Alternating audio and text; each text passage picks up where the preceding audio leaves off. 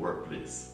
We've also launched a Let's Talk Student live sessions aimed at providing an opportunity for students to interact with us about issues they are facing and for us to share with them guidelines and tips on how to manage and excel in this new environment.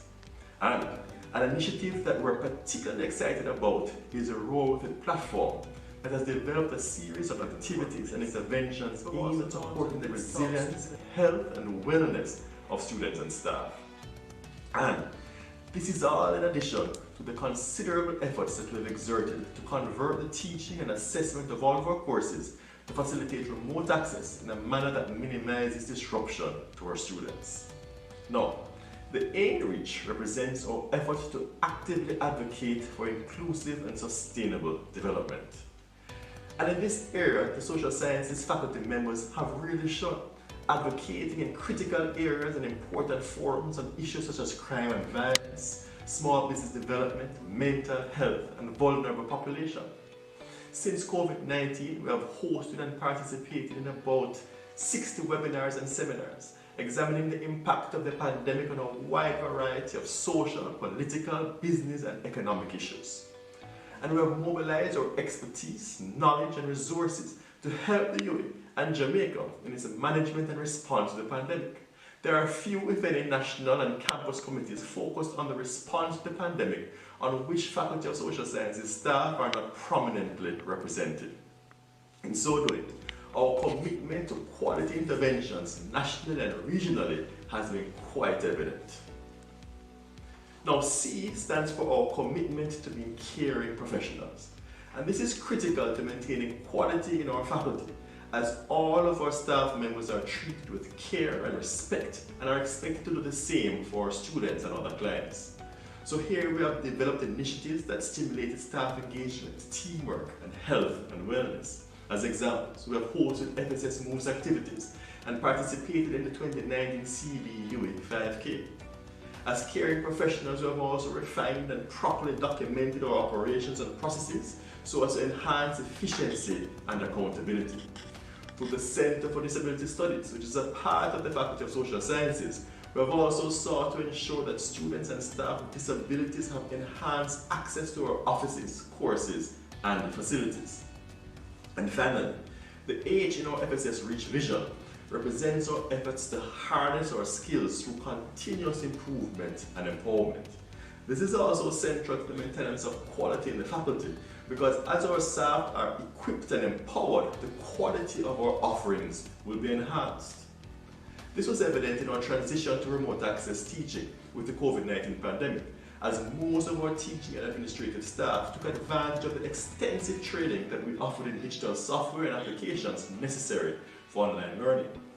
Equipping and empowering our staff was also a central theme in our design thinking initiative, which involved training all categories of staff in this cutting-edge problem-solving approach that was used to encourage all of us to seek innovative solutions to problems faced, with a focus on end users in the planning process. This has served us well as we have pivoted to meet the challenges of the COVID environment, realizing opportunities in difficult circumstances and encouraging our students to do the same.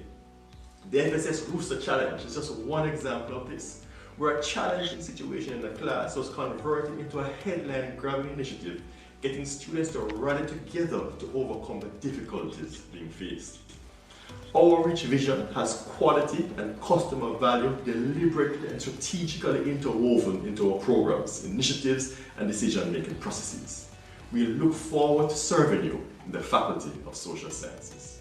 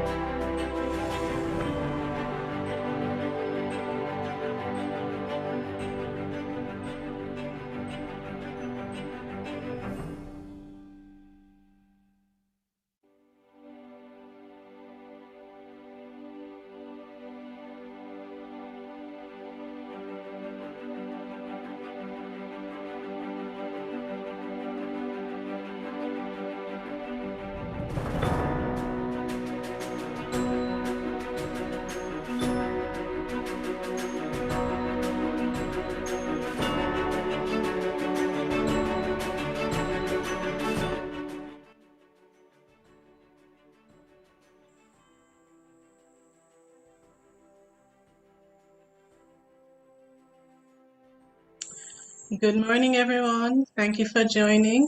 We will be starting at 9:10. We are just giving other persons a chance to join in. Thank you for your patience.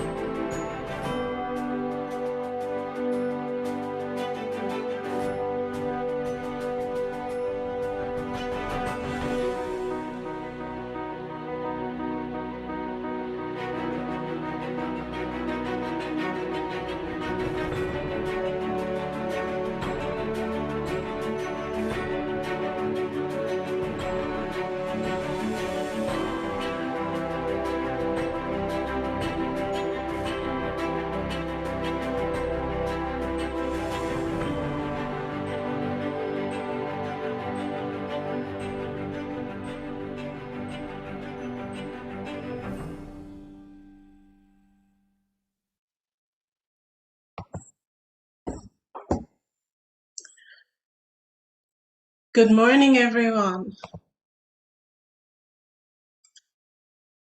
Professor David Tennant, Dean of the Faculty of Social Sciences, Dr. Heather Ricketts, our Deputy Dean, distinguished guests, presenters, students, both high school and university students, colleagues, friends here and abroad, alumni of the faculty and the university, a pleasant good morning. What a wonderful day it is for us to celebrate and reflect on the work of the Faculty of the Social Sciences. We started our celebrations in 2020 as our 60th year of offering degree programs to persons in Jamaica, the Caribbean, and the world. I'm Lisa Vassiani, the Associate Dean for Partnerships and Resource Mobilization in the Faculty of Social Sciences. We are grateful and honored that you have joined us this morning, despite all of what's happening around us. We will share with you a snapshot, a kaleidoscope of some of the work of the Faculty of Social Sciences as we reflect on the legacy that we are building on and the work that needs to be done. We will now hear greetings from the Most Honorable Andrew Holness, Prime Minister of Jamaica.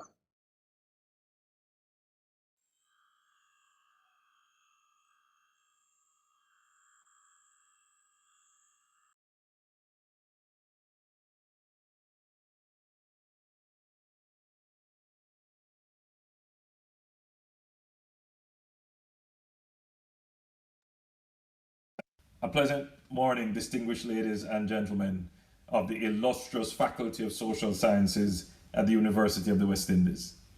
It is my great pleasure to bring opening remarks at this special symposium to express my own words of congratulations as you celebrate 60 years of incredible impact in the education sector.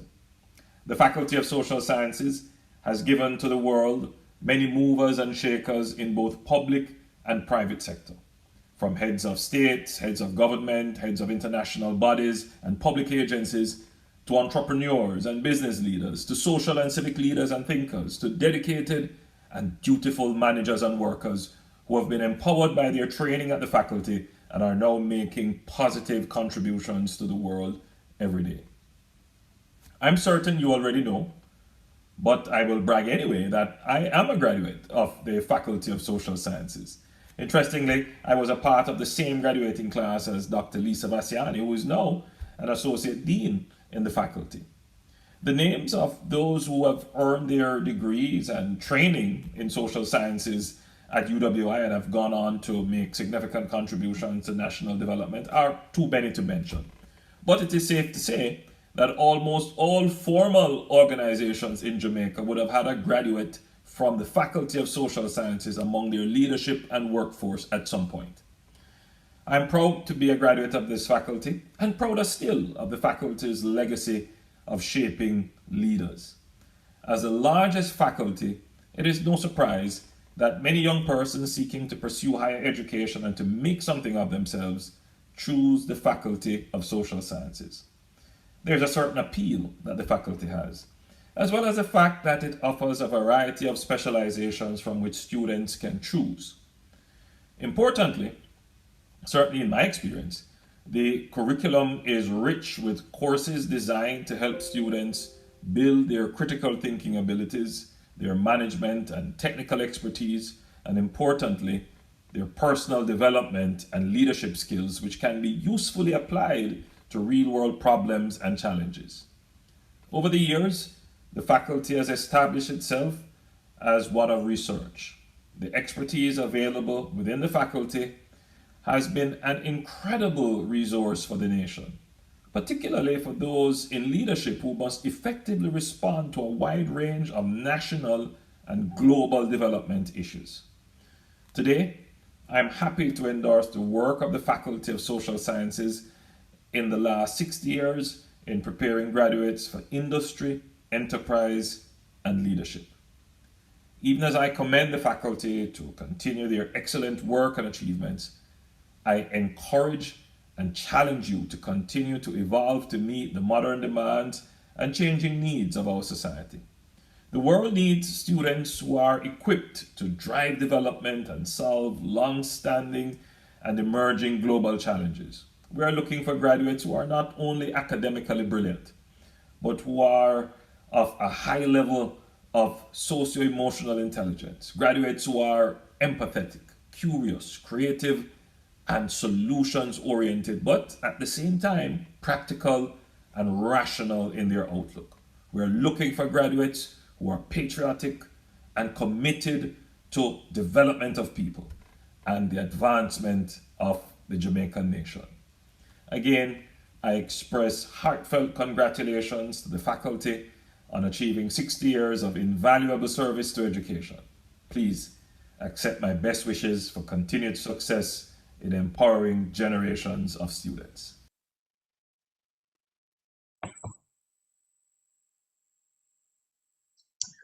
We thank the Honorable Prime Minister Holness for that message, and we will continue the work of the faculty as we take on the challenge of developing future graduates along the profiles mentioned. I now invite Dr.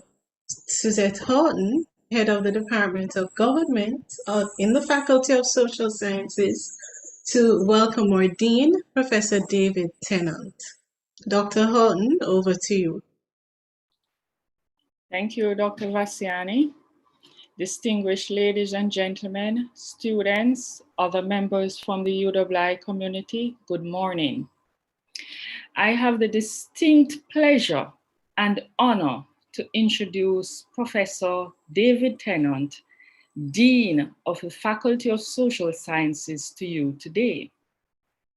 He will take us through a journey of the works of the Faculty of Social Sciences here at the University of the West Indies. Professor Tennant holds a BSc in Economics and Management, first-class honors from the Faculty of Social Sciences, this faculty at the University of the West Indies, Mona. He has a Master of Arts degree in Economics and Development Finance from the University of Manchester with distinction, and a PhD in Public Policy and Management, also from the University of Manchester. Professor Tennant has written extensively on financial development, financial crises, microfinance, poverty, micro, small, and medium-sized enterprises. His books are entitled Sovereign Debt and Credit Rating Bias, as well as Debt and Development in Small Island Developing States. He's a member of Jamaica's Education Transformation Commission, designed to review the country's education system. He has served on the board of directors, Planning Institute of Jamaica, and has also served as a member of the Board of Commissioners, Financial Services, and the Supervisory Committee of the Bank of Jamaica. His academic work and his public service has positioned him well as the Dean of the Faculty of Social Sciences. For the past 3 years, Professor Tennant has been the Dean, holding the faculty together during period of crises, financial, and of course, the current pandemic. I have often heard UWI colleagues and students describe Professor Tennant as substantive, hardworking, dedicated, innovative, motivational, trustworthy, respectful, and of course, brilliant. Ladies and gentlemen, It is my immense pleasure to welcome our first speaker, Professor David Tennant, Dean of the Faculty of Social Sciences. Wow, thank you. Thank you so much, Zette. Good morning, colleagues and friends. We're here today to celebrate our faculty's 60th anniversary. I warmly welcome all of our distinguished guests, alumni, retired colleagues, students, domestic, regional, international partners in the private and public sectors, media, friends all. Let me start by sincerely thanking Dr. Lisa Vassiani and her team for taking a mustard seed of an idea and carrying it through to fruition. In a year when it was very tempting to have all of our focus and energies hijacked by COVID-19, Dr. Vassiani and her team mobilized the support of all the heads of department and ensured that the faculty hosted a full slate of events under the FSS at 60 banner, which continued our efforts at public education through research, advocacy, and activism. Thus far, 18 research seminars, guest lectures, and public symposia have been hosted under the FSS at 60 banner, with critical topics being addressed, ranging from the impact of COVID-19 on violent crime in Jamaica, to establishing a knowledge-based society in the new Jamaica, to sovereignty and the Maroon State. And just to let you know, today is not the culmination of our FSS at 60 efforts. Subsequent to today's symposium, we plan to collate the information that we have been gathering and document the work that we have done and are doing. And we intend to not only preserve this information in our libraries, but also to disseminate it to the wider public in an easily accessible and relevant manner. This is important, colleagues and friends, because even though the Faculty of Social Sciences at the University of the West Indies, Monam, has made and continues to make invaluable contributions locally, regionally, and internationally, and even though it has been and continues to be our privilege and responsibility to galvanize thousands of budding social scientists each year, we have been criticized, particularly in recent decades, for not being adequately seen and heard in the public sphere. Colleagues, our work speaks for itself. That is undeniable. But admittedly, we may have fallen short in bringing awareness to our social scientists regarding both the value of their training as well as the relevance of their discipline. We may have fallen short in publicizing the valuable contribution that we have made and continue to make to decision-making and policy-making at the community level and in the public and private sectors. You know, colleagues, this pandemic has forced us to examine ourselves as social scientists, and what we have found provides us with reason to celebrate. As social scientists, we study the complexities of human beings and society. We influence their progressive growth and foster the necessary change for them to achieve their full potential. This is our identity.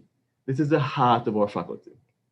As I've said in another context, this pandemic is for us a rite of passage. Our silence has been stripped away. Our newly found voice states loudly and clearly who we are and how we contribute.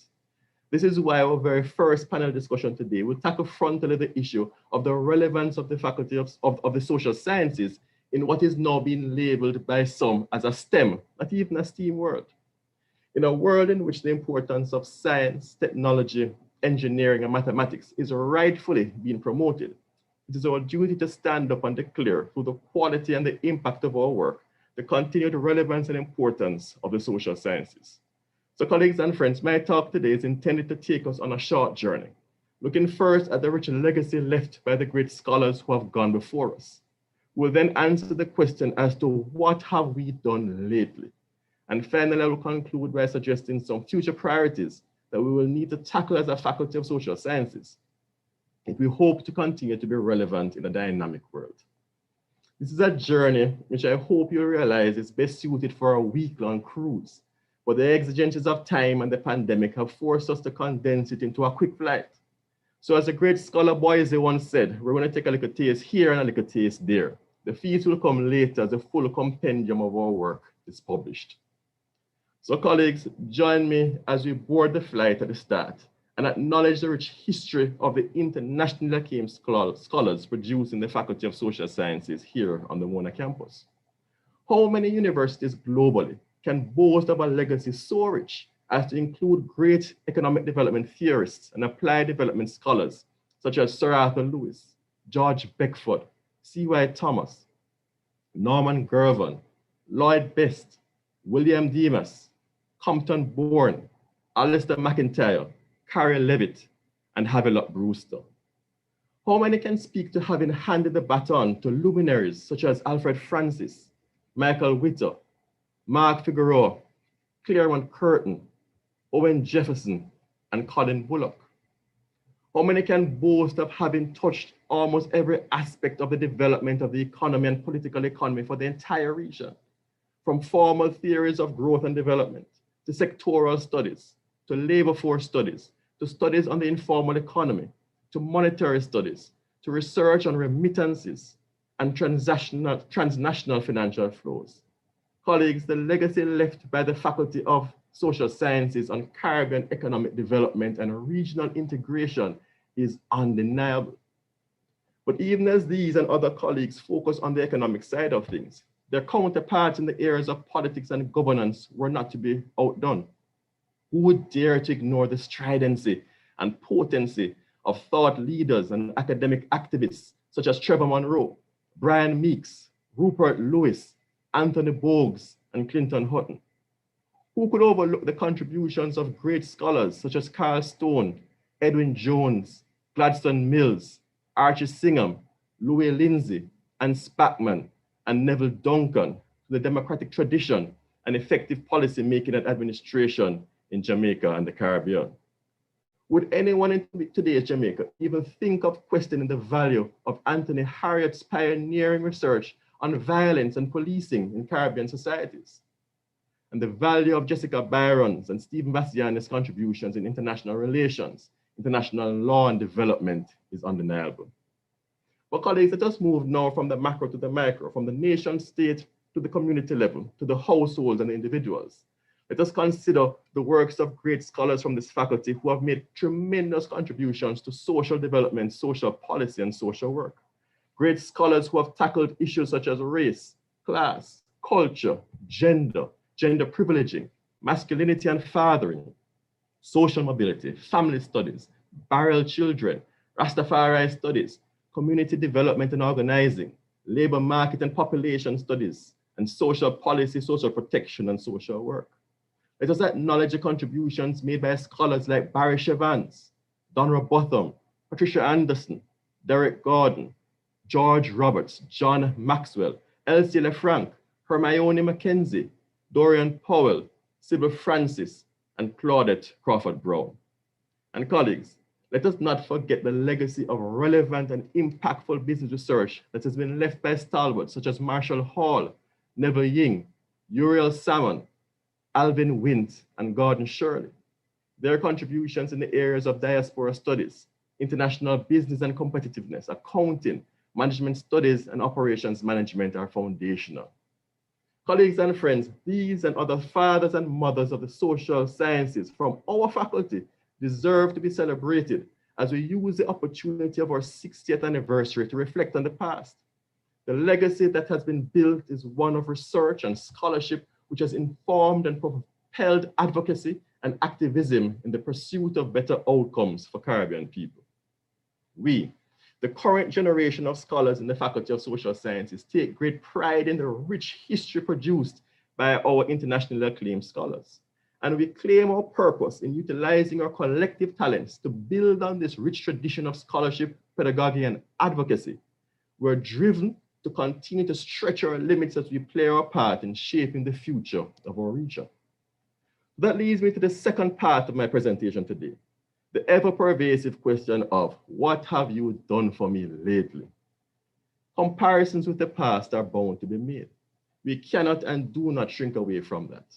We only ask for a level playing field. The nature of solutions proposed must be circumscribed by the problems they seek to solve, the historical context in which they are to be implemented, and the state of prevailing knowledge. The great scholars that this faculty has produced in the past sought to answer the questions that were posed at the time. Taking an example from my discipline, economics, Arthur Lewis, the plantation economist, the New World Group, and others sought to present an alternative to the prevailing culture of scholarship, which at the time was designed to solve problems for a world that often did not resemble ours. Through their efforts on the global evolution of scholarship, scholars today benefit from the numerous alternative theories of development that have evolved. So let us look at the problems facing our society now, as these are the issues that our scholars must confront in their research. and let us assess ourselves on the extent to which we are meaningfully engaging with these realities. Colleagues and friends, the legacy from the past that we must build on is a tradition of research-led scholarship that informs our advocacy and activism for the betterment of our people. That is how the Faculty of Social Sciences established its relevance in the past, and that is how we will continue to remain relevant in this STEM-driven world. So if we did a quick survey on what people think are the most critical issues affecting the country and region today, what do you think would be most frequently mentioned? Well, COVID, obviously. But outside of that, crime, violence, and specifically gender-based violence, poverty, inequality, low economic growth, the performance of the education system, vulnerabilities faced by certain groups of people, the need for innovation, entrepreneurship, and technology-driven development. And what about governance, democratic decay or renewal, and corruption, climate change, and the ever-pervasive issues relating to gender, race, class, and social mobility? Colleagues and friends, please permit me a few minutes to highlight a few of these critical issues now affecting our country and region, and to present snippets of the research that has been and is being conducted by this generation of FSS scholars as we continue to be relevant and vital to the search for solutions. So let us start where it hurts the most: crime and violence, and particularly disturbing gender-based violence. Why is our society so persistently plagued by this? And in what directions are we pushing for solutions? Herbert Gale's evidence-based work on crime and violence, and in particular on male and more lately female participation in violence, the anthropology of gang violence and the murder-suicide phenomenon, has dug deep into the search for an understanding of the root causes of violence in our society. Gillian Mason's work has focused more specifically on intimate partner violence in adult and adolescent relationships and factors associated with domestic violence and sexual assault victimization. Sharon Priestley has also been examining the prevalence and correlates of intimate partner violence in Jamaica, and has further sought to uncover the links between adverse childhood experiences and mental and behavioral outcomes among women. These are just a few examples of how we're looking deeply into different causes of crime and violence in our society and are making important contributions. We're also examining the tendencies of repeat offenders through Dacia Leslie's work on recidivism in the Caribbean and her explicit focus on improving the reintegration of Jamaican ex-prisoners. Her research on prison conditions and the lived experiences of offenders and their children is particularly instructive, as is the work of the Crime Prevention and Offender Management Research Cluster, which she chairs. Suzette Harton's work broadens the lenses on crime, focusing on critical issues such as transnational crime, drug trafficking, money laundering, lottery scamming, and examines issues affecting national security and border security in the region. So we're conducting research on the key areas affecting crime and violence, and this is informing our efforts at advocacy and policy development. Our activism in this area should also not be overlooked, with our continued involvement with Fathers Incorporated, the Violence Prevention Alliance, and the Peace Management Initiative. Now, colleagues and friends, although crime and violence make us all feel vulnerable, there are some groups in our society who are particularly vulnerable to a whole host of issues. Our children first come to mind. Inequities in the education system, poor educational outcomes, abuse of children, child trafficking, and child labor are not foreign to us, and are issues which have been and are actively being researched within the Faculty of Social Sciences. Nadine McLeod-Rose and Peter John Gordon are examining a wide range of determinants of educational performance at the secondary level. Julian Devonish and Sharon Priestley have investigated adolescent fertility and reproductive health. Carl James Bateman has focused on eating disorders, body dissatisfaction, and skin bleaching among Jamaican adolescents. Garth Lips has conducted research on depression amongst adolescents.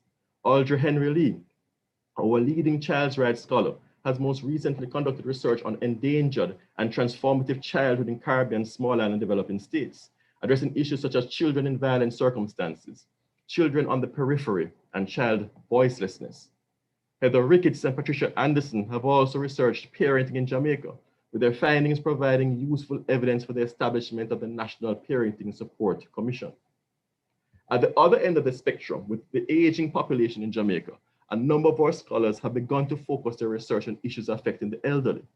Sandra Latibodiere, for example, is conducting research aimed at raising awareness of and supporting people living with Alzheimer's disease and dementia, And Patrice Whiteley is exploring the cost of hypertension among elderly persons in Jamaica.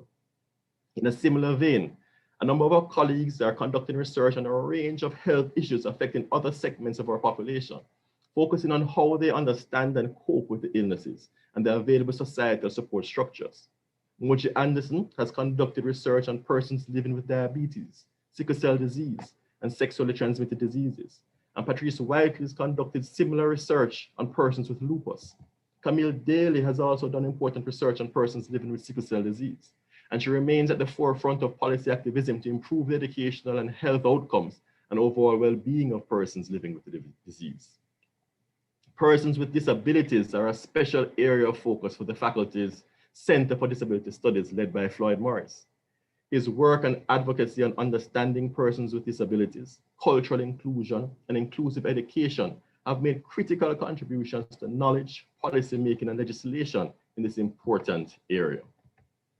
Moji Anderson has also conducted important research and advocacy for the LGBTQ people of the region, with her work on beyond homophobia and culturally sensitive HIV interventions for men who have sex with men.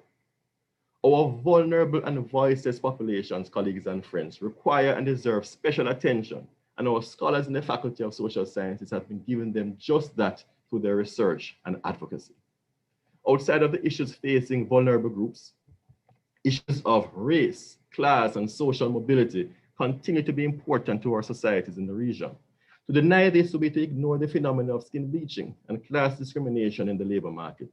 Scholars such as Orville Taylor, Christopher Charles, Doreen Gordon, and Tracy McFarlane have tackled the issue of race and the concept of beauty. And Michael Barnett has focused specifically on the chronicling of the Rastafari movement. On issues of class, Nikisha Spence and Patrice Whiteley have conducted research on class discrimination in the hiring practices of Jamaican firms. Orville Taylor has written at length about what he calls the betrayal of the Jamaican working class. And Heather Ricketts' research has focused on the social protection system in Jamaica, with recent emphasis on the care economy. So colleagues and friends, what we have seen from the examples given so far is that the current generation of scholars from the Faculty of Social Sciences have been making their contributions in areas of vital importance to Jamaica and the Caribbean, from crime and violence to gender and gender-based violence, from issues affecting the well-being of our children to issues affecting numerous other vulnerable groups in our society, from race and class to social mobility and labor market discrimination. Our scholars have been examining all these and have been making recommendations. The challenge, however, that we face is whether the recommendations make it to the right ears. And even when they do, whether the political and administrative machinery will operate in such a way as to have policy proposals effectively considered and adequately implemented. That now leads us, colleagues and friends, to the critical issues of governance, policy administration and management, and of course, corruption. Scholars such as Iris Scoberg have intensively focused on issues at the local government level, delving deep into local government reform and performance. Lloyd Waller has focused his research on the role of ICT in facilitating democratic traditions, good governance, and public service delivery. Unique Campbell's research has focused on security and policy reform in the context of garrison communities in Kingston and the use of violence in the commons, with a broader focus on security, citizenship, and the politics of reform. Lisa Bassiani's work has focused on the preservation of democratic traditions through international election observation and the role of intergovernmental organizations in small states. Tracy Johnson-Myers is focusing on gender and political participation in her research. Omar Hawthorne has focused her research on corruption and its impact on social capital and trust, and whistleblowing in an anti-informal culture. And Sonia Gatcher has conducted research on improving fiscal responsibility through administrative reforms. She, along with Sandra Tennant, have placed attention on the efficacy of tax administration reforms in Jamaica. Finally, colleagues, let us look at how the current generation of FSS scholars is contributing to the discourse on low economic growth, poverty, and inequality in Jamaica and numerous other countries in the region. To do this, let us first speak about our research in areas that are hoped to drive economic growth and development, and then about our research on the challenges to growth and development.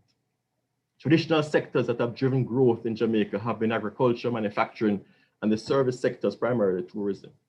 Research on these sectors have benefited from a multidisciplinary focus, Patricia Northover, and the Sustainable Rural Agricultural Development Research Culture have focused research on rural poverty and development and on the transformation of rural livelihoods and spaces. Andre Horton has conducted research on the economic implications of establishing the Caribbean cannabis industry. Samuel Brathwaite is conducting research on the impact of COVID-19 on Jamaican manufacturing firms. Anne Crick, Andrew Spencer, Michelle McLeod, Sophia Roll, and Delroy Shevers have all focused their research on different aspects of the management, operation, ICT facilitation, and policy environment for the tourism and hospitality industry. Ian Boxill has examined social problems affecting the tourism industry in the region. And colleagues such as Christine Clark and Orville Beckford have examined economic and sociological factors affecting sporting industries in the region. Irrespective of sector or industry, a great deal of emphasis is now being placed in the literature on the need for innovation and entrepreneurial dynamism if growth is to be sustainable. The particular role to be played by micro, small, and medium-sized enterprises in this regard has been emphasized, and is particularly important in a context such as ours, where the private sector is dominated by such firms. Denzel Williams has conducted research on the international competitiveness of small Caribbean firms.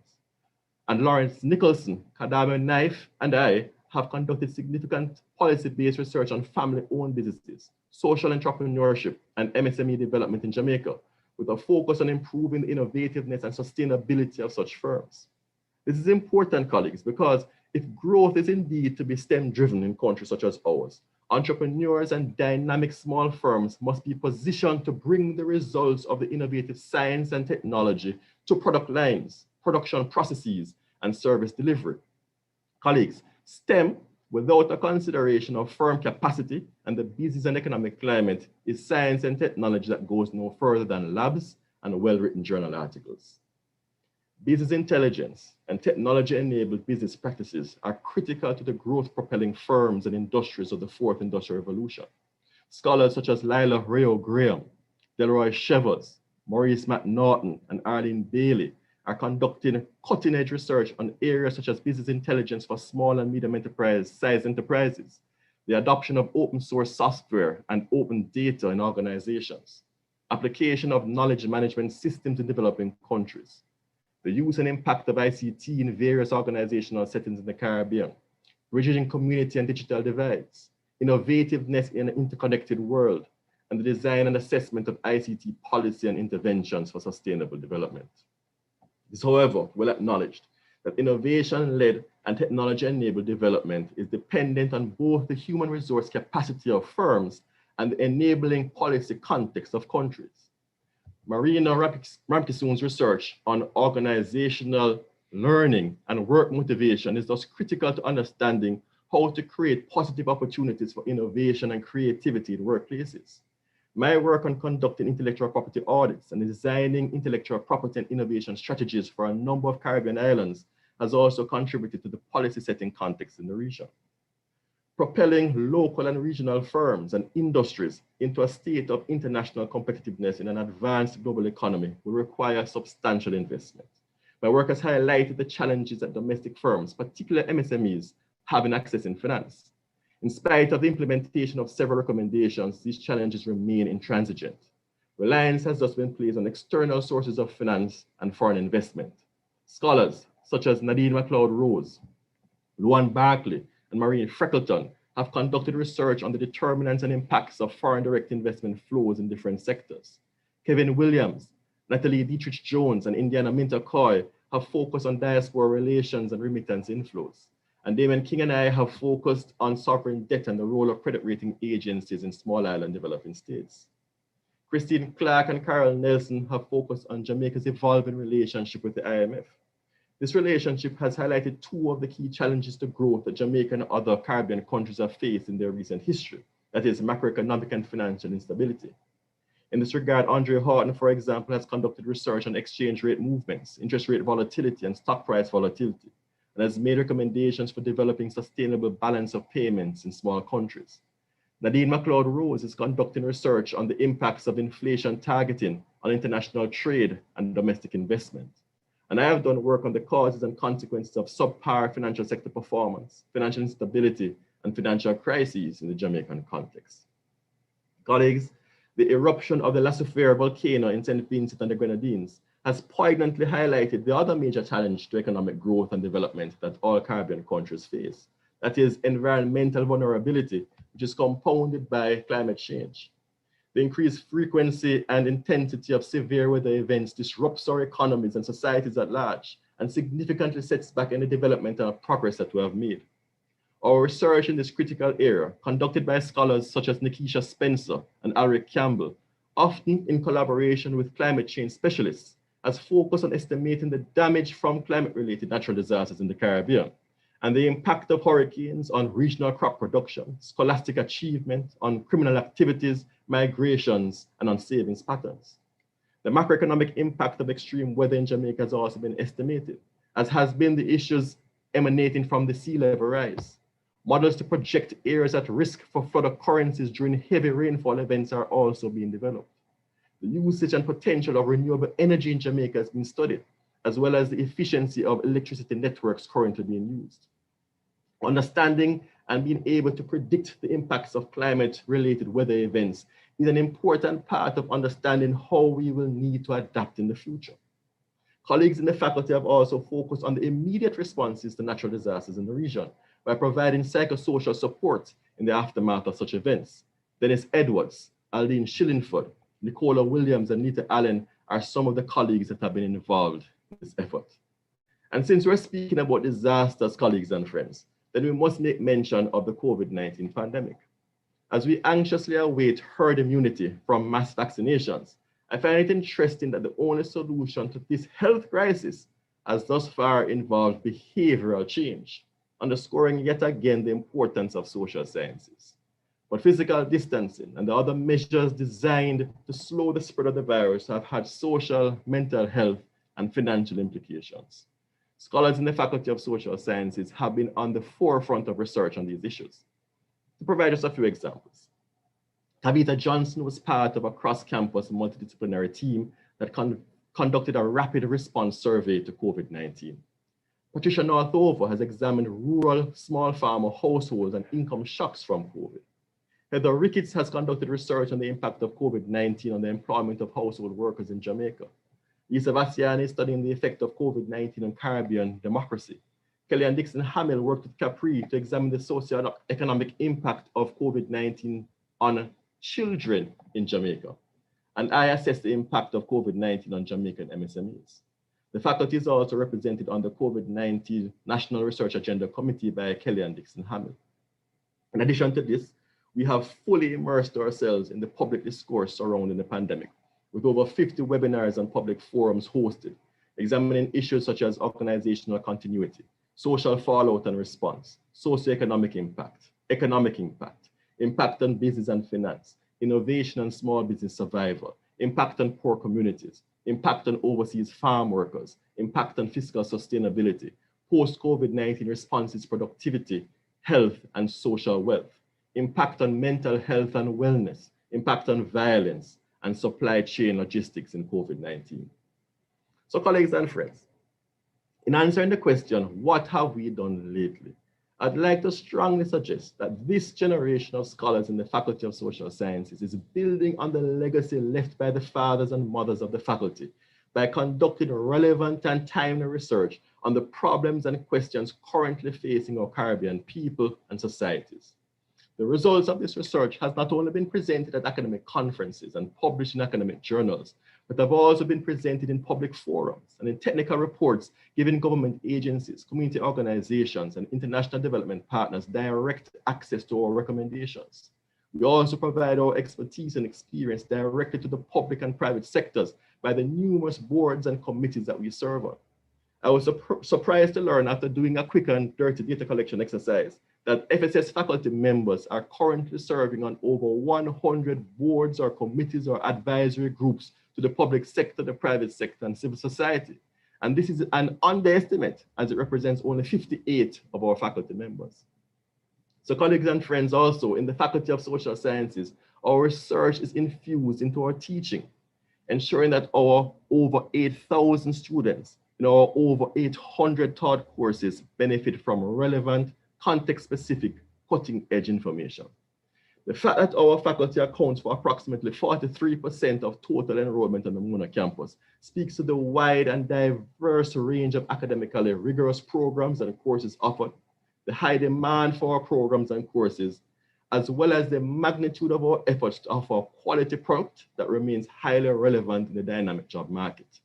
The fact that we're able to conduct relevant research in spite of significantly higher than average student to lecturer ratios speaks to the commitment of our researchers.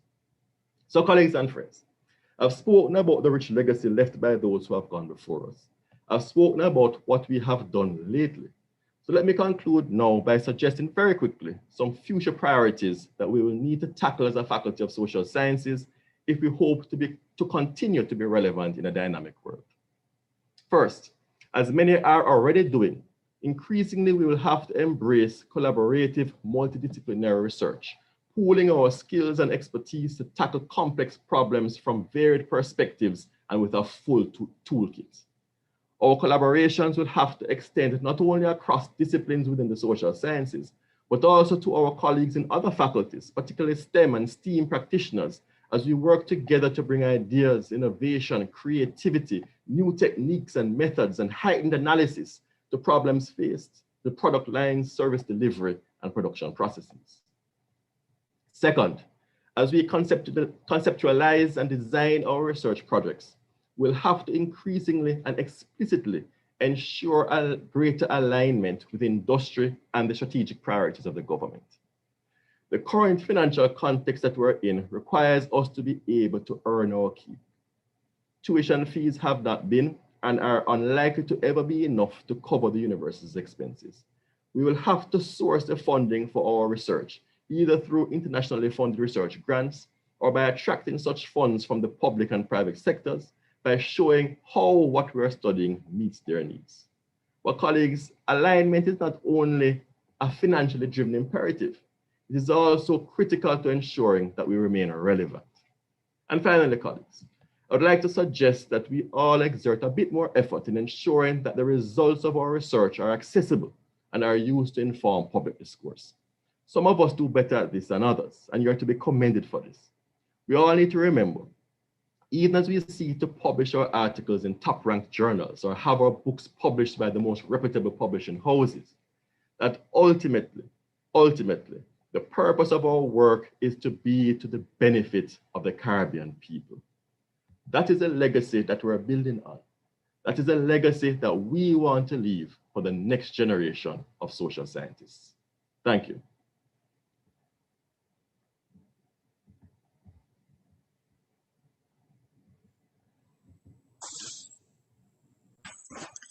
Thank you, Professor Tennant. We are grateful for your address. You have taken us through a journey and a timeline of the work of the Faculty of Social Sciences in the last 60 years. And we take on your challenge to make our work more visible and more relevant for the Caribbean. And we also invite persons to engage with us more as we seek to improve our journey. Ladies and gentlemen, we have come to the end of our opening session, our opening ceremony. Thank you so much for joining us. We invite you to remain with us for the rest of the day. We have 3 more panels, the first of which speaks about the relevance of social science education in a STEM, or is it STEAM world? This panel includes Professor Rupert Lewis. It includes Dr. Diana Thorburn, Dr. David McBean, and Dr. Dana Morris Dixon. I pause here to acknowledge in our audience some of our distinguished guests, and we thank them for joining. Professor Rupert Lewis, Professor Elsa Leo Riney, our former principal of the UWI Mona campus. Mrs. Maxine Henry Wilson, we are really happy that you are able to join us today.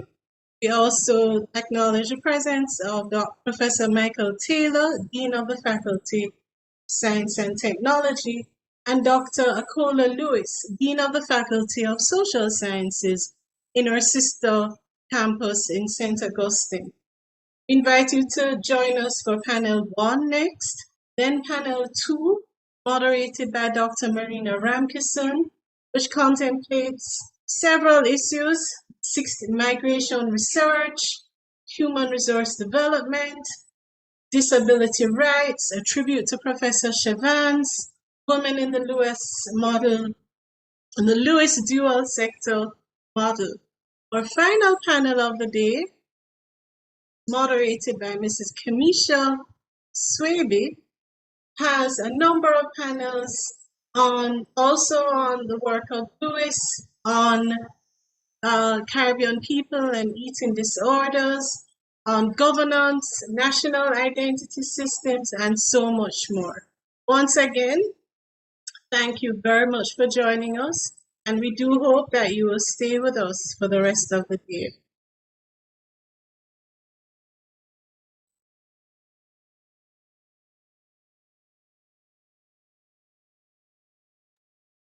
Our next panel starts in 3 minutes at 10 o'clock.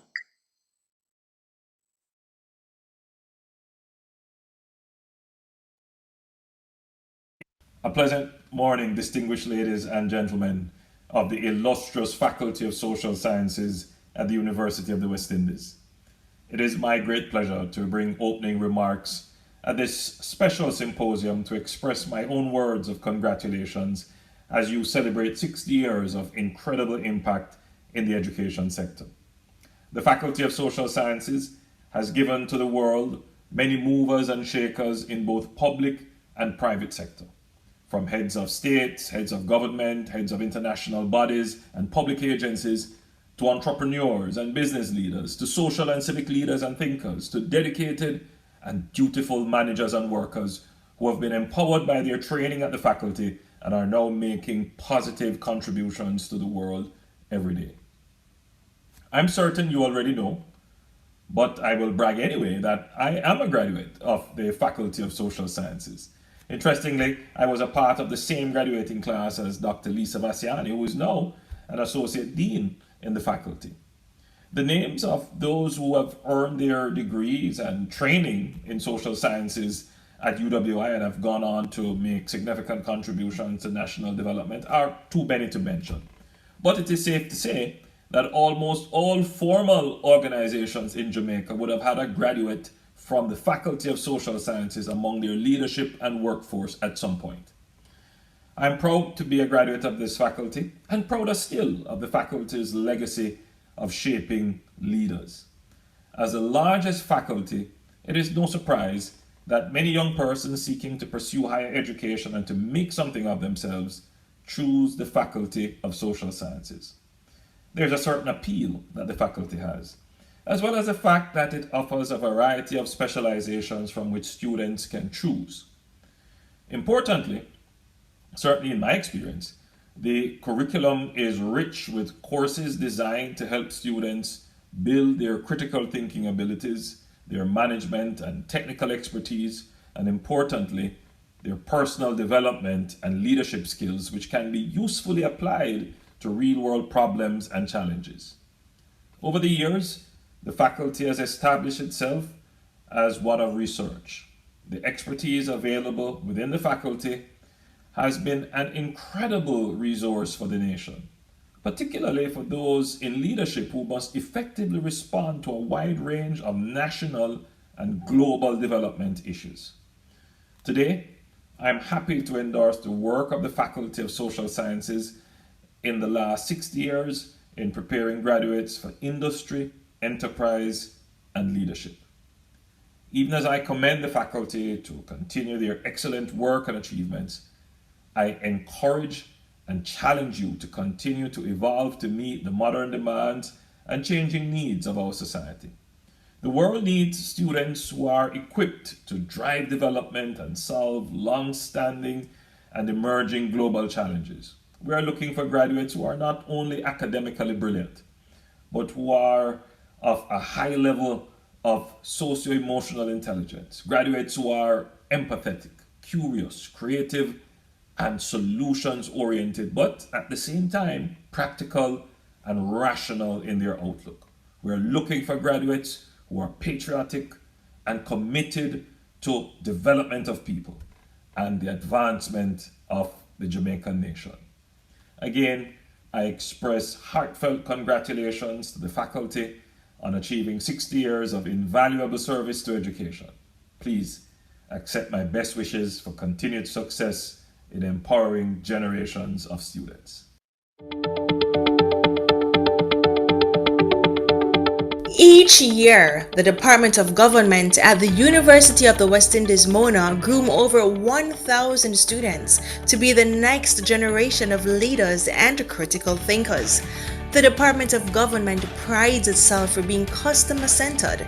Here, students enrolled in both undergrad and graduate programs are opened up to practical and theoretical knowledge of political systems, public policies, international relations, constitutional and legal foundations, leading political values and ideas, governing institutions, and policy-making processes. Students are equipped with the necessary education when it comes to handling emerging social, political, economic, and cultural challenges by a highly effective and diverse staff.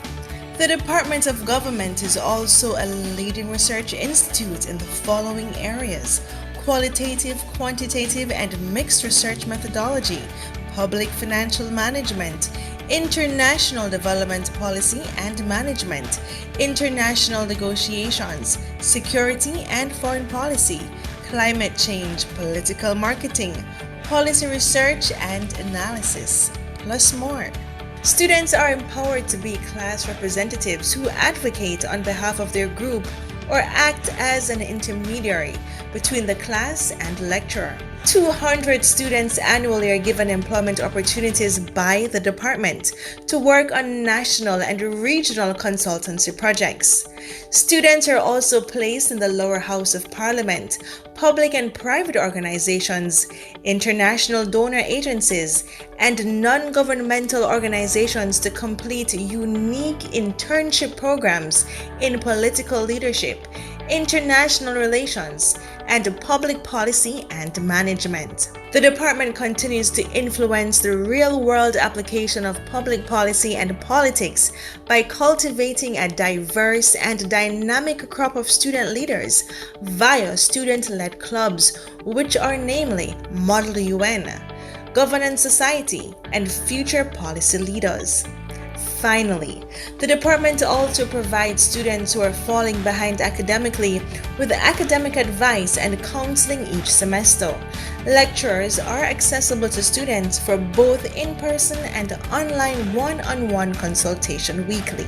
The department's graduates pursue careers in various areas of politics, private and public administration, regional and international organizations. The Department of Government, one team delivering customer value.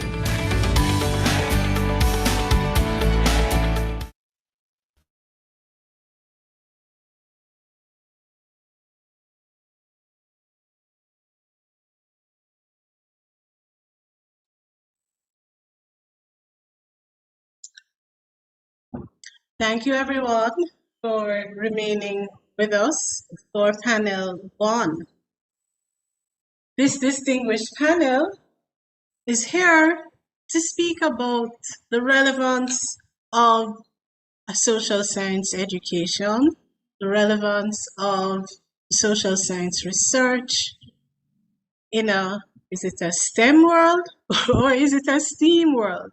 We had much debate on this topic, and some of the older ones among us said, oh, but it's STEM, it's science, technology, engineering, and mathematics. And the more forward thinking among us reminded us that the focus is now STEAM, and we must contemplate the arts. Our faculty, having started within the Faculty of Arts, acknowledges our roots there. However, today, our panelists, Professor Rupert Lewis, Dr. Diana Thorburn, Dr. Dana Morris-Dixon, and Dr. David McBean will all give us their perspective on the relevance of the social sciences in their fields and from their experience. They bring to us a rich and varied range of perspectives from the world of research, from the academy over many years. They bring to us the perspective from engineering. They bring to us the perspective from the private and public sector. And they bring to us a perspective from a research policy institute. Without further ado, join me in welcoming our panelists this morning. We will start with, is Professor Lewis on? Yes. We will start with Professor Rupert Lewis. Each of our presenters will give us an idea of their perspective in their respective fields for about 15 minutes. We will run through sequentially, and then we will have time for question and answers at the end of all four presentations. We begin with Professor Lewis, who Dr. Rupert Lewis is a professor emeritus of political thought in the Department of Government at the University of the West Indies, Mona. He has earned an international reputation as a scholar of the Garvey movement and Caribbean radicalism in the 20th century. In 2018, Professor Lewis's biography of Marcus Garvey was published. He's author of the book, Walter Rodney's Intellectual and Political Thought, and has edited books on George Padmore, the Trinidadian-born Pan-Africanist, and Richard Hart, the Jamaican Marxist. His essay on Black Power in the Caribbean was published in the Oxford Handbook of Caribbean Constitutions in 2020. He is a member of Jamaica's National Council on Reparation, and for his services to Jamaica and the government of Jamaica awarded him Order of Distinction, Commander Class in 2014. I have immense pride and joy in introducing you to Professor Rupert Lewis.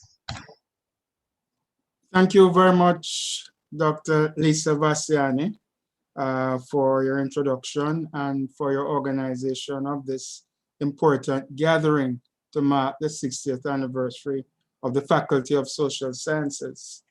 I must also congratulate Professor David Tennant, our Dean, on his excellent overview of the faculty's research work over the past 60 years.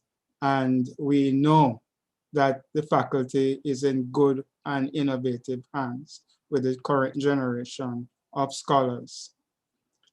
I had spent some 7 years from age 10 at an all-boys boarding school in Kingston.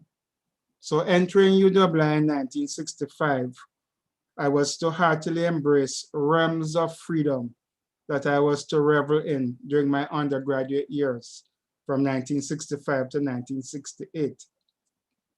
I now had my own room and was no longer in a dormitory with dozens of other boys. I had moved from a highly regulated environment on a high school compound to the UWI campus and could interact freely with young women.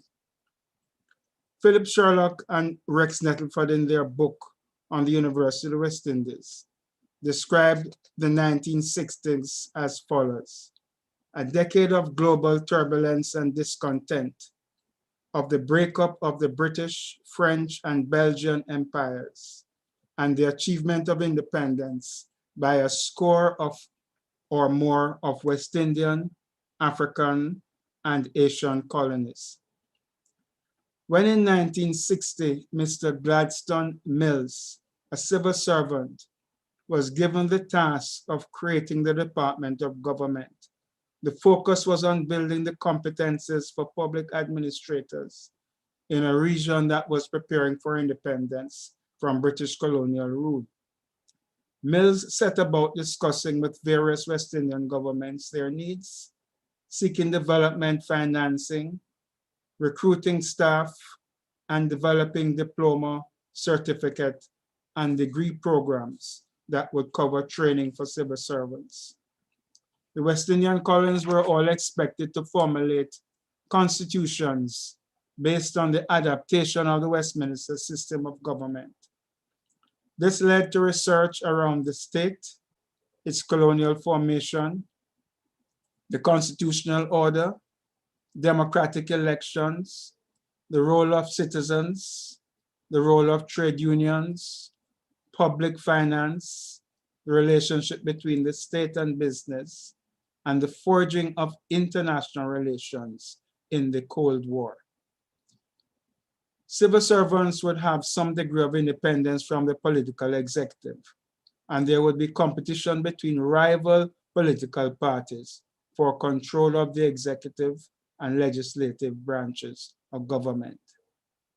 The judiciary would ensure the rule of law and fairness before the courts, and private property rights would be enshrined in law as they were in the Jamaican Constitution of 1962. I entered UWI in 1965 and graduated in 1968 from the Department of Government with a BSc in economics, having done courses in political science, international relations, economics, sociology, mathematics, and statistics. At the time, there was no specialist political science degree. That came later. I read for my degree in year-long courses, which are very different from semester courses, and allow for in-depth reading of books, not simply excerpts or articles. And we had to write substantial papers at the end of the first and third years. We did exams at the end of the first and third years. There are no exams at the end of the second year. So that allowed for my pursuit of extracurricular activities in campus journalism, becoming director of the Guild Press, and undertaking independent reading outside of one's degree programs. I published 2 student mimeograph publications, magazines, Impact, and in the Black Power era, Bongo Man, which came out in 1968, the year of the demonstrations against the Jamaican government's ban on Dr. Walter Rodney. I also edited the Guild publication, Scope. Among the courses that had an impact on me were modern political thought, comparative politics, which involved the United States, the then Union of Soviet Socialist Republics, China, India, and the new course, Government and Politics of the West Indies. Some Faculty of Social Science lectures were under scrutiny by Jamaica's special branch, who were monitoring lecturers, those lecturers deemed subversive in their teaching. We were, however, mostly reading American political science texts on modernization, with a focus on democratic governance and economic development. Capitalism and democracy were being theorized by modernization theorists as a direction that should be taken by newly independent states such as those in the Caribbean. Works by Lucian Pye, a leading American China expert, Barrington Moore's Social Origins of Dictatorship and Democracy were important. The German scholar Hannah Arendt's work on totalitarianism was crucial. David Easton modeled the essential inputs and outputs in a political system. Amman and Verba's work introduced political culture, and Robert Dahl theorized the nature of democracy. I vividly remember being in a tutorial with Rex Nettleford, our tutor, studying John Stuart Mill on liberty and Isaiah Berlin's 2 concepts of liberty, thereby being schooled in the philosophy of liberalism. On the other hand, Caribbean scholars or scholars working in the Caribbean, such as Gordon Lewis, had published his classic work, The Growth of the Modern West Indies, that came out in 1968, and provided a wealth of historical information about the political evolution of the region. Other important and classic texts were Eric Williams's work, Capitalism and Slavery, and C.L.R. James's Black Jacobins on the Haitian Revolution, significantly the appendix entitled From Toussaint Louverture to Fidel Castro. All these were critically discussed. And then there was Marcus Garvey's Philosophical Opinions, edited by his widow, Amy Jakes Garvey, who I regard as my mentor in the period 1967 to 1973, the year of her death. Elsa Govaya, UWI's first female professor, gave her superb lectures on West Indian history. In the context of the Cold War, there were debates about socialism and capitalism and the relative merits and demerits of American corporate capitalism and Soviet state economic management. The rift between Mao Zedong's China and the Soviet Union divided the left in and outside of the classroom. In Jamaica's Chinatown on Barry Street, there had been division and even violence between Chinese who supported Mao and those who backed the nationalists based in Taiwan. Discussions about the Cuban Revolution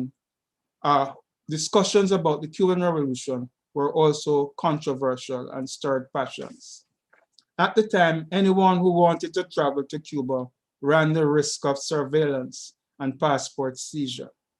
This was the case with the economist George Beckford, historian Walter Rodney, and the literature student, graduate student Winston Davis, who was doing research on Cuban literature.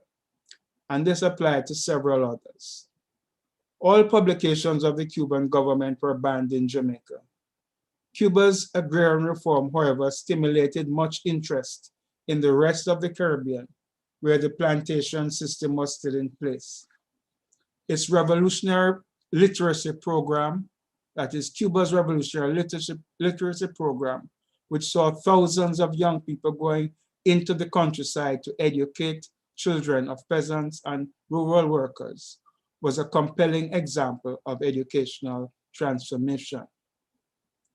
The lecturer who made the deepest impact on me was Ken Post, a British citizen, who shifted the traditional course in British, French, and German Enlightenment thought to a discussion of Marxism and the French thinker Louis Althusser and the structuralist turn in Marxism.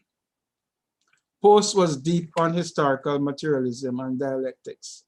He was a student of revolution, so we knew about Regis Debray, the French writer theorist who had collaborated with Che Guevara in guerrilla warfare in Latin America, and the struggles of Ho Chi Minh in Vietnam.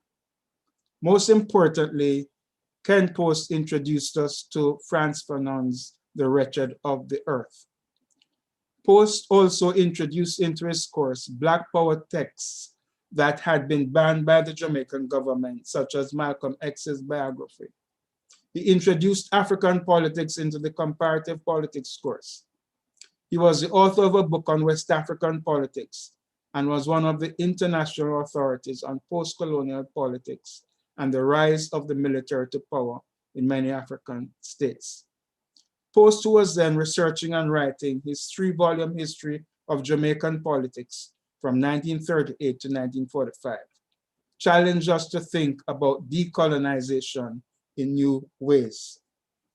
Anne Spatman was an institutionalist studying formal institutions and their constitutional foundations, and she taught the course Introduction to Politics.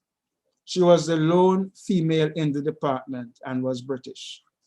She dug deep into the constitutional development of the West Indies during the early 20th century and enriched our discussions on the impact of colonialism on the outcomes of independence.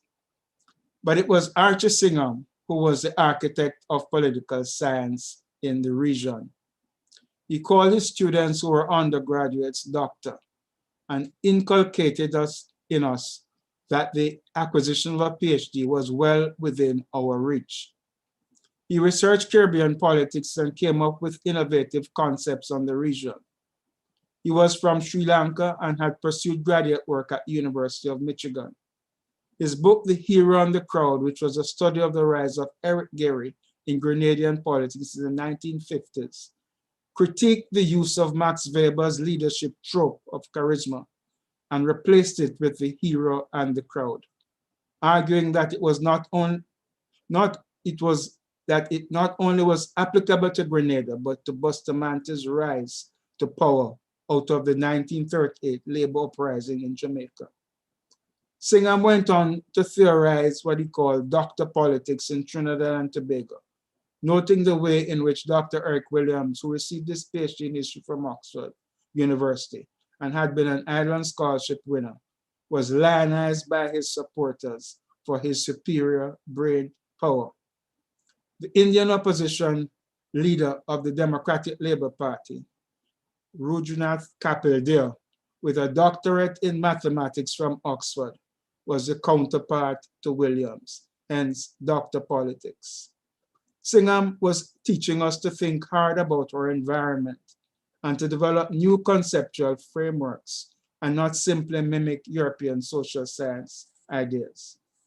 Archie Singham it was who had his political science students go out and serve in polling divisions in the 1967 general election. I worked in the parish of Trelawney. This was a good practical experience in the workings of democracy in Jamaica and the competition between the two dominant parties. That was Norman Manley's last electoral contest, and it was won by Alexander Bustamante. Singham encouraged Carl Stone, Rosina Wilshire, and Paul Robertson to do their PhDs at the University of Michigan, which they did in record time. Professor Orlando Patterson's explorations in Kingston urban slums and his writing of the novel Children of Sisyphus made a deep impression on me. Patterson lectured in sociology and brought the knowledge of slavery to his teaching of the discipline. Patterson is now Harvard University's longest serving professor. And in 2019, he published the volume, The Confounding Island, Jamaica and the Post-Colonial Predicament, which should be read and studied as part of the current discourse on solving Jamaica's deep social, cultural, and economic crises. Hermione Mackenzie, on the other hand, applied her knowledge of sociology to the sociology of urban housing in Kingston, as she was involved in a project in urban housing development. I got to know Trevor Monroe on his return from Oxford University to do work on his doctoral thesis. He had been among the first graduates in the government program in 1964. Undergraduate life was strengthened considerably by one's life in Hall. And Prime Minister Andrew Holness referred to socio-emotional intelligence, where you don't get socio-emotional intelligence in departmental courses, but you do get them in your social interaction with your fellow students in Hall and in campus life generally. I was in Chancellor Hall, and Hall life was the social core of living on campus. The warden was Dr. Francis Boyne, a Jamaican physicist who had worked in Nigeria, who entertained us with sherry in the warden's home located in Chancellor Hall, the objective of which was simply to make conversation. There were the formal dinners several times a week, and students had to wear their gowns. At times, there were guest speakers. Life in Hall nurtured lasting friendships, sports, Hall rivalries, especially in soccer, and a cultural baptism took place during Carnival, which was then largely confined to the Mona campus. I enjoyed learning about Carnival and Calypso from my Trinidadian friends and witnessing campus carnivals. Taylor Hall had a magazine, The Rising Star, and Wayne Brown, Keith Goff, later a psychiatrist, and myself edited Impact magazine in Chancellor. Wayne Brown was a brilliant literature student and poet and was influenced by Derek Walcott, who was to win the Nobel Prize for Literature. Many were the discussions held about the torrent of novels by Roger Mays, John Hearne, Edgar Mitterholzer, Wilson Harris, Sylvia Wynter, Andrew Salke, Vidya Naipaul, George Lamming. Archie Singham, our political science professor, famously brought the novelist Lamming as guest respondent to our final year discussion of our papers on West Indian politics, held one weekend at University's Retreat House at Bellevue in the Blue Mountains. Among my friends and classmates in Mary Seacole Hall were Rosina Wilshire, who went on to have a distinguished senior career at the United Nations, and before that, pioneered the teaching of international relations at Mona and at St. Augustine. Marlene Phillip, also from Trinidad, now known as Norby's Phillip, poet and author in Canada.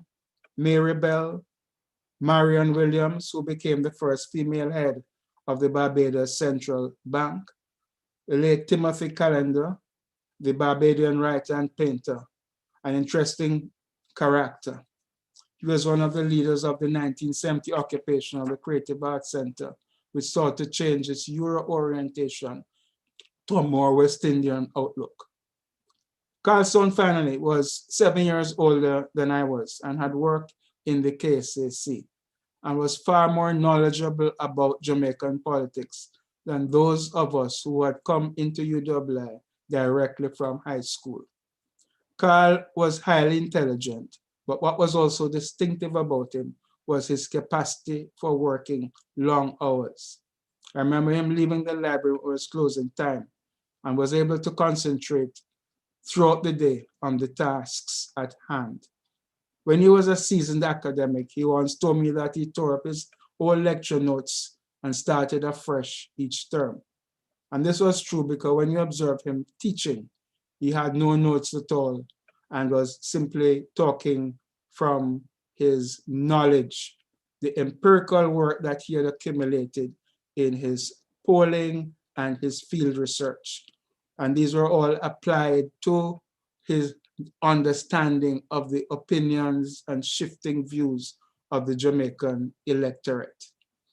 In this context, I like to remember the late Professor Edwin Jones, a distinguished scholar in public sector management, public administration, and also the late Richard Jacobs, who passed this year. Richard Jacobs was one of the group of revolutionaries of the 1970s who participated in the Grenada Revolution and was ambassador to Cuba and later to the Soviet Union.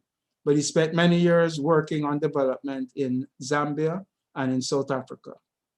Let me conclude with two suggestions. After 60 years, the Faculty of Social Sciences has a global network of achievers who should be linked with current students. Dr. Lisa Vassiana is already doing this. That is one way in which the past can link with the present, and it can be done in many different forms. The linkages can be made between the huge number of distinguished and importantly placed graduates of our faculty on all the continents of the world and in global institutions.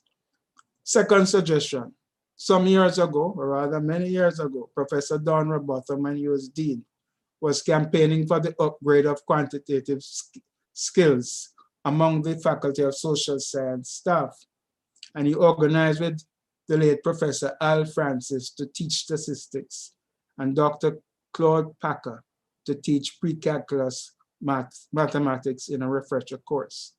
A few of us did the summer program and I enjoyed the program in maths and stats. You don't know how much you can learn from your colleagues until you engage them in their area of expertise. And from the record given by Professor David Tennant, the expertise in the faculty has grown both qualitatively and quantitatively in ways that could not have been imagined in the 1960s. Thank you.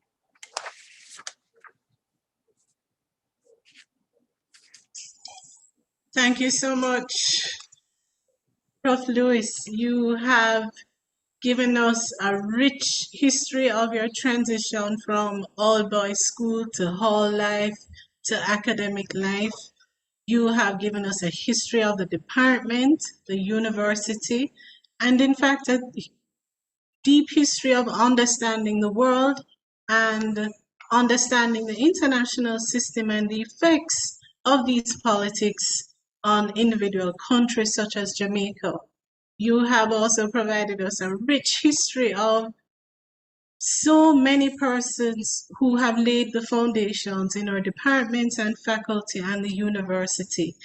I thoroughly enjoyed it. I'm sure our audience will have many questions about many of the names you have mentioned. Ken Post, Professor Al Francis, Dr. Packer, Spackman, Gavaya, Nettleford, Wiltshire, Stone, Monroe, Patterson, Edwin Jones, Singham, Gavaya, Robertson, Jacobs, Mills.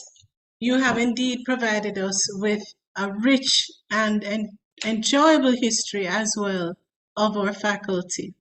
And we commit to taking on your recommendations. We now invite Dr. Yes, I agree with you, Dr. Stanley, that Prof. Lewis has provided an important historical grounding. You have stated it quite aptly. Thank you, Prof. Lewis. I now invite Dr. Diana Thorburn as our second panelist, who will be giving us her perspective as Director of Research at Capri, which is an independent public policy think tank based at the UWI Mona. Dr. Thorburn is a nonfiction writer. Her biography, Maya Matalon, Business, Politics, and the Jewish Jamaican Elite, was published by Hamilton Press in 2019. And she's currently working on a book about the decades-long evolution of the violent conflict in Spanish Town. Dr. Thorburn is also chairman of the Bellevue Hospital, where her primary tasks are reform of the mental health system in Kingston and St. Andrew, the destigmatization of mental illness, and getting a new emergency room. For as long as I have known her, and certainly even before, Dr. Thorburn has been an adoption advocate, working towards evidence-informed reform of adoption laws, policies, and practice in Jamaica. I am so happy she's here to share with us her perspective. Welcome, Diana. Thank you so much for having me. And I just want to start by saying, in this context of this COVID epidemic, one of the things that people want the most is a COVID vaccine. And those of us who don't fall into any of the priority groups, sometimes we try a thing where we go to the vaccination site and maybe we go late. And so we try and get some of the leftover doses that are at the bottom of the vial, or we go with a friend or family member who is in the designated category and we claim to be their caregiver. And so we get a caregiver vaccine, but we try and we get through, rightly or wrongly. So I'm here today on a STEAM or STEM panel with a presentation that has nothing to do with STEAM or STEM. In fact, the only thing I know about STEAM or STEM is that I'm supposed to nudge my children in that direction if they show the inclination. So I am hoping to get through with my presentation instead on social sciences outside of the academy. As Lisa's verification shared, I am not in the academy, I was. And so I would like to share today what my experience has been in using using social training outside of the academy. I'm going to share my screen, this presentation. It's a very short presentation. But I thought I would start at the very beginning of this faculty in 1960. And those of you who have read the autobiography written by Sir Alistair MacIntyre would know that he spent quite a bit of time on his experience at UWI as a lecturer, as head of what's now SALISA, what was then ISER, as vice chancellor. And he wrote quite a bit about what he considered the practical applications of social sciences. First, as an economics lecturer in the very beginning of the teaching of economics in this faculty, and later as the head of ISER, what is now SALISA, and then finally in his time as vice chancellor. And he strongly believed in social sciences as we do it here, that they must be applicable and practical and relevant to the real world, because the needs of a developing country like Jamaica and other newly independent countries at the time in the Caribbean needed social science research and the evidence that it would provide in order to plan for development, plan for policy, plan for economic growth, social policies. He went on, Alan MacIntyre, to, like me, leave the academy and take his social sciences out into the real world in his work as a trade negotiator, diplomat, and many other aspects of his very illustrious career. And I also have left, and I haven't only taken social sciences into my work at Capri as a think tank, but also in my work as an adoption advocate, what I consider my social justice work, as well as my work as a nonfiction writer. So what I'm going to talk about is how I have taken social sciences from the academy to these three areas of work that I am now engaged in. For those of you who don't know, I get to do a little plug for Capri, which is an independent public policy think tank based here at University of the West Indies, Mona. We work in four main areas: economics, the environment, governance, and social issues, which quite recently has taken on topics such as state care for children and the social safety net. So I don't think I need to explain how social sciences and social science research informs our policy. In many ways, it is along the lines of what Sir Alistair advocated, which was to bring research and knowledge towards informing policymaking, which is generally what think tanks do and what we at Capri aim to do. Most of our research is social science based, whether it is original research that we are carrying out ourselves, or if we are using secondary research, which is produced by other social scientists. And probably the difference, kind of the step away from academic research, is that we tend to leave out, at least in the report, the theoretical part, but the theory does undergird the evidence, particularly the methodology in getting that evidence. So that's one way, I would say, a very fundamental way in which I have taken social sciences out of the academy and taken it out into, quote unquote, the real world, in this case, a think tank. The other way in which I have used my social science training and discipline is in the writing that I've been doing. And I can speak specifically to the work that I am doing now, where I'm attempting to unravel the evolution of Spanish Town's violent gangs. And just from my saying that, you can hear that this is a criminology and political science book, but it's not an academic book.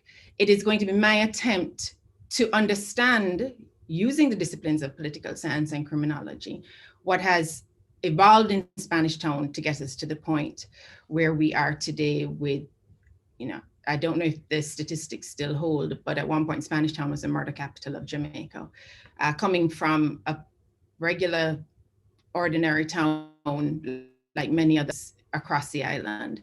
So, these are the tools that I bring to this work that I'm doing, which is not academic, but is dependent on social science in order to produce a piece of work that is going to be accurate and informative. And finally, social sciences as it relates to social justice. The work that I do at Bellevue, which I consider social justice work, is heavily informed by social science research, particularly the evidence that it brings. If we just take the issue of destigmatization alone, if we're going to try and rectify the issue of stigma against mental illness, we have to understand stigma. We have to understand its roots, anthropology, how it works, social psychology, its costs, social economics, how to remove it, the science of behavioral change. So all of these are aspects of social science which inform the work that we do. I mean, I can be so practical about this if we're going to be really practical. Right before I joined this, I was on a finance committee meeting, and I wasn't only thinking in the meeting, how am I going to get money from my emergency room? But I'm also thinking almost like a ticker underneath my thought process is, how are we directing our resources towards destigmatization, whether indirectly or directly, that as an ultimate goal. And I know where the resources would be directed because I know what the root causes are and what the avenues for change are, thanks to social science research and the evidence that it's produced to inform this kind of thinking and decision-making towards resource allocation. And I can also apply it into the work that I do in adoption reform. One of the key issues that I am advocating for is something called open adoption, which is where adoptees, adoptive parents, adopters, and birth parents maintain some form of contact after the adoption, which is the opposite of what we have in Jamaica now, which is closed adoption. And my activism and my advocacy is informed by the research, the social science research, which has shown definitively across jurisdictions that the outcomes for children, for families, and for birth parents are better in open adoptions than they are in closed adoptions. So as I advocate for what for many may not be an intuitive position on something as sensitive as adoption, I am advocating from a strong base of evidence, which is produced by social science research. I would be remiss to go along without acknowledging that none of these uses, that any of these uses of social science research are politically or ontologically neutral. I think just the examples that I've shared both on the slides and in the personal examples that I've given, in each of them, there's ample scope for debating on what evidence is being used, how that evidence is being created, and especially what it's being used for. Because in all of these cases, social science research and the evidence that it is produced is being used to try and influence policy, influence the allocation of resources, influence people's thinking, whether it is with think tank research, which is aiming to influence policymakers. That debate is very heated in countries and areas where there are several think tanks, many of them very ideological, which Capri is not at all. And we're only one think tank, so we kind of cover all the bases with the work that we do. But it is an attempt in the work to try and influence policy and influence decision-making.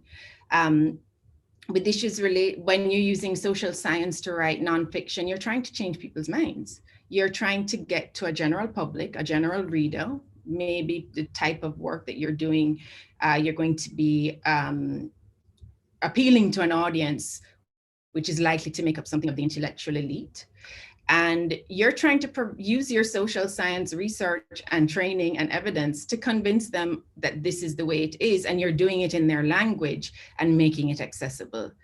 And then, of course, with social sciences in social justice, this can get extremely ideological, depending on the cause that you are supporting, and again, the evidence that you're using and how you're using it. But I would say that these are not new issues. You know, if I go back to Sir Alistair's account of his time in the 60s at UWI Mona in particular, he talks about the substantive differences between himself and his colleagues over trying to create a relevant Caribbean information base. And that's a direct quote from the book. He says, "I was frustrated. I was more interested in policy and preparing students for work in Jamaica and the rest of the Caribbean." And that frustration actually led him to leave the department, reluctantly come back to head up ICER. But again, he also encountered division between those who, and I quote, envisaged a more activist role, not restricted to working with the region's governments. My colleagues felt I tended to place more weight on our role with governments as against non-governmental organizations and groups. This was to occasion a controversy that would later assume much greater proportions than I wished. And for the rest, you have to go and read the book yourself. But to say that these are the uses of social sciences outside of the academy, they are not value neutral, they're not politically neutral, but this is, if you want us to go back to the very beginning, how we use social sciences in the real world. Thank you.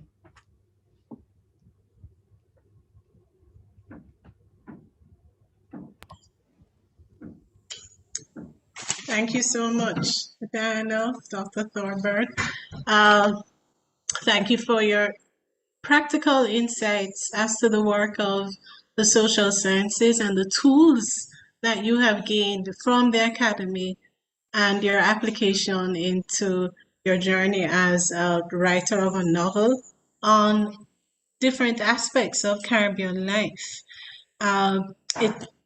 You mentioned the importance of various social science dimensions in unpacking and examining some of the stigmas we have attached towards mental health and adoption. You have mentioned the various aspects of the sociological factors, psychological, important issues of resource allocation, and whether we like to accept it or not, some of the politics of the social sciences as well. Your work on adoption reform is dear to my heart. We know the pain in many adoptive families. I can speak of this. I'm not being adopted myself, but knowing firsthand the pain to families and children, adopted children, and how closed adoptions and all the stigmas surrounding adoption can harm persons. So thank you so much, Diana, for your perspective this morning. We continue the conversation. Next, we have Dr. David McBean. Dr. McBean is currently the Executive Director of the Mona School of Business and Management at the University of the West Indies, Mona. Dr. McBean holds a BSc in Electrical and Computer Engineering from the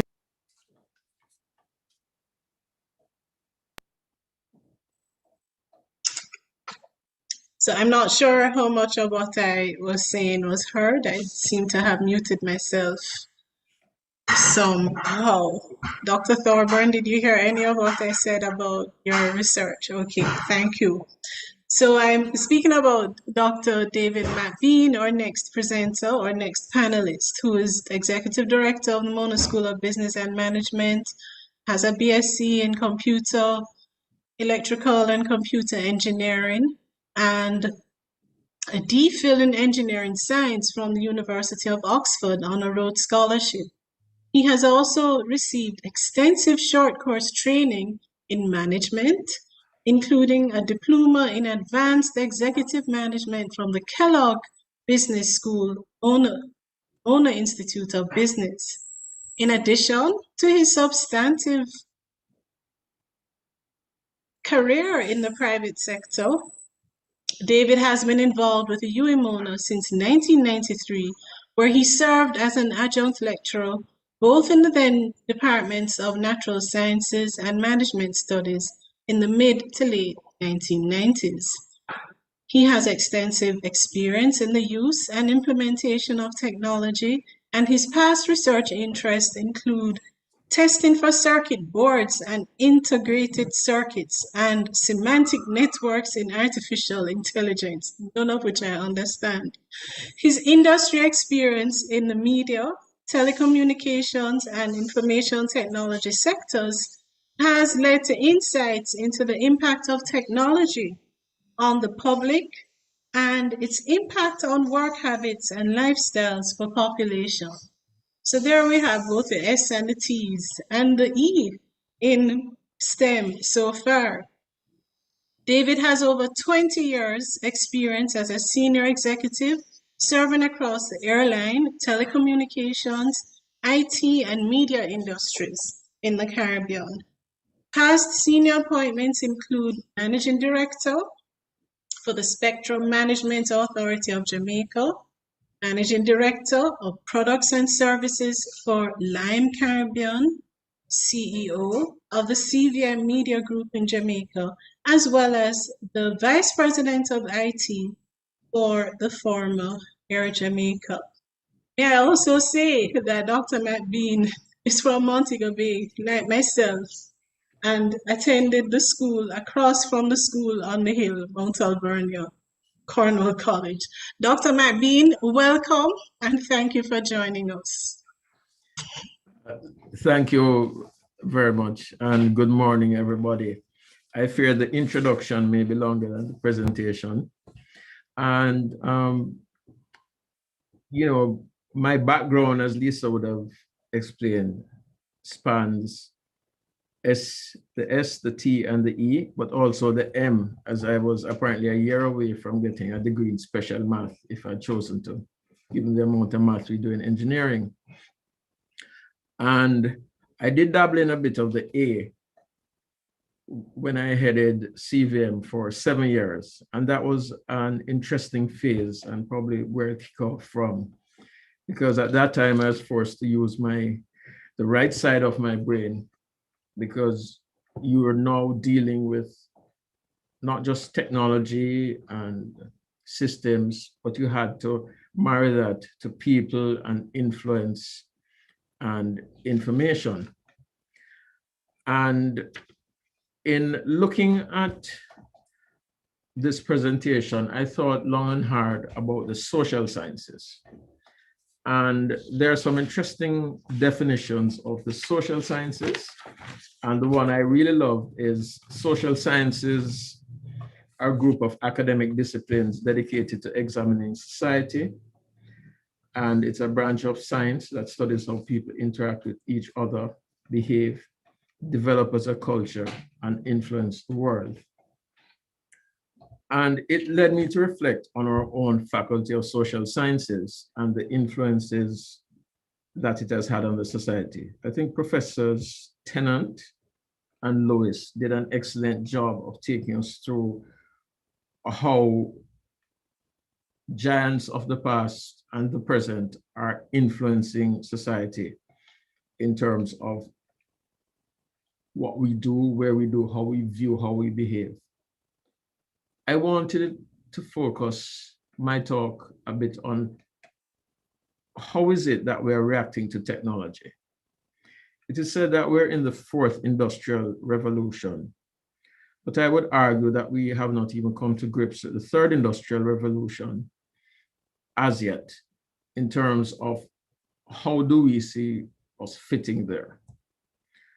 We have not thought about how we apply technology in the Caribbean context, how we have organized people to think about the disruptions. And this is a job I would posit for the social sciences. For me, the social sciences reside at the intersection of the natural sciences, also biology, chemistry, physics, and I would add technology and things like machine learning and artificial intelligence, and what would traditionally be considered the humanities, arts, literature, philosophy, history. Because we in the social sciences look at how we marry culture, history to science, and how we use them and how we organize society. And that is our great challenge. If we think about the internet today, and I used to do cutting edge research on the internet 25 years or more ago,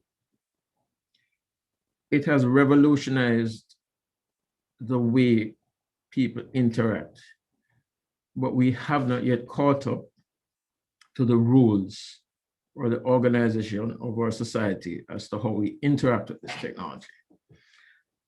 Facebook is a great impression of this. Fake news, instant armchair experts. We're living in a time of COVID, and anybody who can Google a topic and see a result will see unfiltered expressions. Even in our local media, and I'll speak specifically to Jamaica, we have seen where as much time is being given to an entertainer who has never done research on the effects of the vaccine, a social justice advocate, as to the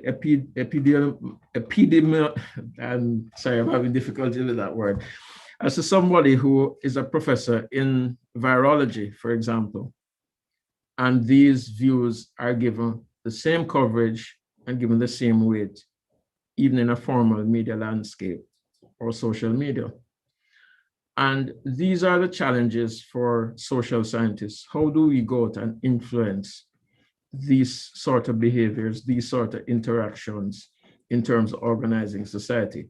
And I'm not here making a plug for whether or not you should take the vaccine or not, or believe the vaccine is a good thing, other than to say, I was happy that I got vaccinated on Friday. And if we are to maximize the use of technology as a positive force and not a destructive force, the STEM education has to be tempered by the social sciences to us advocating not technology for the sake of technology or technology for looking modern, but how is technology going to be used to advance the society? How are we going to maximize it for learning, for education, for enlightenment? And social sciences has to be the conscience which exists between humanities and technology. It means, in my opinion, that the modern day social scientist has to meet the challenge of being as influential as the giants of the past, but in a really different context. And the challenges we have, for example, is that 30 years ago, there was really only the University of the West Indies. There are now 28 accredited tertiary institutions. And even though I strongly believe we are still the UW and the apex institution, we have to redefine our role in relation to these institutions. You had very few media outlets. There's JBC, RJR, The Gleaner, and a few other publications. And so the Carl Stones et al., who used to write, loomed larger than life in the public consciousness. Every word that Professor Rex Nettleford would utter, people would hang on it as much for the content as its melodic variations. Now there is a competition for the ears and the attention. And we ourselves have to be innovative in this space as to how we go about influencing the direction of technology. Whether it's education, so for example, we have seen where people have fallen in love with the technology for education rather than using technology as a tool. And I'm very happy that we're represented on the Jamaica Educational Transformation Committee as social scientists, because my own view is that students need a guide, and the tool cannot be the guide. Yet we're now more consumed with putting broadband in schools, for example, than improving the quality of teaching and learning, or training our teachers how to deliver across this medium. And if we give ourselves that space to think about how it is that we use STEM or STEAM to advance Jamaica, not to just parrot global initiatives or adoption, but how is it in the Caribbean context we're going to use technology? How are we going to use technology to improve entrepreneurship? How are we going to use technology to improve access to health and education and our economy? How are we going to use it to technological advantage? So whether it's logistics or operations, what are the new paradigms of government and citizen engagement? And these are the questions that must form the challenge of our research. And we must start to move our research back into our classes, into the teaching and learning, so that we're giving our students, 90% of whom will remain within the Caribbean, our own blueprint for how we advance our societies. STEM is absolutely essential. As an engineer, as my core subject, I believe that STEM is the route for development, but it has to be necessary, but it is not sufficient. And only when we take that human component, when we speak about how we are developing our societies, about how we will form new paradigms for our people to develop and to see how this foray into STEM benefits them and not implement technology for technology. That is when we will see the true developments. I'll pause there in the interest of time, but thanks very much for inviting me, Lisa, and congratulations to the faculty on 60 years of really influencing life and development in Jamaica and the wider Caribbean. Thank you so much, David. We value your contribution and your perspectives on the value of technology in education, logistics, government, citizen engagement, and we take the charge that we have to include technology in our research and in the training of our students for further understanding of our Caribbean. I'd like to acknowledge Stan the man, Mr. Stanford Moore, our former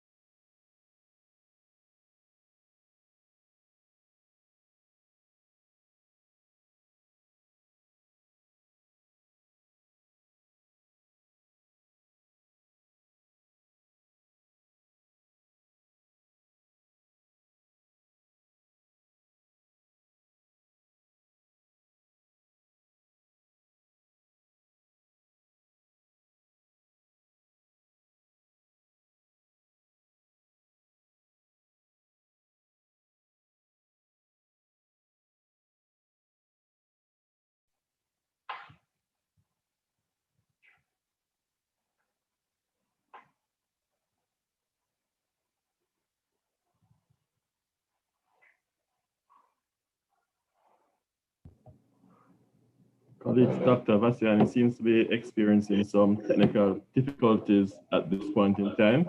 I think she was just about to welcome Mr. Moore, our former Deputy Dean, long-serving Deputy Dean to the faculty. Mr. Moore, thank you for coming. Thank you for joining us at this important event. Our next speaker in the panel is Dr. Dana Dixon. I unfortunately do not have the formal introduction for her. I'm sure Lisa will do it when she comes back on, but in the interest of time, I'd just like to hand over now to Dana, and then we'll do the introduction at the end.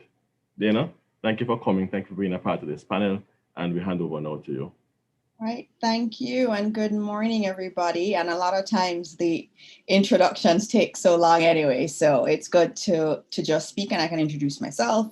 I am Dana Morris Dixon. I'm currently an advisor to the Bank of Jamaica, but I am on secondment from the Jamaica National Group, where I serve as the Chief Business Development and Marketing Officer for the JN Group. So that's me in a quick nutshell.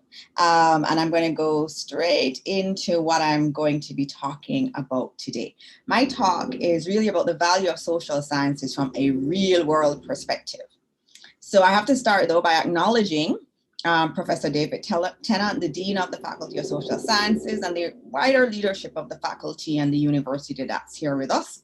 Also acknowledging my fellow panelists, especially Professor Lewis, who is a stalwart of this faculty and someone who is so esteemed, and it's so good to be on a panel with you. And of course, Doctors McBean and Thorburn, it's good to be on this panel with you. I'm speaking to you today as a former student. I was also faculty, and I am an employer of graduates of the Faculty of Social Sciences. And even more importantly, I'm an applier of social sciences in my day-to-day work. I studied in the departments of government and economics. I have 2 degrees from UWI, based in those 2 departments.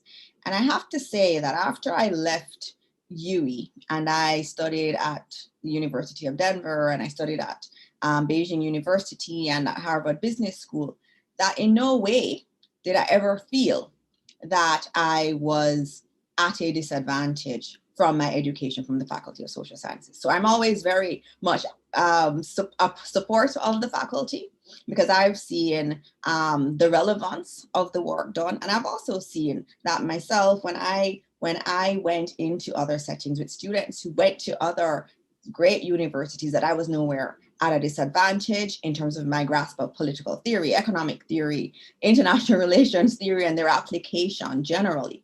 And so obviously I also start by, talking about some of my champions like Claremont Curtin and John Rapley and Christine Cummings, Damian King, Jessica Barr, and all of those individuals have been so critical in terms of my own career and my own application of the social sciences.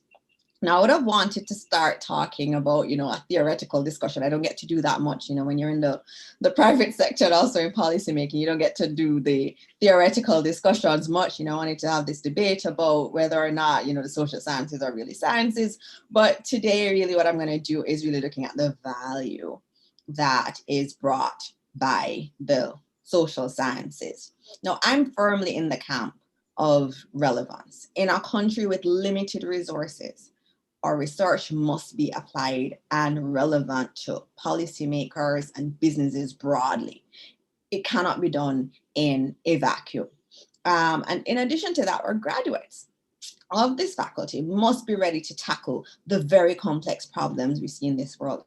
And the problems are exceptionally, but I do believe that the faculty and the education that is had in this faculty provides a social sciences toolkit that is absolutely critical in any place that you go. Any kind of approach to complex problems in our world will have to use things from that social sciences toolkit.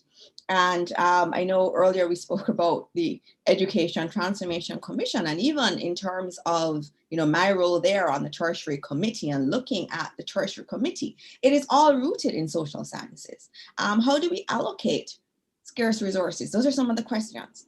How do we measure return on investment to the society? And not just looking at it just in terms of jobs. Do the students get jobs easily? Yeah, that's one element. But there are so many elements in terms of that return to society. How do we measure it? How do we get to a firm understanding of the relevance of what we do here? And so using that toolkit is critical everywhere. And I think every commission or any kind of work that is done, and Diana went quite eloquently into it, and then you also had David speaking to it too. This toolkit is so critical. And I'll talk about some of my work on the policy side.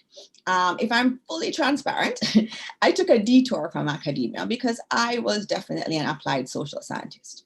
I couldn't stay in the academy because I wanted to go into the arena. I wanted to enter the arena of policymaking. I felt very deeply that I had to use my knowledge, the toolkit.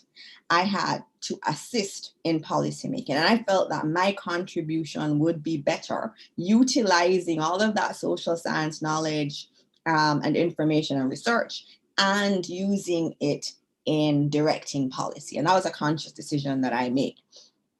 In terms of my policymaking experience, I've worked in policy both in the Office of the Prime Minister in terms of development planning and policy, and also in our investment promotion agency with JAMPRO, both on the side of investment promotion, but also on the side of creating an enabling environment for investments into Jamaica. And in both places, I found that I had to rely on the social sciences toolkit in everything. And I start from the premise, especially in terms of policymaking, that good policy must be grounded in empirical data and must be guided by research. And that's how I always started every single policy paper that I've ever done, and also that my teams have done. So you start with the background work. You know, we know how to do this in terms of our social science education, the review of the literature, and understanding of that global context and local nuance. And you use that in every single policy, whether it's from investment policy to development policy to privatization policies, any kind of policy, that's kind of the structure that you would use. Now, how did it work for me? It was very easy in many instances to get information on, you know, how policies are done elsewhere, what has been the result of the implementation of particular policies globally. But then one of the problems was always the local nuance. So you have what has happened elsewhere. And in many instances, and I've seen it many times, where we just take what was done elsewhere and we just juxtapose it in Jamaica. We see it in a lot of our legislation. It looks like legislation from other countries and we just change the names around. But that issue of local nuance and the local data that is necessary and the local research that's necessary, in some instances was missing. In other instances, you could easily go and find research from people in various faculties, in various departments of this faculty, and you would get data that you could use. But in so many instances, that data was not there. And this is a problem that we see, and the research that you really need was not there. In JAMPRO, we did a lot of work on competitiveness. There was work that was done by the faculty that we drew on quite heavily in terms of looking at how we can position Jamaica better generally. And of course, looking at a lot of productivity data and research in productivity and labor market research and so on. And those were very important works. And even looking at how you incentivize investments and whether or not you should, that dichotomy between incentives or business environment, fixing the business environment, which one is more important? Which one should Jamaica focus on? Those were some of the questions we were grappling with in the organization and generally in the public sector. And a lot of the work that was being done in the Department of Economics, especially, was very important in that, but it didn't take us far enough. And so I truly believe that there needs to be a lot more of there needs to be greater synergy between policymakers and the academy, because there are rich questions that come up whenever policy is being made. And I think some of it can be answered. And sometimes people don't necessarily come with the mindset, let me start this by seeing what UE has. And there has to be that greater connection and nexus between the two. And so, you know, there are so many different areas that we use social scientists. And I keep asking questions, and then I always think, is there a paper from someone at UE on this? It's just something that I do. As I said, many times there isn't. One question that came up recently was about 80% of our graduates from tertiary institutions migrating. First of all, you have to look at whether or not that data is correct, but we do know that a significant percentage do migrate. What does that mean for their level of spending that we do in tertiary? Someone said, oh, but they send back remittances. And we know there are many people who've done work in remittances. I still don't think there is enough in remittances from where I sit. But then my question was also, they're sending back remittances. Show me the data. Where does the data show that those who send back remittances tend to be, or are a significant percentage of them, are graduates of the university? You don't really have that kind of disaggregated data where you can make statements like that. And I think when we are doing policies, anything, we always have to ensure that we are grounded in the facts. And so there is data, but there's still more. And every board I've been on, and I've sat on several boards, the importance of data is something that I stress. And having the data so that we can inform policy is important. And also understanding the return on that investment. Every government entity is taking scarce resources. And I think every government entity should have a framework within which to understand what's the value, what's the return on that investment. And that too often is not done. But across the public sector, when I was in the public sector, there's so many policy questions that demand research. And I think the faculty is central to answering a lot of those questions and getting policies that are more grounded and rooted in the realities of our country. In the private sector, it's a similar thing. I didn't expect to go into the private sector. It was never my goal. I wanted to be a policymaker, as I told you. That's why I left the Department of Government to go and do policy.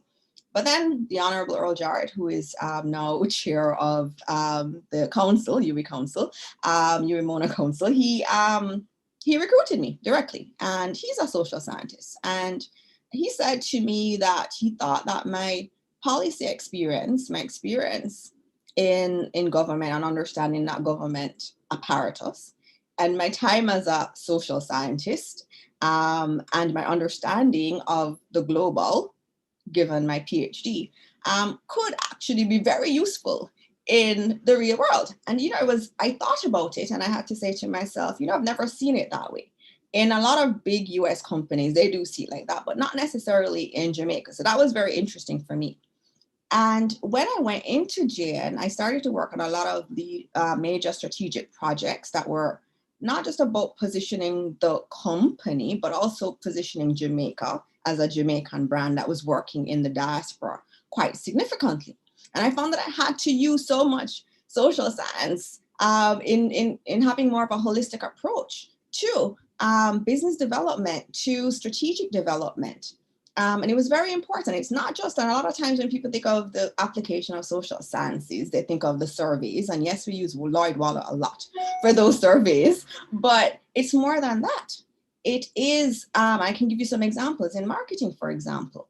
When I went into the private sector, I spent a lot more time reading psychology and sociology books than I had ever, and looking at research that's been done in those years than I had ever done. My background was more in terms of economics and political science, and less so on psychology and sociology. Those were some missing things from my toolkit, and I had to learn them in order to be good at what I do. And so, there are questions of, how do I use behavioral economics and psychology to understand decision making? How do I understand why someone chooses a product? That is deep social sciences. How do I understand habit formation and how I can create a habit for some people related to a product? How do you even organize a website? What research elements do you do? And there's actually deep research in terms of how you structure a website, how people interact with website, the social behavior behind the use and interaction with the websites, and what's a good one versus not a good one. And that I had to go deep into research that had been done on that. even just looking at decision trees and how you make decision trees within a website where people can, you ask certain questions and eventually they get to where they need to get to. That's deep social science work. Even in terms of and this is obviously more normative now, in terms of through the marketing, how do you instill societal values or even maxims there? How do you, in the ads, make sure that men are with the children and it's not any image with a child, it's not just a woman, because you're subliminally sending messages too. And what's the role of the organization in doing that and supporting the kind of social fiber that we want to have in Jamaica? On the business development side, there is so much there. Working in strategy and global expansion, all of that, you have to use the social sciences toolkit, from organizational design to accounting to finance, to understanding that international context and the geopolitical issues. I know for us in business development, we had to get a lot of what you guys use in the faculty, EBSCO, host, and your JSTOR and so on, because we use a lot of the data just to inform business development activities. Data analytics is another critical area. And analytics by itself, analytics has to come in a context. And we saw that with our digitization strategies. And you're seeing this across all of the financial institutions, at least, in terms of trying to have a lot more technology. So you're being driven to alternative channels, which is using the ATM and using online and coming into branches a lot less. But if you look at who's leading a lot of this, yes, it's IT, but there are a lot of social scientists across the board who are leading these, because you need to be able to bring together the understanding of that data analytics and the understanding of human behavior. One example I can give you is when we were looking at the digitization of our branches and our processes in the UK, for example, and we have the big remittance business. And, you'd think it would be more easy for people to do transactions online. But I always wondered, why did all these individuals pass tons of Western Unions and MoneyGrams all over London and made their way to Elephant and Castle or to Brixton to send their money at a JN location? In order to understand that and understand the value of the branch and the reluctance to use digital channels, you had to understand identity. You had to understand Blackness in that space. You had to understand history and place, because the branch was not just a branch. If you saw it as just a branch, you'd say, okay, well, it's a cost center. I could reduce my costs by doing this and doing that. But if you understood the social value of the branch as that space where a Jamaican expat can speak in patois safely and nobody looks at them weirdly, and where they feel that they are somebody and that they are treated the way they would want to be treated in that space, then you understand why they skip so many places and come into that location. But if you don't understand identity issues, you don't understand the historical context within which you are operating, you will make suboptimal decisions in your business. And so that social science toolkit, again, I keep saying, is critical. In terms of the students I hire, I often ask for people from UE, and I will say, and I'll be honest here, when I ask Dr. King, who's usually my contact, I ask for his best students, and he invariably sends me students who have finished the master's program in economics, and invariably they are excellent students. I have had no problems with them. They are the best students I have found to hire, and it's probably something with the rigor that is done in that program. They are excellent. I've also gotten some good students in what was public administration and who've been excellent in terms of their understanding of public policy. In some of the other areas, it's been hit or miss. And I think one of the things that I would note is that that toolkit and how we explain to our students that understanding several different areas and understanding the relevance of social sciences in solving the problems of this world is critical, and how you use different pieces of social sciences is critical. And I know I said I wasn't going to be speaking about STEAM, but I will say, and I agree with Dr. Mabin that we're talking about fourth industrial revolution. We didn't even really do the third one, but we have to leapfrog. We have to leapfrog as a country, and there's so much research that's necessary, and he spoke about much of it. But I wanted to know, though, is that, sometimes when we talk about STEM and its importance and fourth industrial revolution, we talk about technology, and we don't necessarily link back social sciences to it. But technology is just one element of it. And you need social research and social sciences application to make it better. If you're looking at technology and the development of technology, it is truly enhanced through a deep understanding of behavioral economics, psychology, social behavior, so many elements of the social sciences. And so I think there's an opportunity for this faculty in this respect to show our students, to demonstrate the intersection between technology and the social sciences. And I know recently I spoke to a senior technology consultant in the US that works with a lot of large tech companies. And she noted that large companies like Google and your Facebooks, they're hiring more and more social scientists because in building the tech for the world, you have to understand politics, identity, some of the stuff Rupert talks about, right? When Prof. Lewis talks about some of his work is critical too in understanding how you use technology and how you reach people. And you have to have a grasp of sociology and psychology. And she was noting to me that increasingly you're seeing entities wanting people who are computer scientists with a psychology degree or a sociology degree. And so there are opportunities there. So when we talk about this fourth industrial revolution and STEM, our students are actually quite uniquely placed if we position them properly and our courses are designed in that way to truly be valuable participants in that fourth industrial revolution. And in concluding generally, I just wanted to talk about I've said a lot about the toolkit, but I also want to talk about just generalists. The world is very complex and the problems are multifaceted. And in fixing any problem, you need to have a toolkit that you can pull on to make the best decision. And that's why social sciences, I believe, are very important. And if we even look at some of the work on generalist CEOs, there's lots of data that shows that a generalist performs on several different metrics better than a specialized CEO. And so I stand in praise of social science generalists who understand many aspects of the social sciences and can synthesize a plethora of data because we cannot solve our problems with just one area of understanding. And finally, as we celebrate the 60th anniversary of the Faculty of Social Sciences, it is critical that the country sees your relevance. When I entered this faculty about 25 years ago, I wanted to be in this faculty. And I wanted to be in this faculty because of the legacy of the faculty.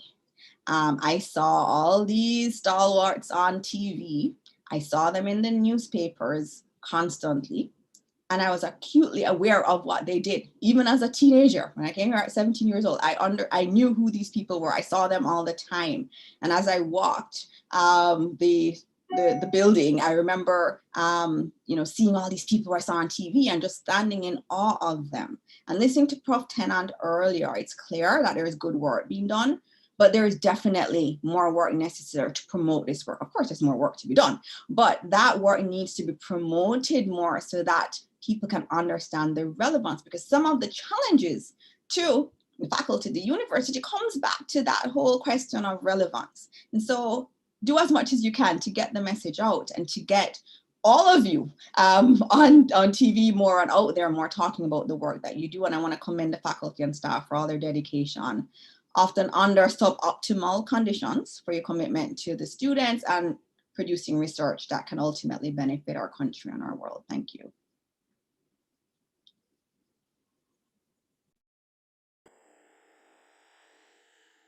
Thank you so much, Dr. Morris. It cannot have been 25 years ago that you joined UWI. I remember you well as an undergraduate student in SR 11 or 12 or one of those rooms in our international relations tutorials.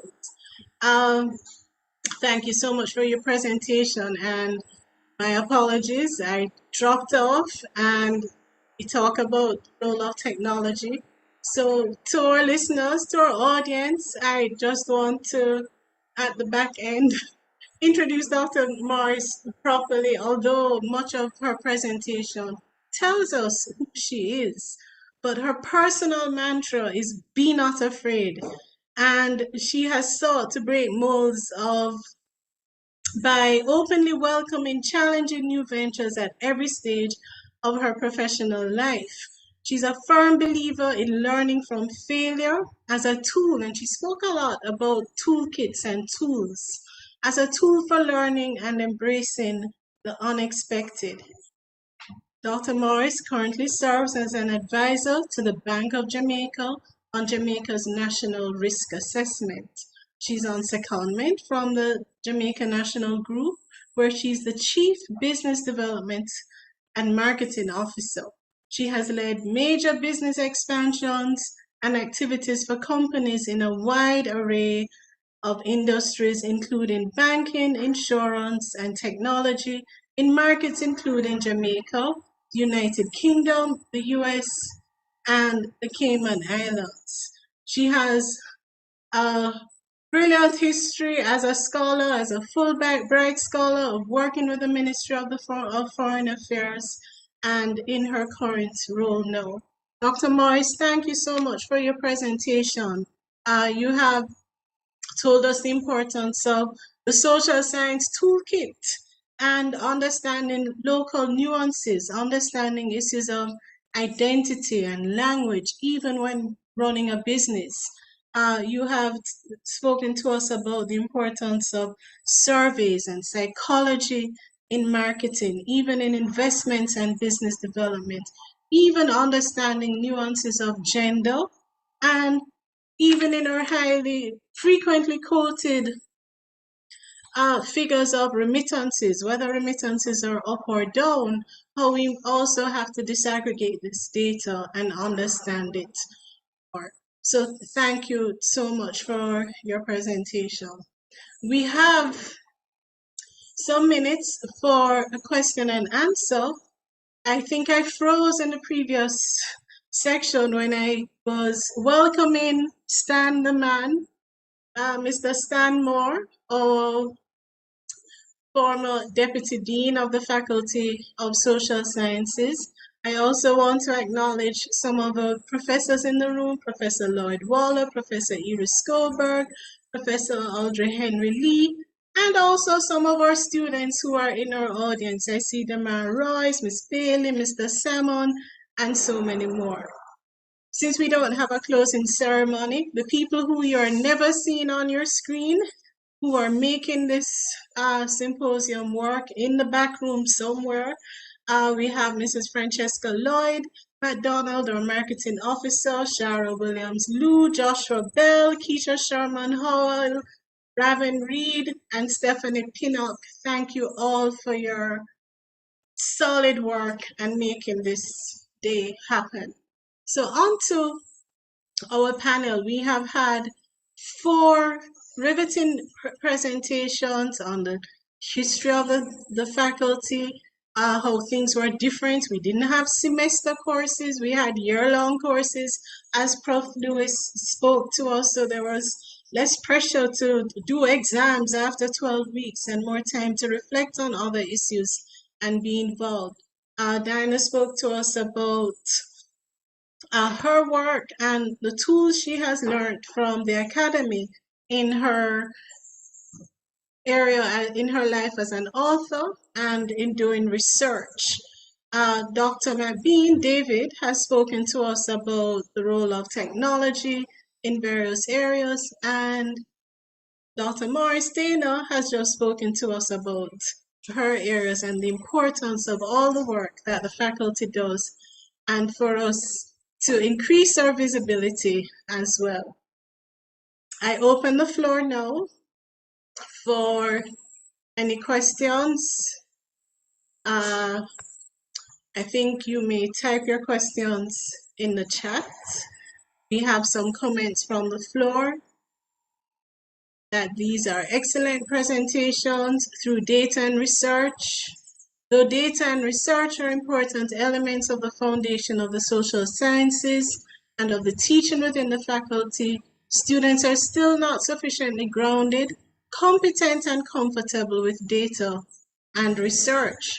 Therefore, the gaps that are experienced within the real world are a reflection of this.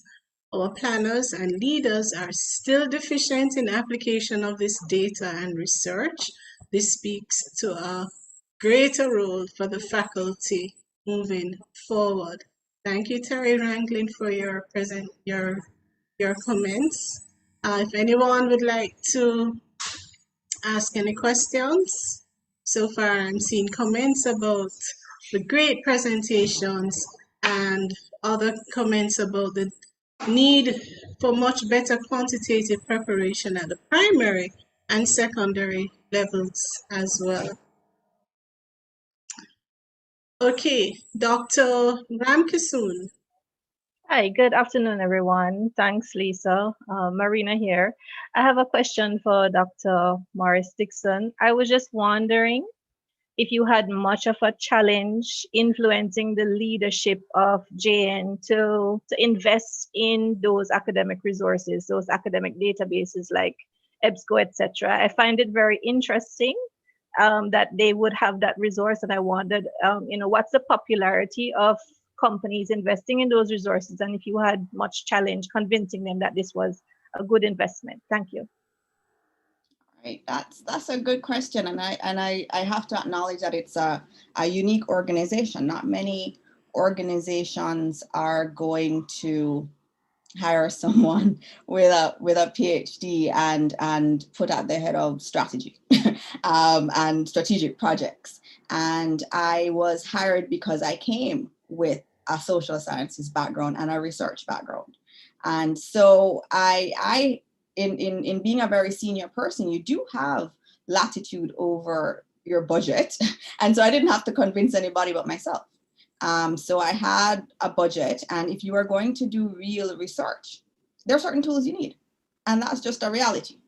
And there was no issue. I didn't have to defend it, because the reality was that the work that was coming out of the team was of a high quality. And when you have that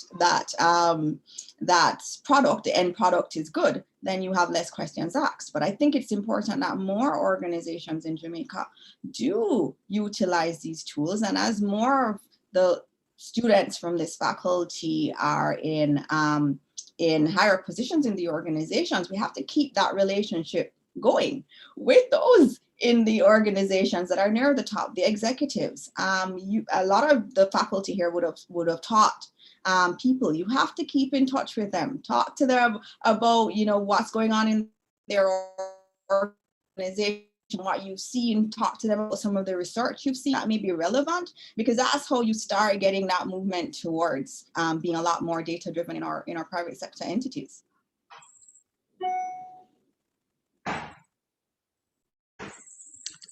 Thank you, Dana. Are there any other questions for our panelists, for Dr. Thorburn, Professor Lewis, Dr. Mabin?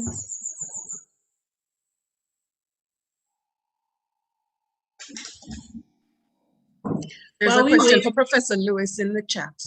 Oh, okay. Thank you. Yes, there was the question concerning the year-long modality. I think the problem is that in my time, numbers of students were small. University has expanded exponentially, and you therefore have to have economic methods to transmit knowledge. The year-long was, I think, not suited to the current times where you have to move more quickly.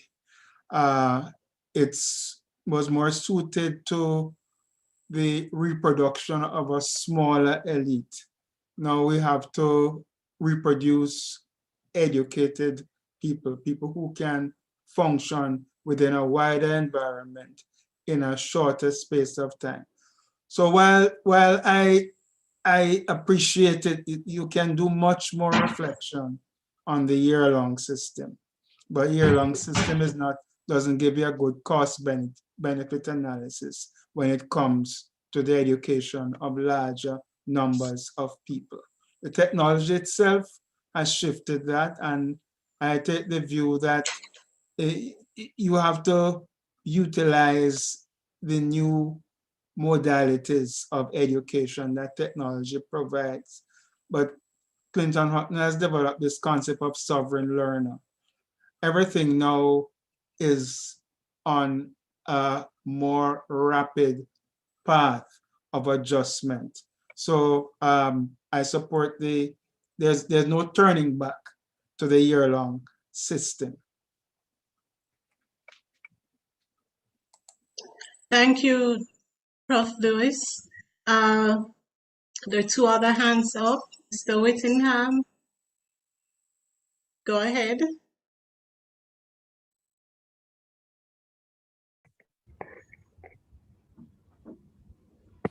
Yes, good. Is it still morning? Good morning to all. Happy to be interacting with my faculty family again. It's been a very long while. My question really goes to the entire panel, but more focused on the presentation that was done by Dr. Thorburn. In speaking to the social sciences, faculty of social sciences as a movement which galvanizes people in the society at large to want to affect the behavior of our let's say government, those who manage and guard the estate, right? To affect public policy, so to speak. Where do we think our greatest impact comes from?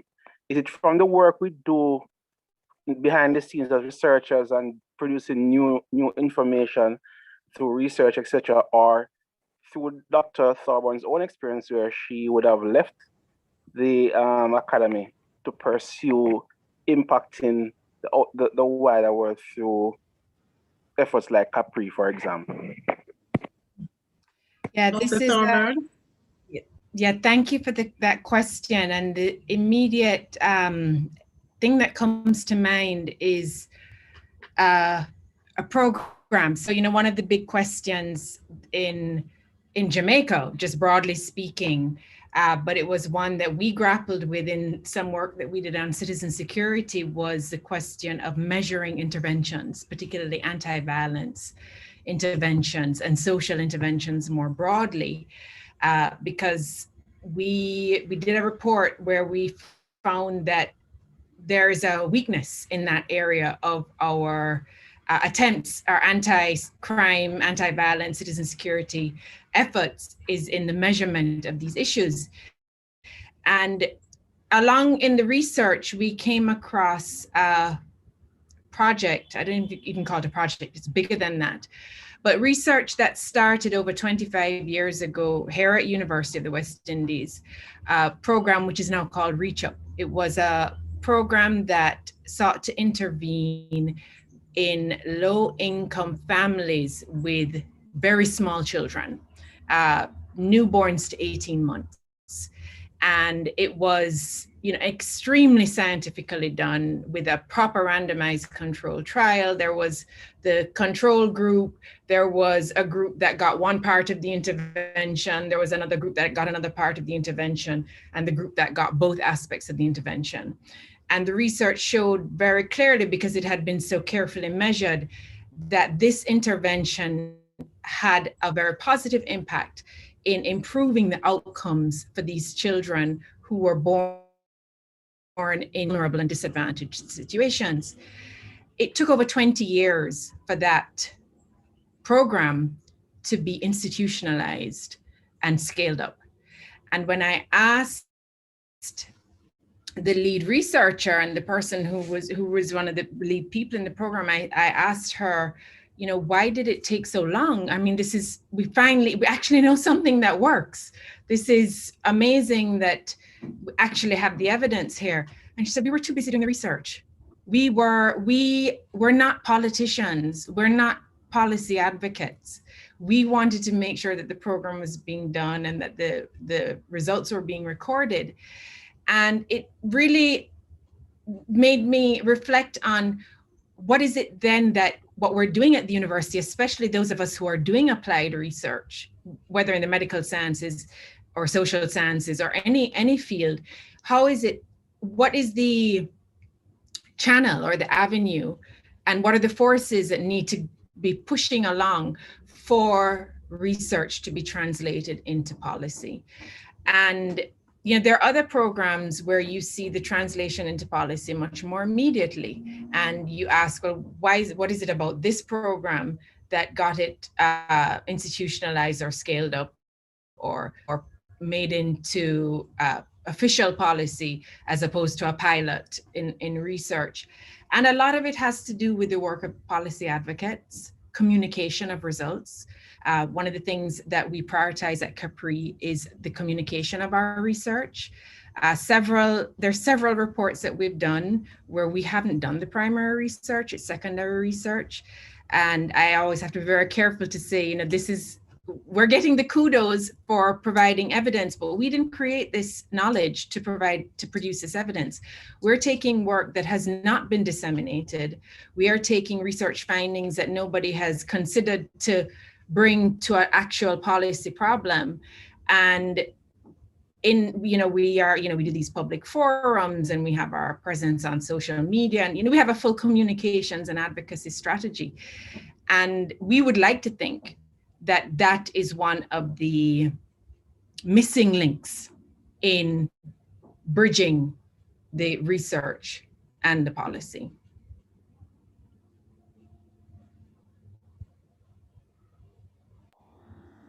Thank you, Dr. Thorburn. I believe we have time for about 2 more questions. There was another hand up. We were trying to clarify Lawrence's.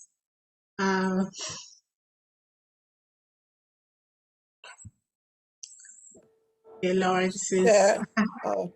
Okay, Prof. Henry Lee. Yes, Chair. I have been trying to put up my hand, but I'm not seeing the icon. But good morning, everyone, and excellent presentations from everybody. I would like to have heard more about the work of our students. We have, and I think it's the way we market ourselves. Our students are doing so much work, the MSc papers, the MPhil, PhD papers, they are quite a bit.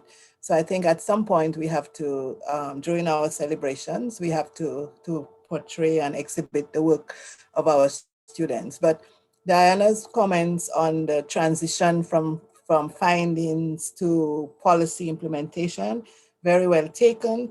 Again, we do a lot of work and people complain that we are irrelevant, but in fact, we are being asked to provide policy recommendations, but people don't listen. So we find that when we do a commission piece of work and we review the literature, we find that there have been so many repetitions of those policy proposals that we are now proposing. So I think there's a way in which maybe we need to have more policy fora from the social sciences. And when we do a study, Capri is very good at it, but I think we need more of it from the Faculty of Social Science, that when we do a piece of commissioned research, that we have a press conference, or we have a forum on the work so that people know that we are doing it and they don't think that we are irrelevant.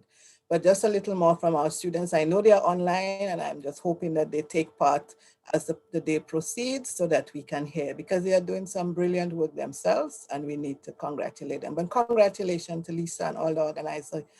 I think it's a brilliant day and I look forward to the rest of the day. Thank you very much.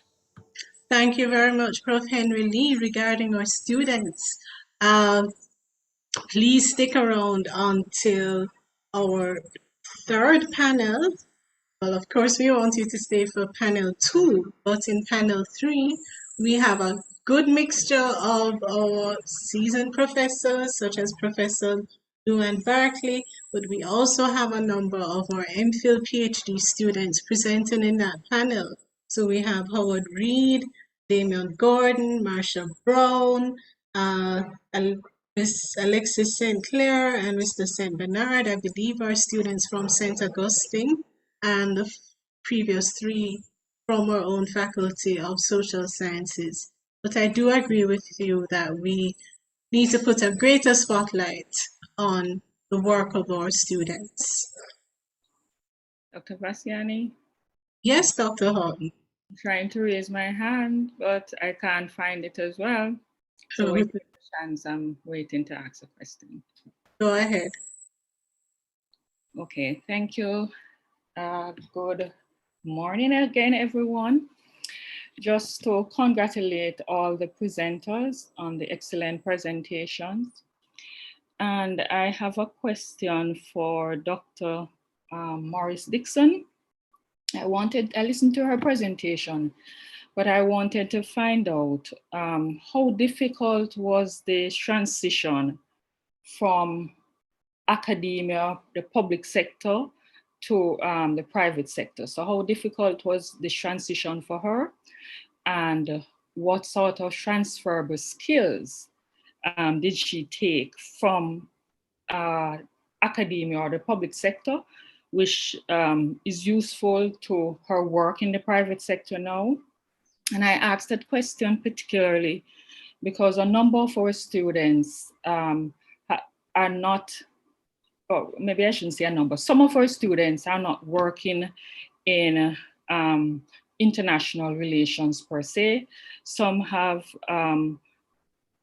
gotten jobs in the private sector. I recall just recently one has mentioned to me that she's working at the credit card center at NCB. And she spoke about the fact that although she had studied international relations, she was able to use some of the skills she learned from the program, and she's using it currently in her job, in her role as one of the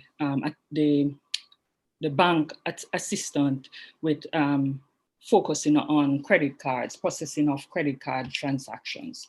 So that's my question for you, Dr. Dixon. All right. Hi, Susan. It's really good to see you or hear you. The transition for me was not too difficult. And I go back to the concept of the toolkit. The SOCI programs do give you tools that are transferable across many different areas. When I left UE to go into the policy space in the Prime Minister's office, that I was using so much of what I had learned in UE. I mean, there was one day I was writing a paper on China. That was what I did my PhD on, and in terms of some of the geopolitical dynamics of our relationship with China and the implications of that. I mean, all of that came from my knowledge in the social sciences and my research there. And when I did work in terms of policies, it was always bringing through what I had learned in UE in international relations. And I know you were specifically asking about international relations too, but international relations is such a broad area. And if we think about a lot of our organizations today, they are working in a global context. And understanding that global context is transferable anywhere that you go. And day after day, I use that global knowledge to do my work. BOJ, where I am seconded to for a year to assist in a national project, that I am using IR every day. I mean, when you think about why Jamaica got blacklisted or gray listed, there are lots of geopolitical things there and international political economy relevance there. And so you constantly use that data. And I tell students all the time that, when you go to universities, not so much, I want to leave and I want to be an accountant or I want to be that. I think that you're going there to learn how to think and how to deal with problems. And that's why I prefer to tell students, when you're going to UE, you are going there to learn a range of things. Try to do more than one thing. Try to understand more than one area, because when you go into the real world, you're not just going to be expected to draw on a specialized area. You cannot solve any of the problems that you are going to encounter as you get more senior without understanding several different elements. So Suzette, I think it's very transferable, and we need to just keep telling the students that they are getting tools that they can use. Thank you, Dana. Our next session starts in 4 minutes. Okay. Oh, she's a reset. Thank you so much for clarifying that. Lawrence had a question. I'm not sure if he still wants to ask, and I acknowledge Tracy McFarlane as well.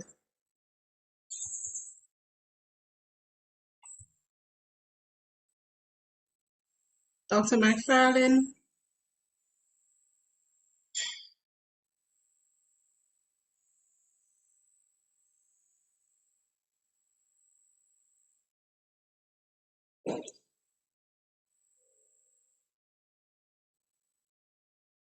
Please allow Dr. Tracy McFarlane to unmute.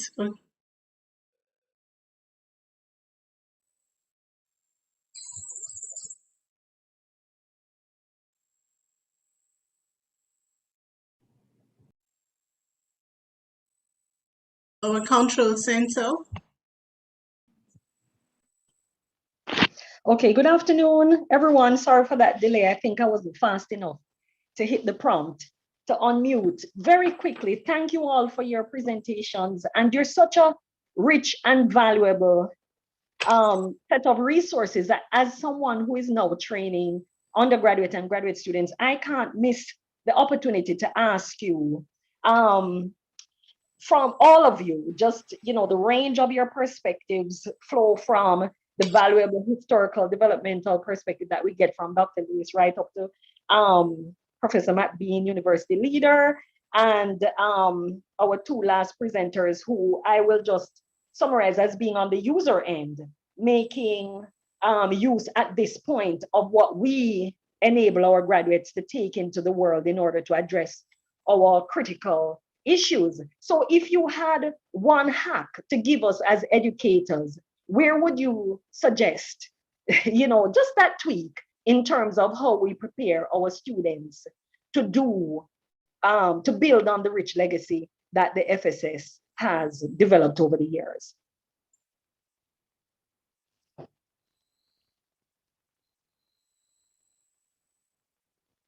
So what is your advice to educators now? All right, I'll jump in, Tracy. Okay. Very shortly, it's be flexible and keep an open mind. And just quickly for me, I started life as an engineer, straight engineering, deep in the weeds. But what research taught me was the ability to step back, look at things critically, and be willing to challenge them and to believe in the originality of my own thinking. I think that's the biggest benefit of research. And the other thing for me was something from engineering is you define a problem, you design a solution, you implement a solution and check if it works, which is really about everything in life. And because you'll always meet new situations. For example, 10, 15 years ago, Google, Facebook just didn't exist. They're essential tools. So you have to learn how to use them, how to exist within that changing environment. And it's a willingness to think about knowledge as a continuous process rather than a one shot, and a broad outlook. So those are the hacks I think we need to give students. And that's true whether they continue in academia or whether they go into the world of work, or even just re-examine their own lives.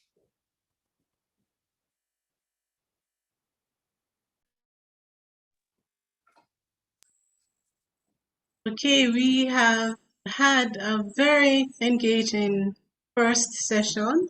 on the relevance of social sciences, education, and research in all aspects of life. We thank our panelists, Professor Lewis, for your deep and rich history. Thank Dr. Thorburn for her perspective as a novelist and as director of research. We thank Dr. McBean for his perspective coming from many of the areas from STEM or STEAM, however we have it. And we thank Dr. Morris Dixon from her perspective in the public sector, private sector, and from one who has straddled, well, like everyone else, both worlds of academia, private and the private sector. Thanks to our audience for sticking with us so far, 3 hours so far. We have 2 more panels for the day. Panel 2 will be moderated by Dr. Marina Ramkisoon and touches different areas of social science research. And stick around to hear from Dr. Dietrich Jones on 60 years of migration research, from Ms. Olivine Thomas, and during Valentine, Clement Branch on aspects of human resource development from a Caribbean perspective. We should also hear from Dr. Floyd Morris on promoting inclusion for persons with disabilities. We should hear from Dr. Michael Barnett on the work that Professor Barry Chavans, former Dean of this faculty, has done. And you should also be hearing from Professor Henry Lee and Dr. Brathwaite on women in the Lewis dual sector model. Thank you so much to our 4 panelists this morning. We really value the time you have spent with us and the perspectives you have shared with us on the work and relevance of our faculty and how we may improve to become more relevant today.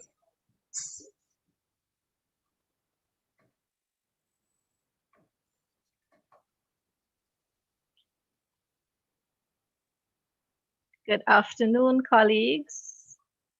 Thank you to Dr. Vassiani for leading the first panel, and welcome everybody to FSS 60, a symposium on the kaleidoscope of our work in the Faculty of Social Sciences.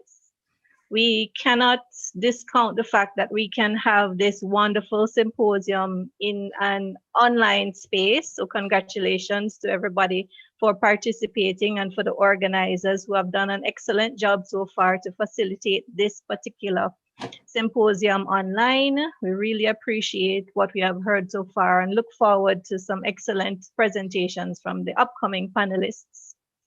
We want to say congratulations to the faculty on its 60th and really look forward to seeing what comes next for the faculty. In the presentations that we have heard so far, a few themes have come up. We've heard about linking the past to the future of the faculty. We've heard the theme come up again in terms of application of social sciences theory and research to real life. So what some people may call pracademics, the practical academics. And we've heard about making our research accessible, value added, return on investment, and a social sciences toolkit that everyone can be equipped with in terms of how we can use our knowledge to help solve problems. So those have been some of the themes, and we will continue to hear for the rest of the day more about these skills and expertise and the research areas that we are investigating. I just wanted to share one point in terms of some of the areas that we also cover, which may not have already been mentioned, but it's quite applicable.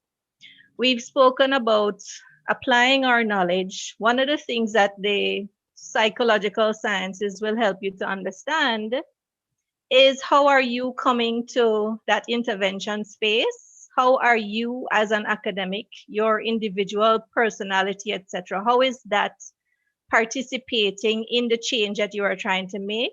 The behavioral sciences also assists with understanding how we approach change situations and how effective we can be. So there is quite a lot in terms of understanding who we are, not just in terms of what we know as academics, but also how we are approaching the interventions that we would like to launch. My name is Marina Rampisoon. I'm a senior lecturer in the Department of Sociology, Psychology, and Social Work, and I'm very pleased to be the moderator for this particular panel. So what are we talking about now? Panel 2 is titled A Snapshot of What's Happening in Research and Policy, and I would say it's a valuable snapshot. It is just a sneak peek into the vast number of things that we are studying. We all know that the academic's job is to teach, do research, publish, and to contribute via various outreach activities. In a nutshell, academics have to study. We have to study, and we are the ones who study things. We examine things. We spend numerous hours simply thinking about the subject matter, delving into all of the reading in terms of the body of research that already exists. That's what we do. And we are experts at it. And we have to make sure that what we are reading and reviewing includes the credible sources, because you want to be able to get from an academic some informed opinions and some validated and reliable information on which to build your interventions. So our careers are about studying things, examining things, and presenting the world with a validated body of knowledge on which to build. A researcher and an academic will always tell you that there is more to be added. We are always advancing. You never stop doing research. We're always advancing. And so what we have to present to you today in this panel is a snapshot of the areas that we have been studying and examining, and how we have advanced the field in our own individual careers, as well as where we need to go next. So let me take this opportunity to introduce you to some of the panelists for today as we look at their in-depth scholarship in these specific areas, which stem across the different disciplines in social sciences. We have, and you will hear from, first of all, this is the order of the presentations. We will hear from Dr. Heather Ricketts, and I will introduce the panelists in short order. We'll hear from Dr. Heather Ricketts, and her topic is the FSS, responsive and activists in living standards and poverty measurements, and in policy research and analytical capacity building. So we'll hear from her in terms of her work and her current interest in terms of poverty measurement and policy research. Then we will hear from Dr. Natalie Dietrich-Jones. She will present to us in terms of 60 years of migration research, a review of contributions of FSS to Caribbean migration scholarship. Continuing from Dr. Dietrich-Jones, we will hear from Dr. Samuel Brathwaite and Professor Audrey Henry Lee. They will be presenting on women in the Lewis dual sector model. As you see, a wide range of topics already. Following from their presentation, we will have Dr. Floyd Morris. Dr. Floyd Morris, who will present to us on the Faculty of Social Sciences, promoting participation, inclusion, and non-discrimination of persons with disabilities. We also have, and my personal plug, my academic mentor and his team today, Mr. Clement Branch, Olivine Thomas, Rohan Makala, and Doreen Valentine, giving us information on HRD, a human resource development, for those who are not aware, a Caribbean philosophy and approach. And at the end of those presentations, last but not least, we'll hear from Dr. Michael Barnett on his tribute to Professor Barish Evans, notable scholar and public intellectual at the Faculty of Social Sciences at Mona here. So that's the lineup of topics, a wide range of areas that we have been examining and studying, and this is where we can present to you what we know and how we will advance these different areas of study. We look forward to hearing this snapshot, and really it represents a variety that the Faculty of Social Sciences is capable of, and there is just so much more, as you would have heard from presentations earlier today, and which you will continue to hear at the end of the day. With all of that said, let me just now move into introducing our first presenter. We have Dr. Heather Ricketts, who is currently our Deputy Dean in the Faculty of Social Sciences. So Dr. Ricketts is a sociologist by training. She holds a PhD in Development Studies. She's a senior lecturer, and she teaches both graduate and undergraduate, but focusing on graduate at the moment, teaches courses in social policy and administration in SPSW, that long name department, Sociology, Psychology, and Social Work. And she used to be the head of that department from 2013 to 2016. Dr. Ricketts has a wide range of publications in her area of expertise. She has published in areas of applied sociology, where she focuses on gender in the labor market, parenting, social protection, and living standards. More recently, she has been focused on the measurement of time use in Jamaica, very important, paying particular attention to time spent engaged in unpaid care and domestic work and implications for time poverty. Immediately prior to coming to the UWI, she was head of the Policy Development Unit at the Planning Institute of Jamaica. This unit had responsibilities for the production of the annual Jamaica Survey of Living Conditions and the preparation of poverty estimates. Please join me now in welcoming Dr. Heather Ricketts for her presentation. Dr. Ricketts, over to you. Yes, good morning. Good afternoon. Thank you very much, Marina, for that nice welcome. And let me thank all who are currently online, who are participating in this symposium. Congratulations to Lisa and her team for what I think so far is an excellent morning, and definitely what would be an excellent day. So my presentation today is really going to be a kind of storytelling of the Faculty of Social Sciences involvement in the early work that established the Survey of Living Conditions for Jamaica and also poverty measurement. So this is what I will be doing.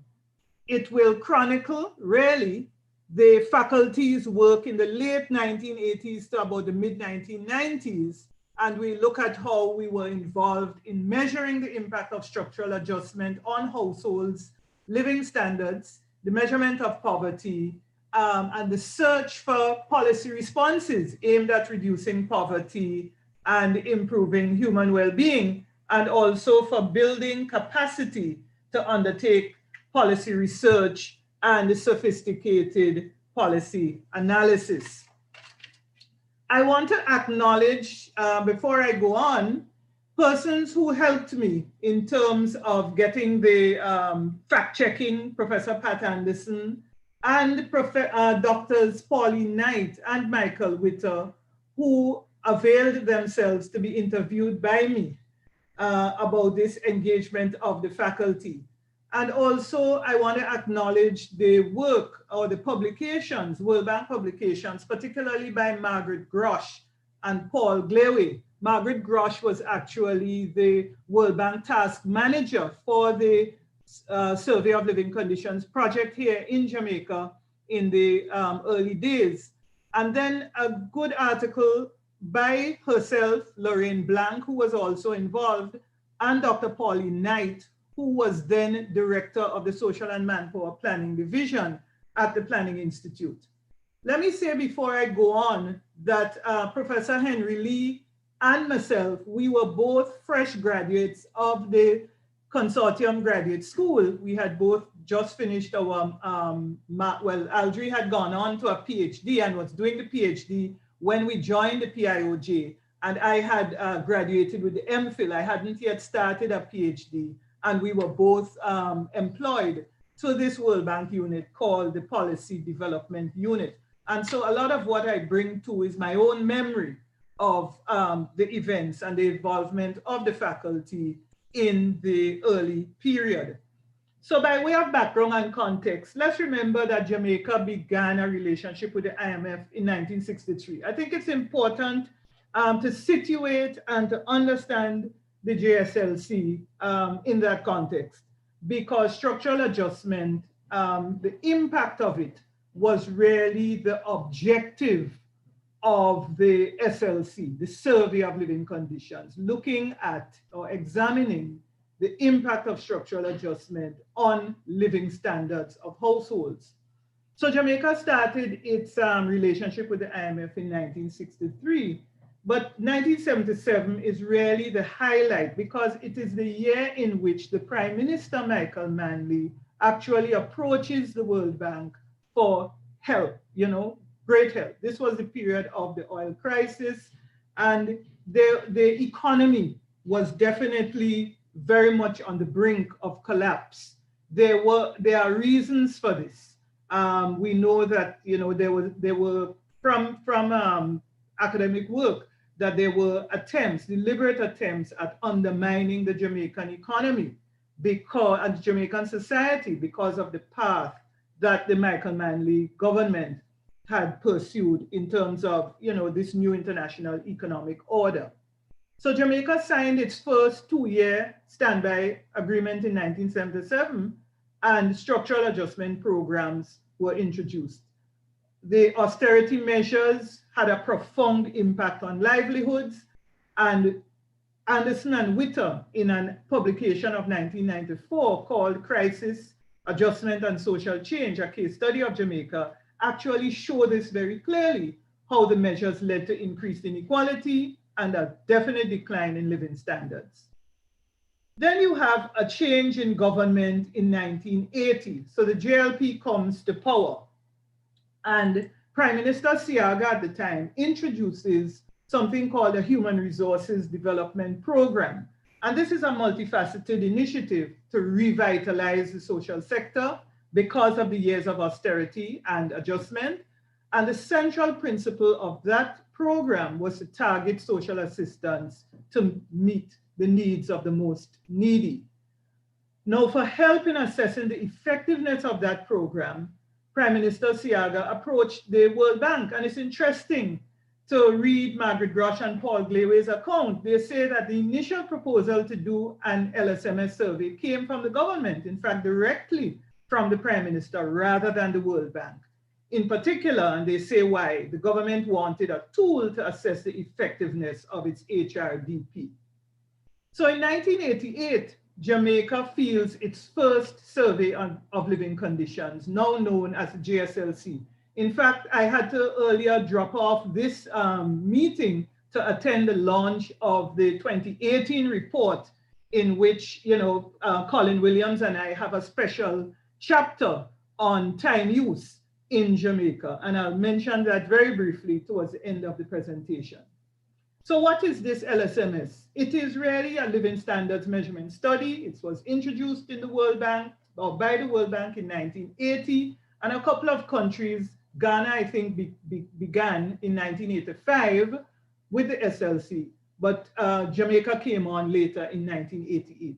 The objectives were to develop new methods for monitoring progress in raising living standards, to identify consequences for households of current and proposed government policies, and to improve communication between survey statisticians, analysts, and policymakers. And that's really very interesting.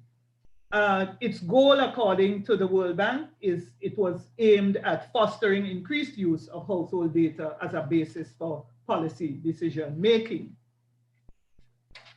So in 1989, the government changes, and a new People's National Party government comes into power.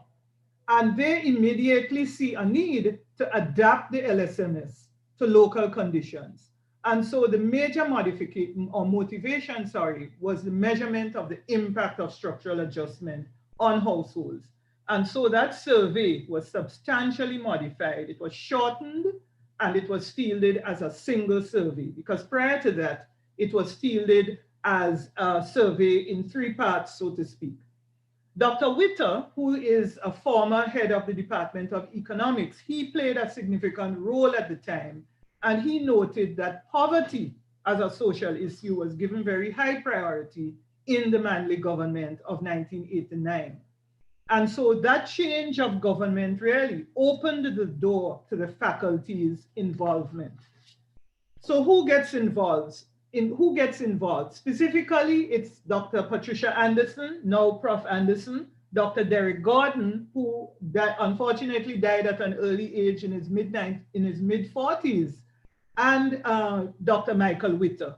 So we have engagement by the Department of Sociology, Psychology, and Social Work. At the time, it was the Department of Sociology and Social Work. That's why the P is not included. And Dr. Witter from the Department of Economics. How do they get involved? Well, Dr. Omar Davies, former Minister of Finance and former Director General of the Planning Institute, who actually worked in the Department of Economics between 1980 and 1989, knew of their work. He co-opted them because of their work, their prior work and their expertise. And why? To help to provide technical direction to the adapted LSMS, which is the GSLC, and the measurement of poverty. So Doctors Gordon and Witter, they went directly to work on the poverty measurement, and Dr. Anderson at the time was more involved in the overall conceptualization of the survey and the survey's use. Now, what was the work? In terms of a snapshot of their work prior to their engagement with the GSLC and the poverty line, we would know of the work of George Beckford and Michael Witter, that book called Small Garden Bitter Weed, Struggle and Change in Jamaica. In looking at two of the reviews of that book, Gaddis Smith, who gives one of the reviews in Foreign Affairs Journal, says that it was a small polemic, indignant in tone, which I had to smile at. If you knew George Beckford, and certainly if you know Michael Witter, you would understand. Indignant in tone and indigenously Jamaican in style, attacking local problems and underdevelopment in general. And then Everton Price, who we know, who used to be in the Faculty of Social Sciences in Third World Quarterly, makes the point that the book focused on the development of Jamaica within the orbit of international capitalism, imperialism, and the devastating consequences for the economy and society that inevitably ensues from this. And he goes on. So that's Michael Witter. Pat Anderson in 1987 had actually focused on the informal economy. She had been looking at the informal sector of Kingston's transportation system. And she was also looking at domestic service in Jamaica. So she published her work, Minibus Ride, in 1987. And she was working on the domestic service study in and about 1987, 88. But this was published in 1991.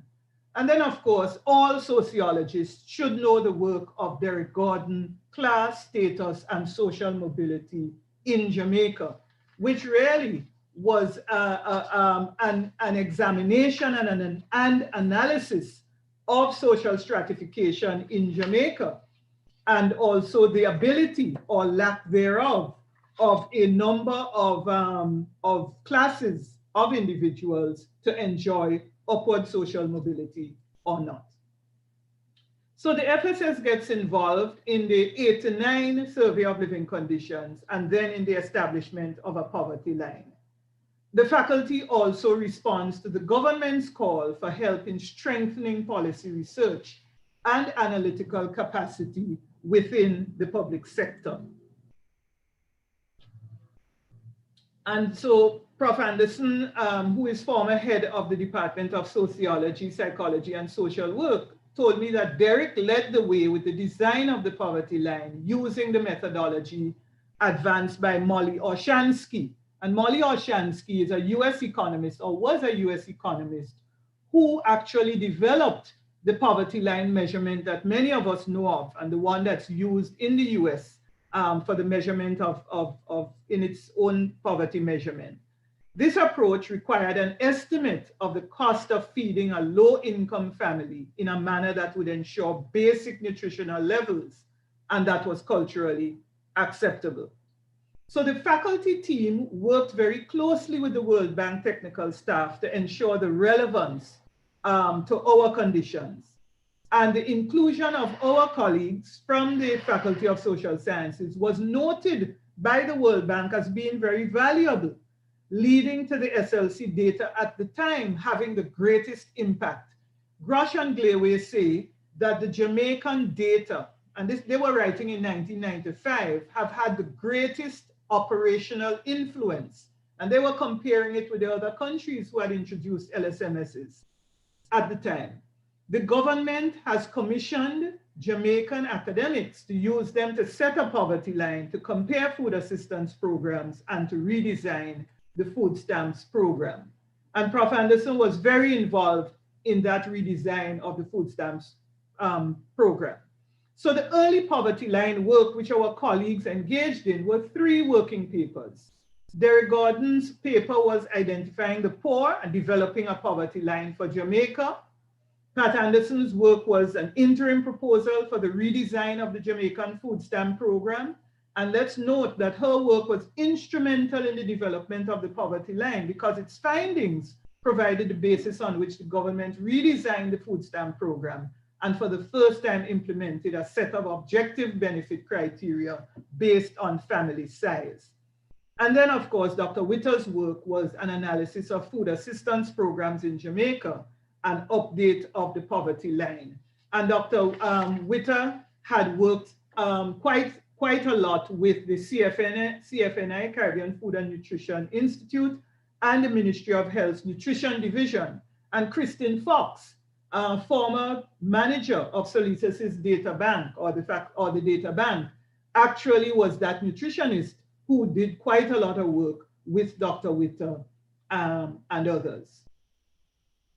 So Dr. Witter says that the basic poverty line methodology that was established by Molly Oshansky was that which we used, but with the real changes having to do with what was a legitimate food basket and what was the ratio that was used to invert it to get the poverty line, for us. So it entailed refining our methodology around the food basket and determining the required kilocalories that were needed for daily functioning, and then determining the food equivalencies for different age groups and different genders. In terms of the faculty's involvement in capacity building, I'm shifting slightly, but it's related.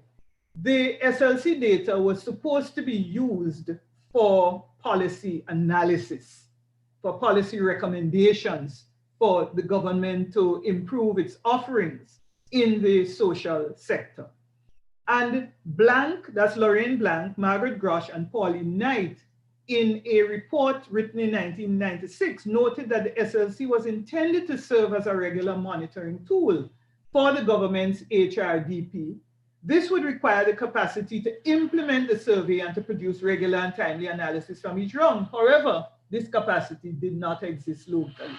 And even at the UE at the time, it was said that there was limited expertise in policy research and sophisticated social policy analysis. So that led to the development of a SPA project, Social Policy Analysis Project.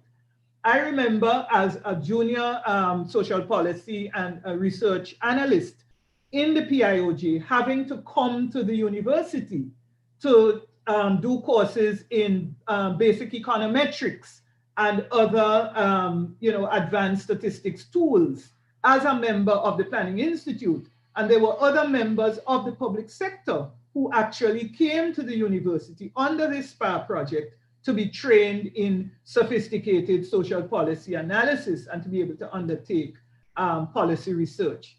So the objective of the SPA was to build and strengthen the social policy research capacity at the PIOJ in the sector ministries like Ministries of Health, Education, Labor, and so on, Ministry of Housing as well, and the UE. Now that involved the training of faculty to be able to teach graduate level policy analysis and also to build skills in multivariate stats, cost-benefit analysis, cost-effective analysis, and other relevant techniques.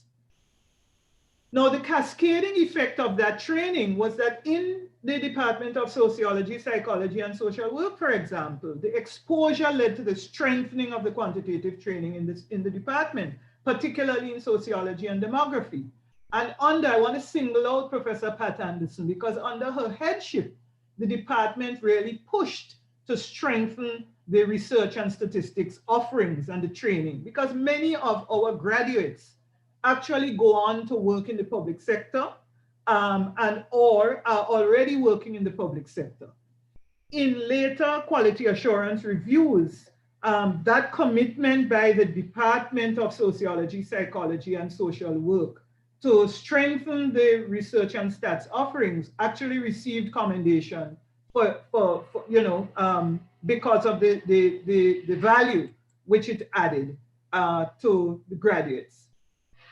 Another part of that SPA project was the development of the establishment of the Derek Gordon Data Bank that came in 1994, of course, named after Dr. Derek Gordon, who was the pioneer. And that data bank today is a repository for key social and economic data sets from government agencies, not least of which are the SLC data sets. The data sets we know are very helpful to students who are honing their statistical skills, and very helpful to those of us in various departments in the faculty and elsewhere who provide quantitative training to students. They can hone their skills using these data sets. Also, of course, research students have used them for MPhil and PhD studies.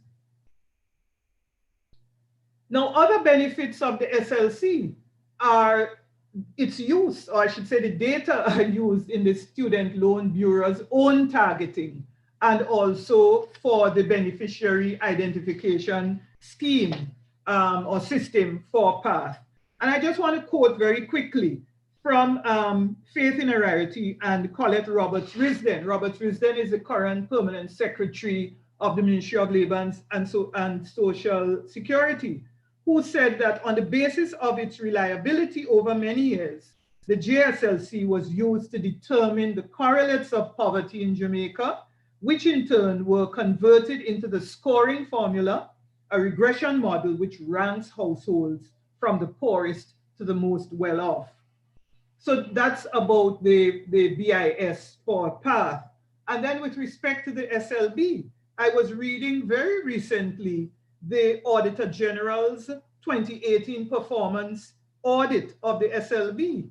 And they were noting that, quote, eligible students are those whose mean test scores place them in quintiles 1, 2, and 3 of the Jamaica Survey of Living Conditions, designating them as persons living below the poverty line. So we see very clearly the use of the survey data, certainly for these two very important programs. So what are current faculty members doing in terms of their involvement with the JSLC? So we have current faculty members who serve on the technical steering committee. I do, so does Richard Leach, who is the current manager of the data bank, and also Dr. Nadine McLeod. We also review technical chapters produced by the SLC, and some of us actually write some of them. We design and or analyze the special modules, and we've had a number of special modules from us: Coping Strategies in '98, Parenting in 2004. That was myself with Professor Pat Anderson, and that produced the working paper on parenting in Jamaica, which has provided evidence for the establishment of the National Parenting Support Commission. And then there were two special modules on aging, and I remember Julian Devonish and Sharon Priestley being very involved in the 2012 special module on aging, and that the data from both have been helpful in preparing the national policy for senior citizens. Well, the 2012 data was used in the revision, the 2018 revision of the national policy for senior citizens. And then we have had two time-use surveys with a far more comprehensive one in 2018, which was proposed by Colin Williams and myself. and the SLC for 2018 was launched today. And so that chapter on time use is available. It allowed us to be able to measure SDG 5, particularly 5.4.1, which is unpaid care and domestic work. And so continuing, a lot of us analyze, we use the data to produce a lot of our papers and to engage in fora such as these. And of course, we use it in the teaching. So there's very clear evidence of the engagement with the development project, engagement of the faculty. We've always been engaged. I think our model represents a good model of academic and public sector engagement.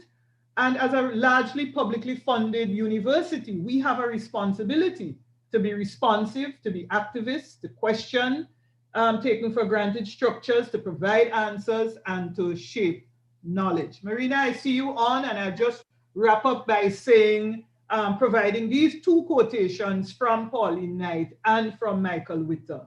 And from Pauline Knight, she says, the involvement of the faculty in national development can only serve to enrich the work of the faculty, because there was the ivory tower concept of university, that it remains aloof and cogitates on things that are highfalutin and not on the ground. But in this world today, that aloofness cannot sustain its importance, especially when it is dependent on governments to keep it going. I wouldn't read the rest. And for Michael Witter, he says, I am unambiguously of the view that the UE and all its faculties, but especially FSS, are there to study and interpret reality and provide guidance in navigating that reality to facilitate the sustainable development of the country, the center of which, in my view, this is his view, is human development. Thank you. Thank you so much, Dr. Ricketts. There is so much that I could say, but I'm mindful of the time. So I will just say thank you so much for demonstrating what a boundaryless career is like. Boundaryless, meaning that, you know, you're not boxed in at all, and you've demonstrated what it means to be teaching and doing research and institution building and applying the information and building theory, all of what encompasses what an excellent scholar does. So thank you very, very much for that presentation. And I'm sure that audience will have questions, which we will take at the end. Really, really appreciate what you just shared and just the demonstration of just the vast reach of your work. Thank you very much. Before I introduce the next speaker, who is Dr. Natalie Dietrich Jones, I want to welcome Dean of FSS in Cave Hill, that's Professor Troy Lord. Welcome to our symposium today. Glad you could make it. So now we have a presentation by Dr. Natalie Dietrich Jones. She's going to talk to us on the 60 years of migration research. Dr. Jones is a research fellow at the Sir Arthur Lewis Institute of Social and Economic Studies, SALISES, here at UWI-Mona. Her interests include geographies of the border, managed migration, and intra-regional migration in the Caribbean. Dr. Jones is chair of the Migration and Development Cluster, an interdisciplinary group of researchers exploring contemporary issues concerning migration in the Caribbean and its diaspora. She is also coordinator of the course Small States Development, Challenges and Opportunities, which is offered in the MSc Development program at SALISES. So we look forward to hearing from you, Natalie. Over to you. Thank you very much. Thank you, Dr. Ramkisoon, and good afternoon, everyone. I'm assuming you're seeing the slide that's up, which is the opening slide for the presentation. It's actually really interesting to follow Dr. Ricketts because it brought back some memories of sitting in Intro to Sociology when I was a student in the early 2000s, and actually for her to conclude with that quote from Dr. Witter, which serves as an interesting segue into where I will start my presentation. So I'm looking at FSS contributions to Caribbean Migration Scholarship, and I will explain in a bit the approach that I took to do this presentation, which is more of a landscape overview and not a detailed analysis of a specific contribution, as Dr. Ricketts did. So I just wanted to contextualize the presentation a bit. Why do FSS scholars need to contribute to Caribbean Migration Scholarship? So in the literature, the region is known as having a culture of migration. And in fact, we are significantly dependent on persons who have left our region on remittances, which most people know actually eclipses official development assistance. We were relieved when COVID-19 struck and remittances remained stable. In fact, the estimates suggest that remittances increased. And I just wanted to link also our own students' dependence on migration. Many travel in the summer and fall to participate in seasonal work programs, and it is through that experience that they're able to pay for their university education. So this is a very significant field of research that has tangible implications for people's everyday lives. And I wanted to talk through, we looked at STEAM earlier, but migration as art, which is looking at our influence on advocacy, research, and teaching. And for advocacy, I was concerned with the support that scholars provide to the development of national policy, as well as the institutional framework for migrant and diaspora populations.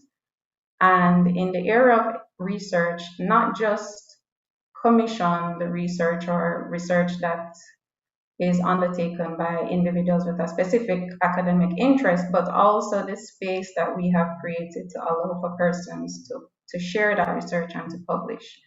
And then finally, whether we've incorporated migration as an area of teaching.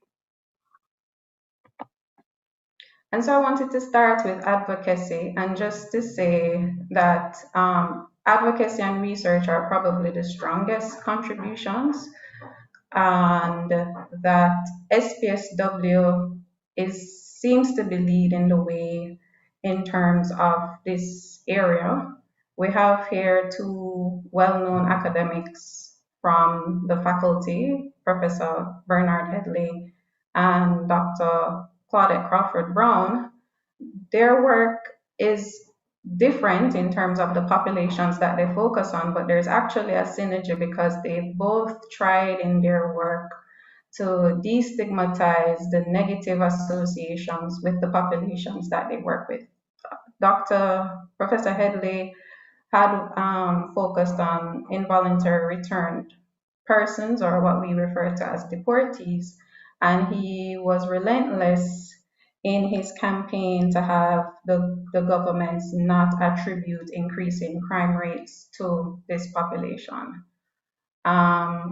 So while Professor Headley had looked at persons who were being returned to Jamaica, Dr. Claudette Crawford Brown examined the impact of immigration on children left behind. And her work is important because she coined the phrase barrel children, which has basically been a significant leitmotif in the literature. Her work is frequently cited in this area of children left behind and the impact on Caribbean families.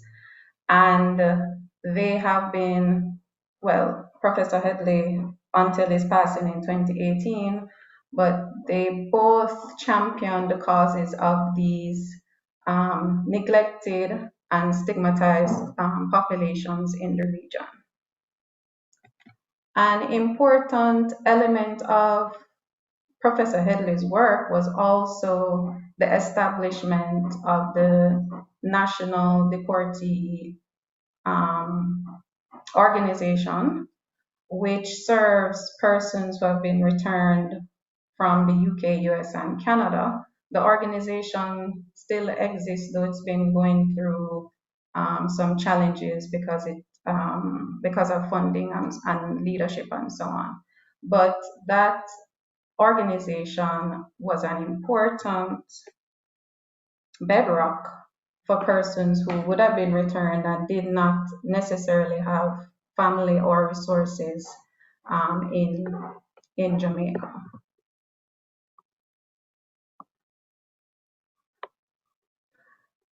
Now, in terms of research, I was very heartened to see that there's representation across all departments in FSS, and this depends on how we define migration, whether we look at it broadly in terms of the discourse on mobilities, which would then mean that work by Professor Ian Boxill would be incorporated in his research on tourism and HIV, for example. Or if we go broader into border geographies and look at the work by Dr. Suzette Houghton, who examines the implications of drug trafficking, but does actually discuss the links between the introduction of a visa arrangement and the management of drug trafficking in the region. So by and large, the department is very heavily involved in research in this area in three primary areas: diaspora engagement and migration and development, the impact of migration on Caribbean families, and return migration, with a significant emphasis on diaspora engagement, but also the impact of the emigration of skilled nationals. If we think of the work by Curtin and Lewis, which represents an interdisciplinary collaboration between the economic department and Salises, we see that they were able to make recommendations about how to retain skilled nationals. And what I wanted to say additionally in terms of research is that it was very difficult to identify what the contributions were, certainly from in the period prior to the 1990s, where the records are not necessarily digitized.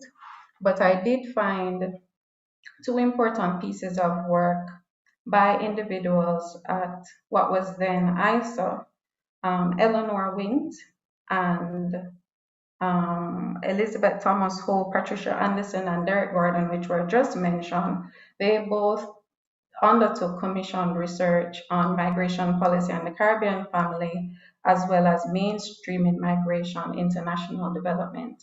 And Professor Thomas Hope's work actually continues today. She authored the migration report, the first migration report for the International Organization for Migration and Planning Institute of Jamaica. And the MSBM actually stands out in this area as the home of the Jamaica Diaspora Institute. And I wanted to just flag the work of Dr. Indiana Mintokoy, because while the trend in this area seems to be towards book chapters or books and edited volumes, Dr. Mintokoy's work is actually appearing in scholarly journals. So more work needs to be done in order to document this, and I'll talk about this later. But certainly we are making an important contribution to Caribbean scholarship. And not just in research undertaken, so academic work undertaken by scholars based at the faculty, but also through the flagship journal of the faculty, which is Social and Economic Studies, which actually predates the faculty by about 7 years. A cursory check of the journal reflected almost 800 articles on Caribbean migration, so possibly included persons based at the faculty, but with obviously a much broader reach than the faculty, scholars based in the region and elsewhere. But what that figure shows is that for each year that the journal has existed, it's published approximately 12 articles each year on migration, which is roughly 3 per quarter since the journal is published every quarter, which is significant. So I'm going to come back to why this is important in a second. So just bear in mind the role that SES plays in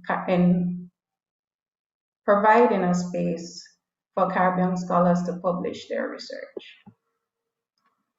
So last year, Dr. Claudette Crawford Brown, SPSS, in collaboration with Salisis and colleagues based in the Netherlands, organized this conference on migration and refugees. And I have there a question mark if this was the first FSS migration conference, which I think that's the way that it was built. And this is an important milestone, but we need to put some asterisks here because for a phenomenon that basically shapes our everyday experiences, it's a long time coming, as in 60 years, for us to have our first migration conference. But this is not to say that migration has not been integrated into the academic space.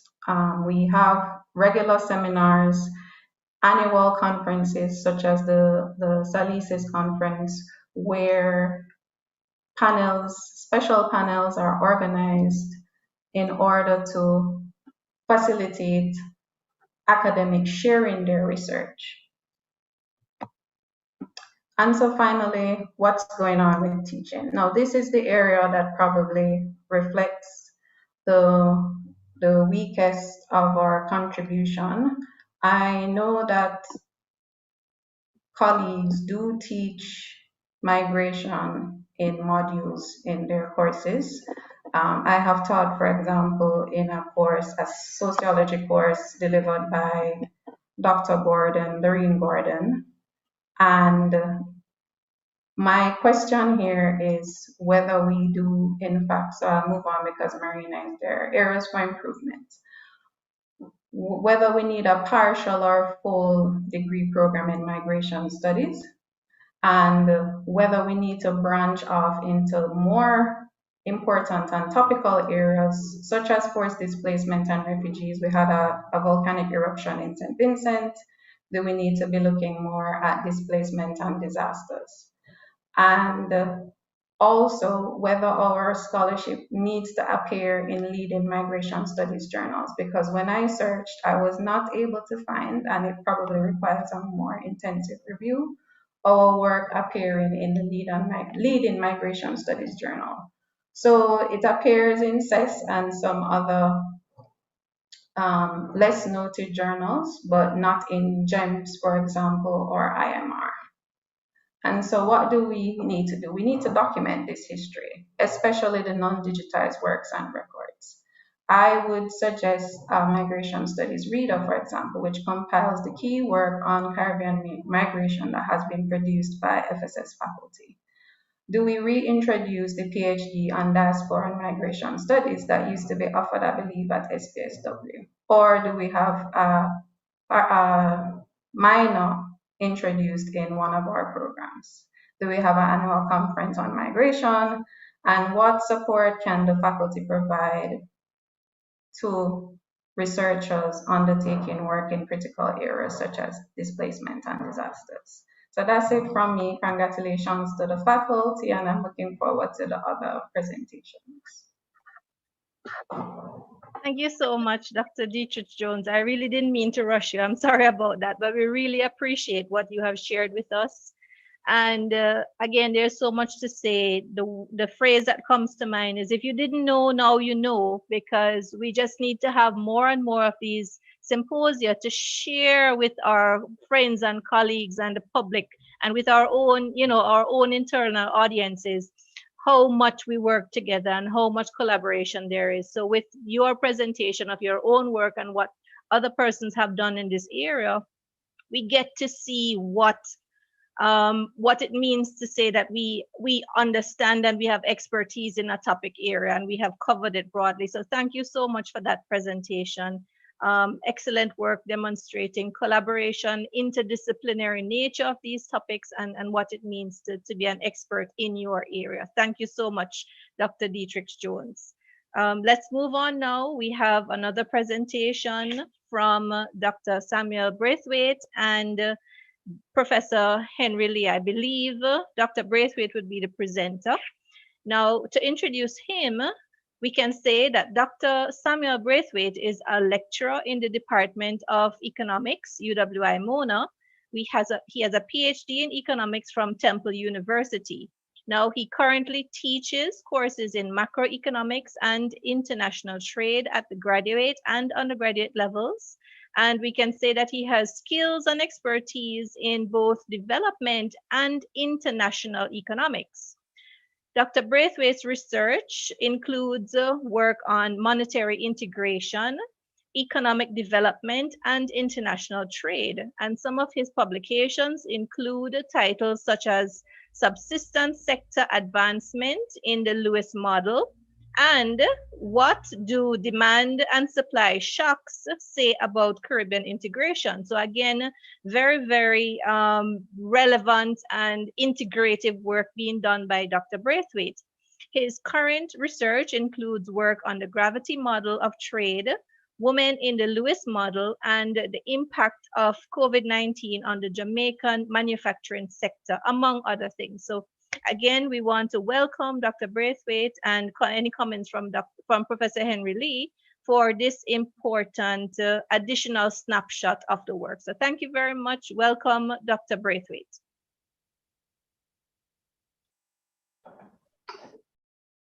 Thank you very much, Marina.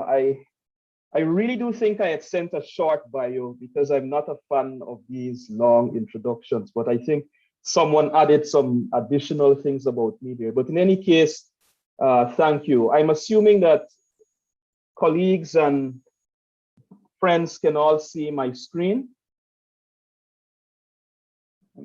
Yeah. Just to confirm. Okay. Right. So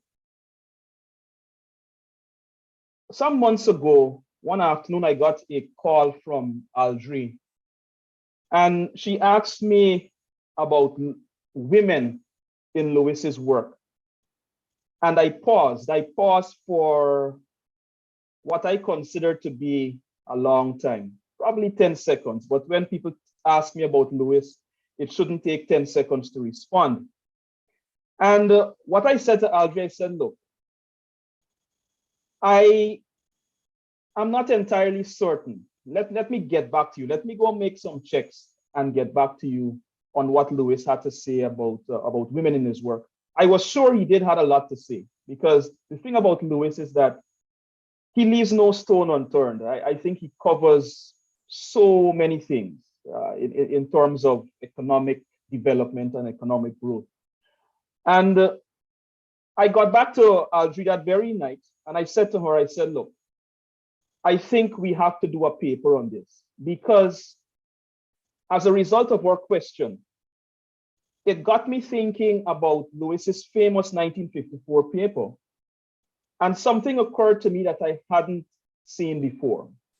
This underscores for all present here today, the importance of asking the right questions in the academy. In fact, I'm of the view that perhaps it is more important to ask the right question than to provide answers at a particular point in time, in the sense that I'm not saying answers are not important, they are important, but once you ask the right questions, you may not get to the right answer or the complete answer in your research, but at least you can look at the correct thing and then someone can pick up from you and continue the work. Yeah? So asking the right questions, I think, is paramount.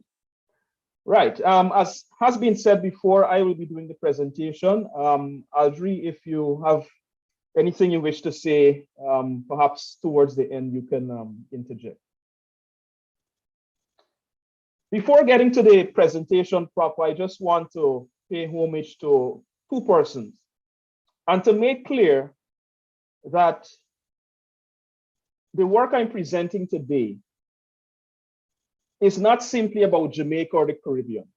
It is about the world, and it underscores our contributions to the world, to economic development in other parts of the world, not only ours. Over the last year, we've had some trying times, and one of the things which was notable about the year 2020 is that we saw many protests around the world where people were taking statues down and so on. And it's fine to sometimes get rid of the old and to get rid of and to question past practices and so on. But as we tear down, we should also build up. And so this afternoon, I want to remember Sir Arthur Lewis. And as you can see on this slide, the important things about his life. I could not put here all the things he's been noted for. He has a lot of firsts. But just to note, he would have been the first Black faculty at LSE in 1938. So you could imagine the amount of hurdles he had to surmount. First Vice Chancellor of the UE, and the only Black man or only Black person to have won the prize in economic sciences. By the way, it's technically there's no such thing as a Nobel Prize in economics. So we say the prize in economic sciences. And today we celebrate the birthday of an exceptional Indian, a man who I'm embarrassed to say I only learned of a few months ago. I think everyone in this room knows of Mahatma Gandhi. But Bhimrao Ramji Ambedkar was an economist, a politician, a lawyer, and an activist, a man who fought for the downtrodden in India, the Dalits or the untouchables, you see?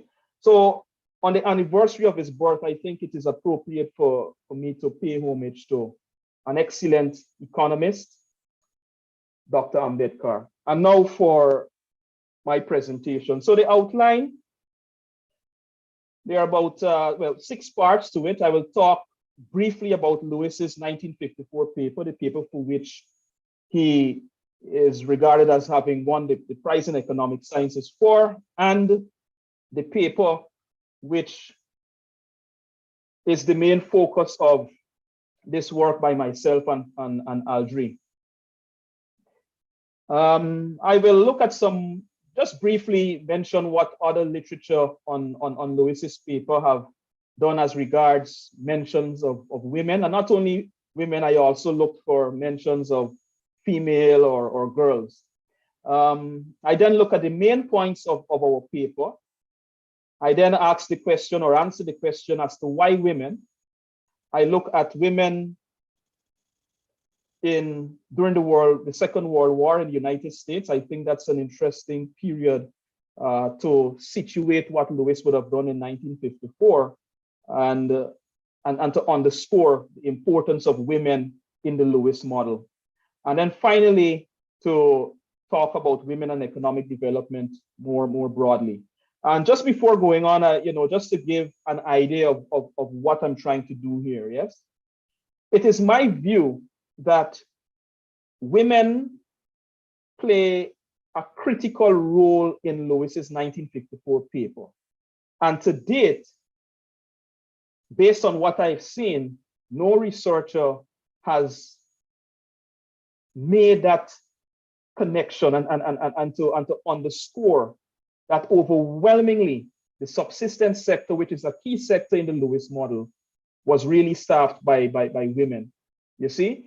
And even Lewis in itself did not, he spoke to the issue of women, but did not underscore it as forcefully as I think it should be underscored, all right? And this is not a slight on Lewis or anything, I think I understand why he didn't do that. But in any case, Just to make clear what the Lewis 1954 paper is about, says the central problem in the theory of economic development is to understand the process by which a community, which was previously saving and investing 4 or 5% of its national income or less, converts itself into an economy where voluntary saving is running at about 12 to 15% of national income or more.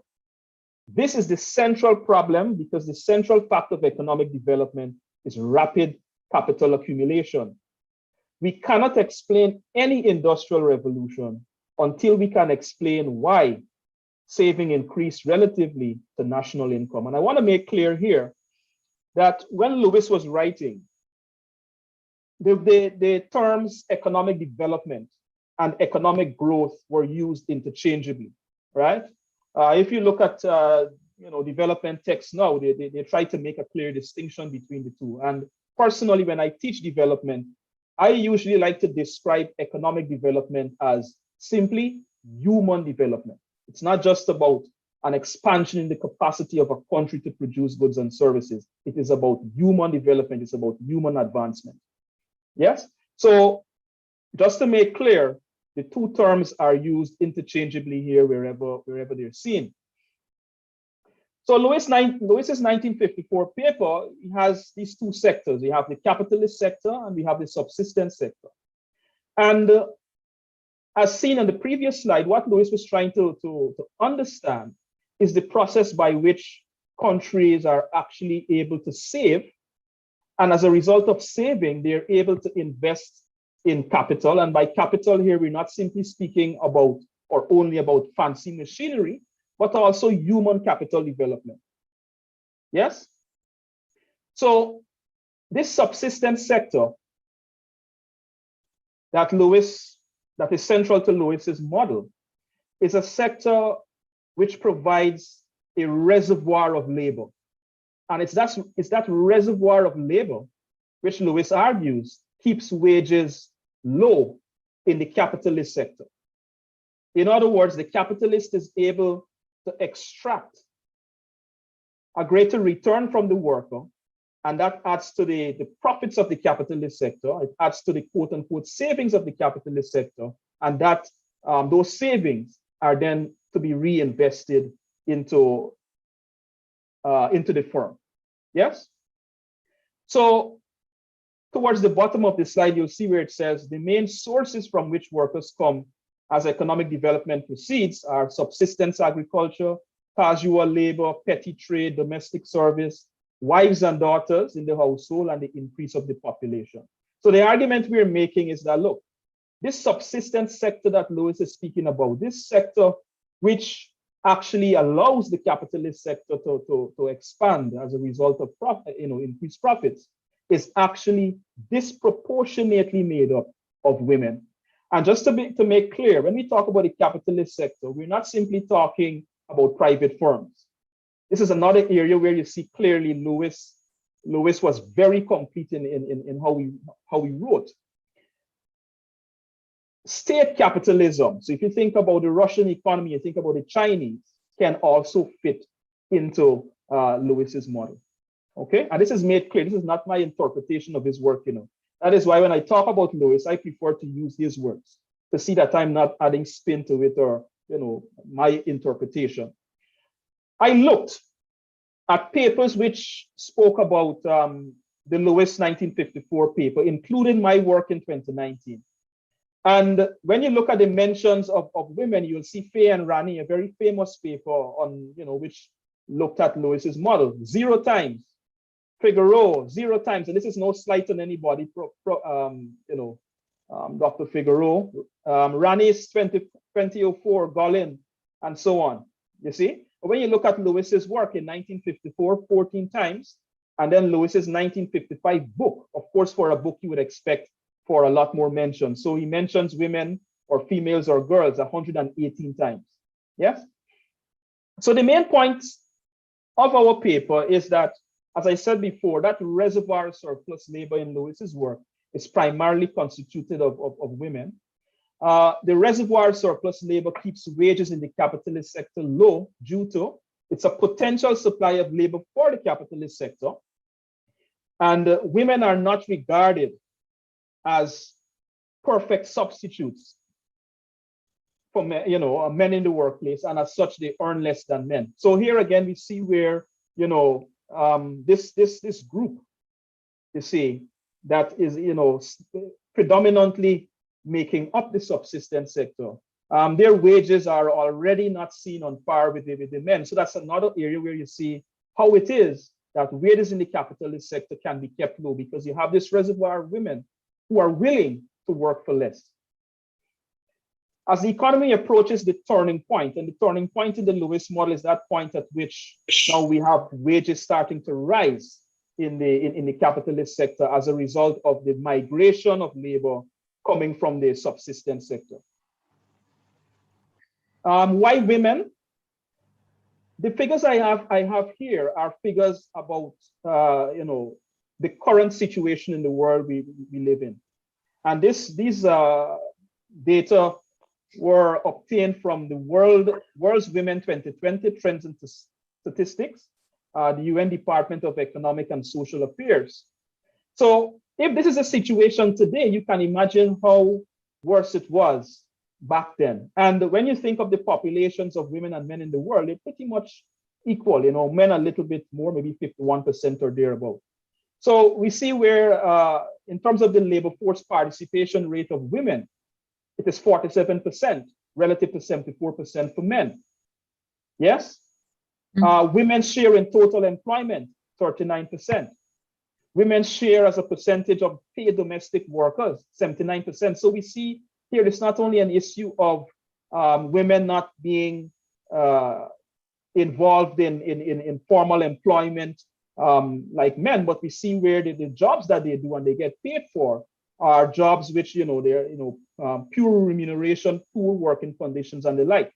And then towards the bottom, 2.5 hours, the additional time spent by women on paid domestic and care work. We can imagine how much more so in COVID-19 times. Yes?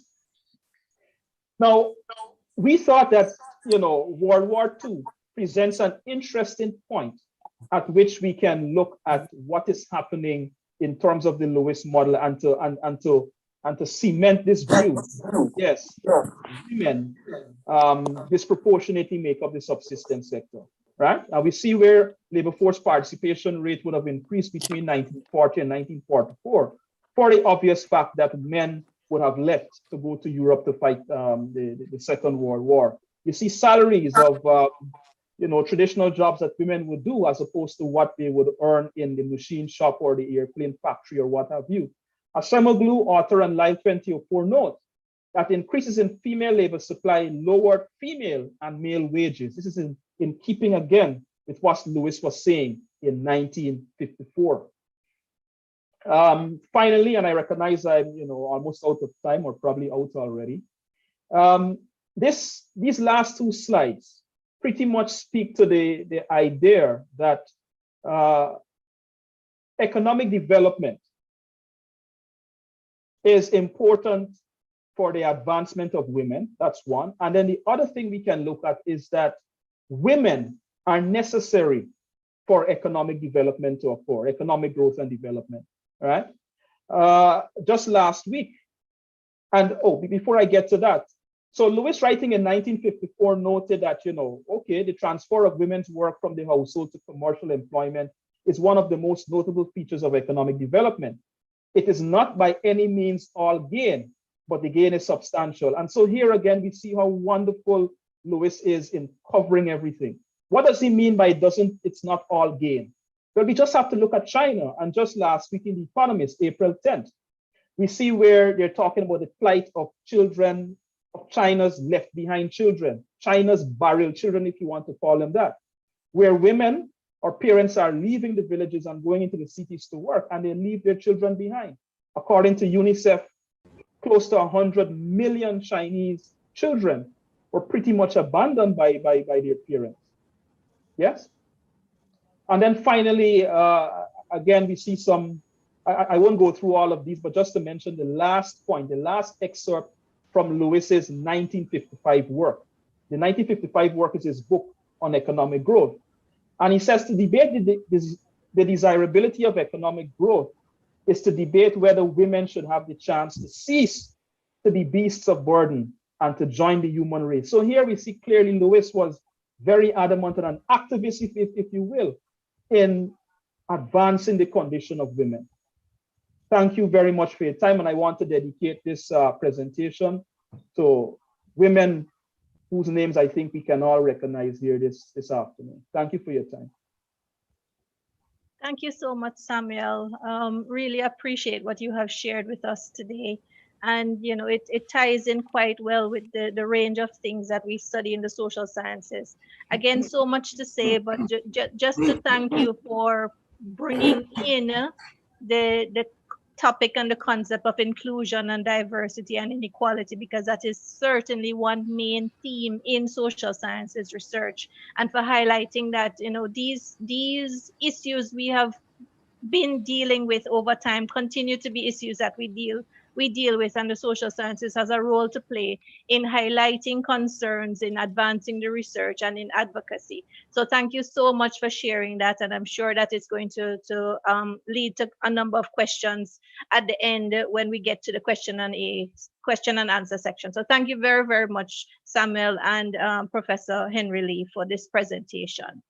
Let us, before I move on to introducing the next presenter, I want to welcome Professor Colin Giles, who has joined us in this online forum, the acting president of UTech. Welcome, thank you for joining us. I hope that you find it informative thus far. Let's move on now to our next presentation. We do have quite a number of presentations, but it's just so rich. We really don't want to miss any of this information that's being shared. The next presentation is coming from Dr. Floyd Morris, and the title of his presentation is the FSS, Promoting Participation, Inclusion, and Non-Discrimination of Persons with Disabilities. Now, we all know Dr. Morris quite well, and there's so much we can say. We would like to share a bit of his bio. Dr. Morris completed his PhD at UWI in 2017 after, you know, a very nice and interesting and really inspiring story of moving through the education system. He is currently the director of the Center of Disability Studies at UWI. He's also host of a radio show, Seeing from a Different Perspective, which was aired on News Talk 93 FM on Mondays from 12 to 2:30 p.m. He is the 2012 recipient of the Prime Minister's Lifetime Award for Excellence in Disability Reform. In 2017, he was the RJR Gleaner Communications Group Education Personality of the Year awardee. In addition to that, in 2018, he was appointed as CARICOM's Special Rapporteur on Disability. Even more, in 2020, he was selected as the UWI Vice Chancellor Awardee for Excellence in Public Service.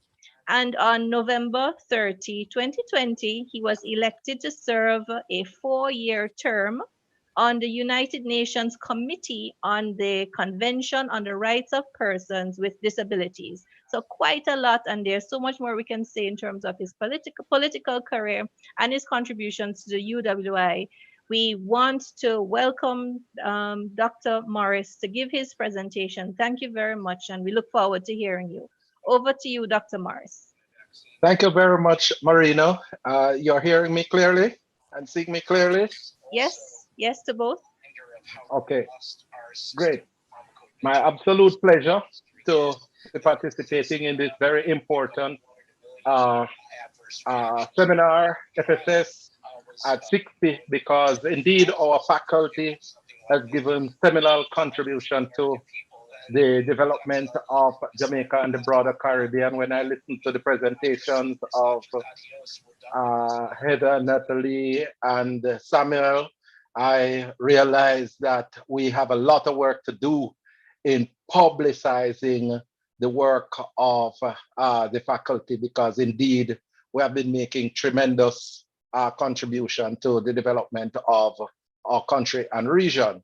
And I want to acknowledge two persons that was mentioned in the presentations prior. because of the nature of my presentation. Dr. Michael Witter, who was mentioned by Heather in terms of his contribution in the faculty, and Sam mentioned Professor Figueroa.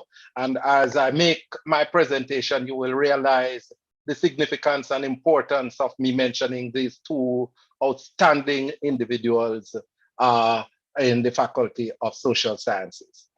And here I go. Education is cited as one of the indispensable rights of human beings under varied international treaties. This right to education is extended to all citizens, including persons with disabilities. The Convention on the Rights of Persons with Disabilities reaffirmed these rights to persons with disabilities in 2006. Instructively, the convention luminously stated that state parties must, as far as practicable, move towards an inclusive education system that would accommodate persons with disabilities. According to the United Nations Education, Scientific and Cultural Organization, UNESCO, inclusive education is a process of strengthening the capacity of the education system to reach out to all learners. As an overall principle, it should guide all education policies and practices, starting from the fact that education is a basic human right and the foundation for a more just and equal society. The definition proffered by UNESCO gives an elemental understanding of the concept of inclusive education. It recognizing education as an human right and a tool for achieving social justice. Importantly, it embraces the vista that every child can learn and every child must learn. The concept of inclusive education is buttressed in the social and human rights models of disability. These models postulate that it is the varied barriers of society that serve to place restriction on persons with impairments, thus limiting their participation in society on an equal basis with others. Additionally, the models recognize that the fundamental rights and freedom entrenched in varied human rights agreements include persons with disabilities. One can thus theorize from these models that the rights of persons with disabilities are recognized and respected by society. The varied barriers such as inaccessible educational institutions will be removed, and persons with disabilities will be able to efficaciously participate in society on an equal basis with others. This has been the raison d'etre of the advocacy of the Faculty of Social Sciences for persons with disabilities over the years. The University of the West Indies has been at the forefront of inclusive education even before it became acceptable from as far back as the 1960s. UWI Mona was accepting students with disabilities, as during that era, the institution had 2 students with disabilities reading for their degrees. Archie Edwards and KD Edwards were the first 2 students with disabilities to have been registered at UWI Mona. The registration of students with disabilities increased during the 1970s and 1980s as persons with disabilities made a greater push for their self-efficacy, with the recognition that education was the preeminent means of social transformation.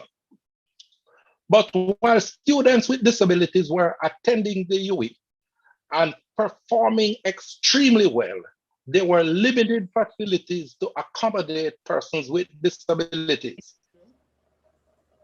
In fact, the success of these students were largely dependent on their own desire to achieve and the generosity of friends who they had met at the institution.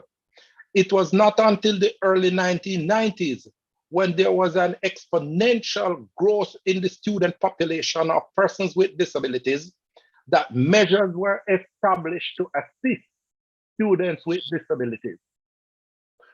Progressive lecturers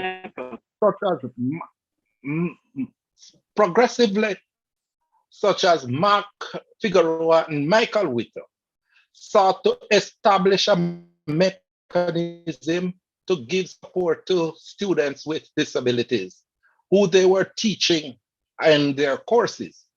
The efforts to institutionalize inclusive education for students with disabilities at its difficulty of social sciences, with Mark Figueroa and Michael Witter at the helm. These two champions for students with disabilities brought the matter to Professor Marlene Hamilton, who was deputy principal at UWI Mona in the early 1990s. Mark Figueroa had previously brought a proposal to Professor Leslie Robinson, who never actioned the idea. However, Figueroa and Witter found an ally in Professor Marlene Hamilton, who moved to action by establishing the Committee for Students with Disabilities. Mark Figueroa was the first chairman in 1991 to 1992. The committee established by Professor Marlene Hamilton comprised individuals from a compendium of departments at UWI Mona that would impact positively on the learning experience of students with disabilities. Instrumentally, students with disabilities were included on this committee, thus giving life to the global mantra of persons with disabilities, nothing about us without us. Relatedly, I served on this special committee whilst being an undergraduate student from 1994 to 1996. The formation of this committee contributed to a number of accomplishments for students with disabilities at the UWI Mona. Some of these include: 1, the establishment of a special policy for students with disabilities in 1995. 2, the drafting of an operations policy manual for students and employees with disabilities. 3, the procurement of modern technologies for students with disabilities. 4, the establishment of a cadre of students to support students with disabilities. 5, the making of the campus more accessible to students with disabilities. 6, the ultimate construction of a modern facility in collaboration with the Lions Club of Mona to accommodate students with disabilities. These accomplishments have set the stage for producing a graduate with disability whose confidence and able to contribute meaningful to the development of society. This has been done through graduates such as Dr. Ixwell Douglas, the first person who is blind to graduate from UWI with a PhD and who served as Assistant Chief Education Officer in the Ministry of Education and Information. Miss Gloria Goff, current Executive Director of the Combined Disabilities Association. Miss Monica Bartley, former Director of the Statistical Institute of Jamaica. Mr. Conrad Harris, Executive Director of the Jamaica Society for the Blind. Mr. Damian McLean, Chairman of the Jamaica Society for the Blind and Senior Social Worker for the Program of Advancement through Health and Education. The UWI Mona has subsequently moved up the education value chain when it established the Center for Disability Studies in 2009. The UWI-CDS was established to drive research, training, public education, and advocacy for persons with disabilities. Since its establishment, the following has been achieved. Conducted research on access and inclusion of children with disabilities in the Jamaican education system, and this has contributed to the Ramping School project by the Ministry of Education and Information. Conducted research on sexual and reproductive health of persons with disabilities in Jamaica. Conducted research on cultural inclusion of persons with disabilities in Jamaica. Conducted research on broadband and internet access for persons with disabilities in Jamaica. Conducted research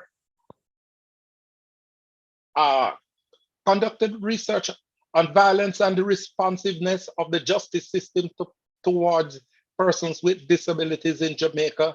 Established the Regional Disability Studies Conference to drive scholarly discussion on the subject of disability in the Caribbean. Established the Regional Disability Index to drive the implementation of the Convention on the Rights of Persons with Disabilities in the Caribbean. Trained approximately 1,000 individuals in the public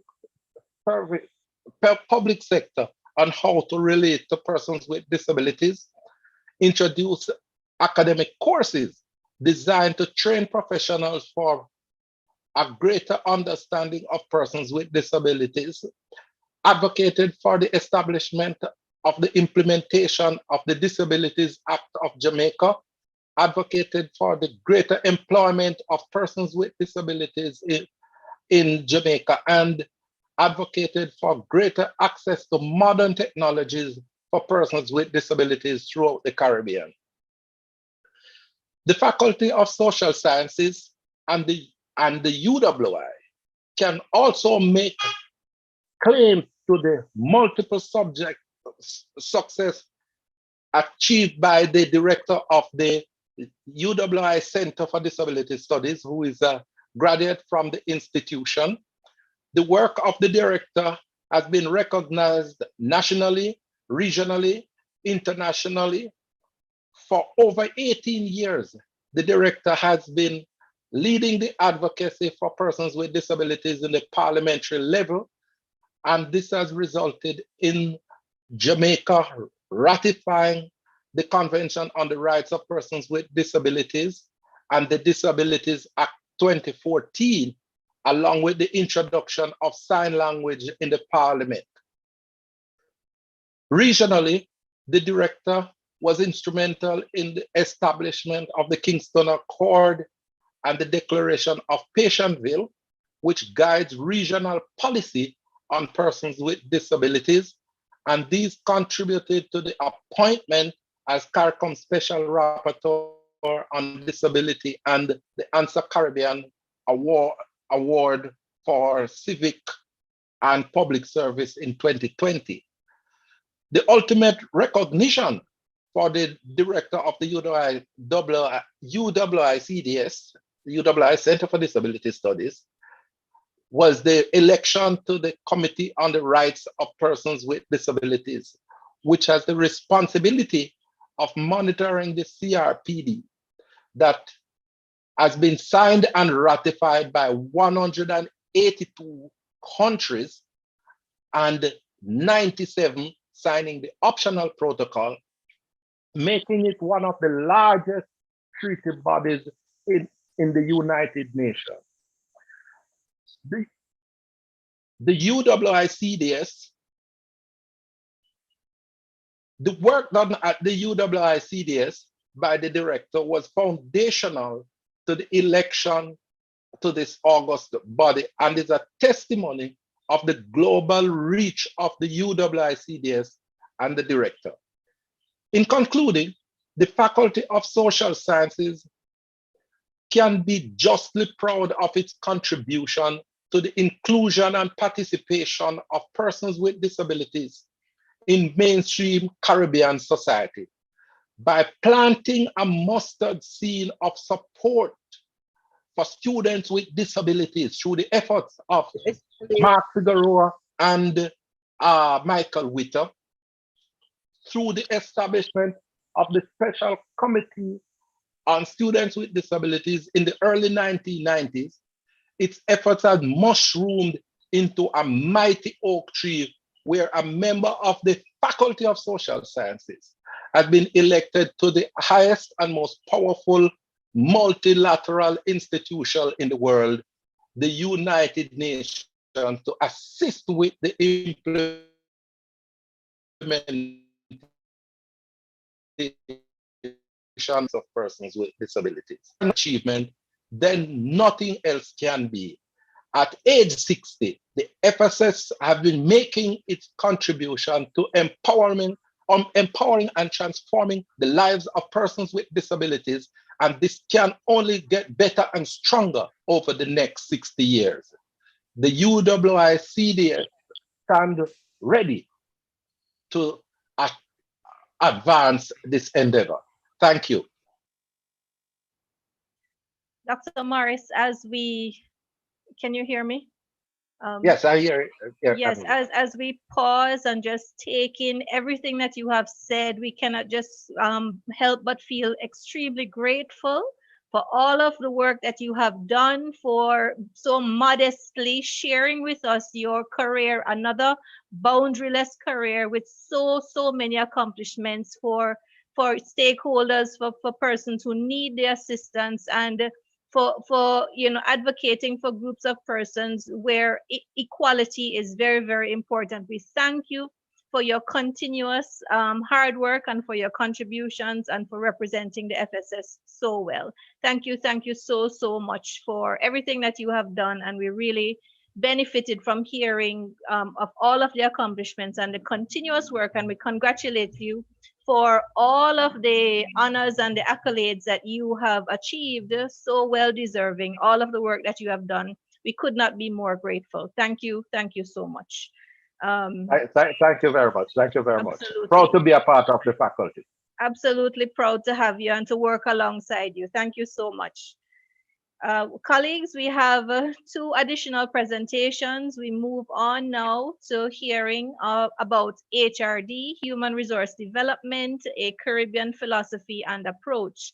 And we have perhaps, I believe, both Olivine Thomas and Mr. Clement Branch presenting.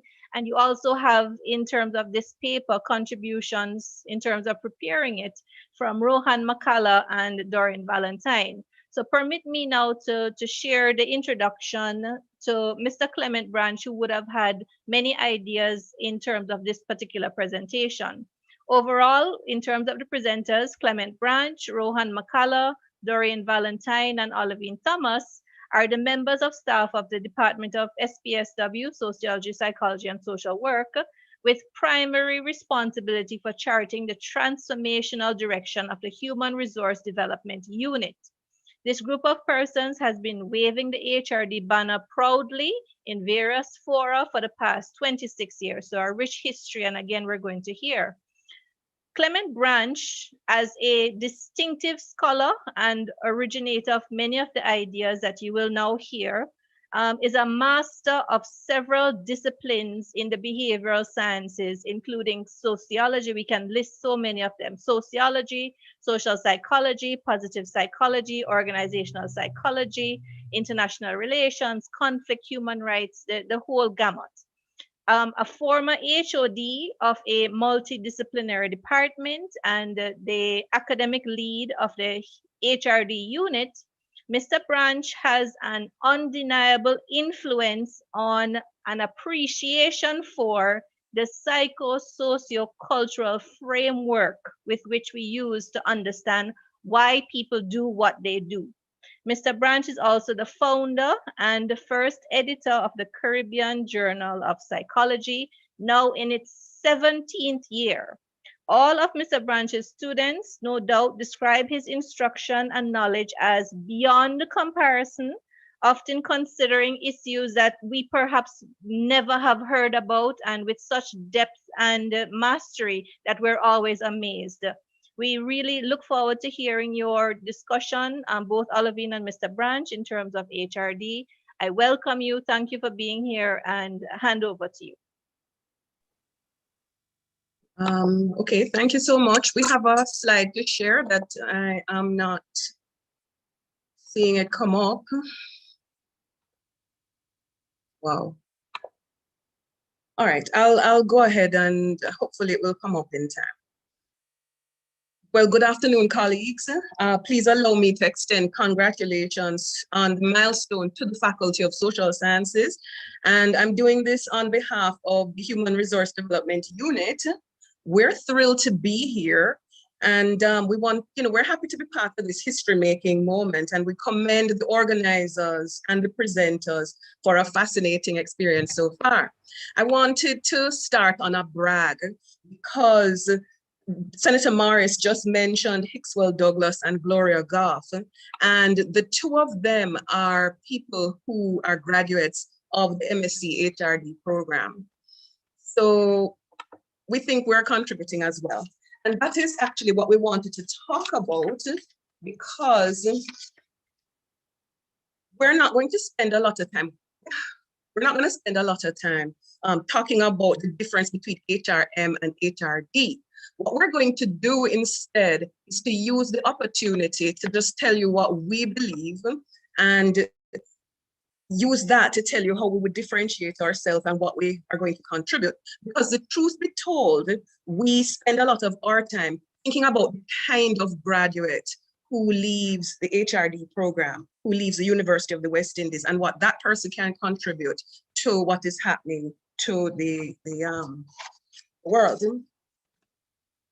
I don't have my slides to show you for some reason, but what we wanted you to do was to consider a bureaucracy and a learning organization.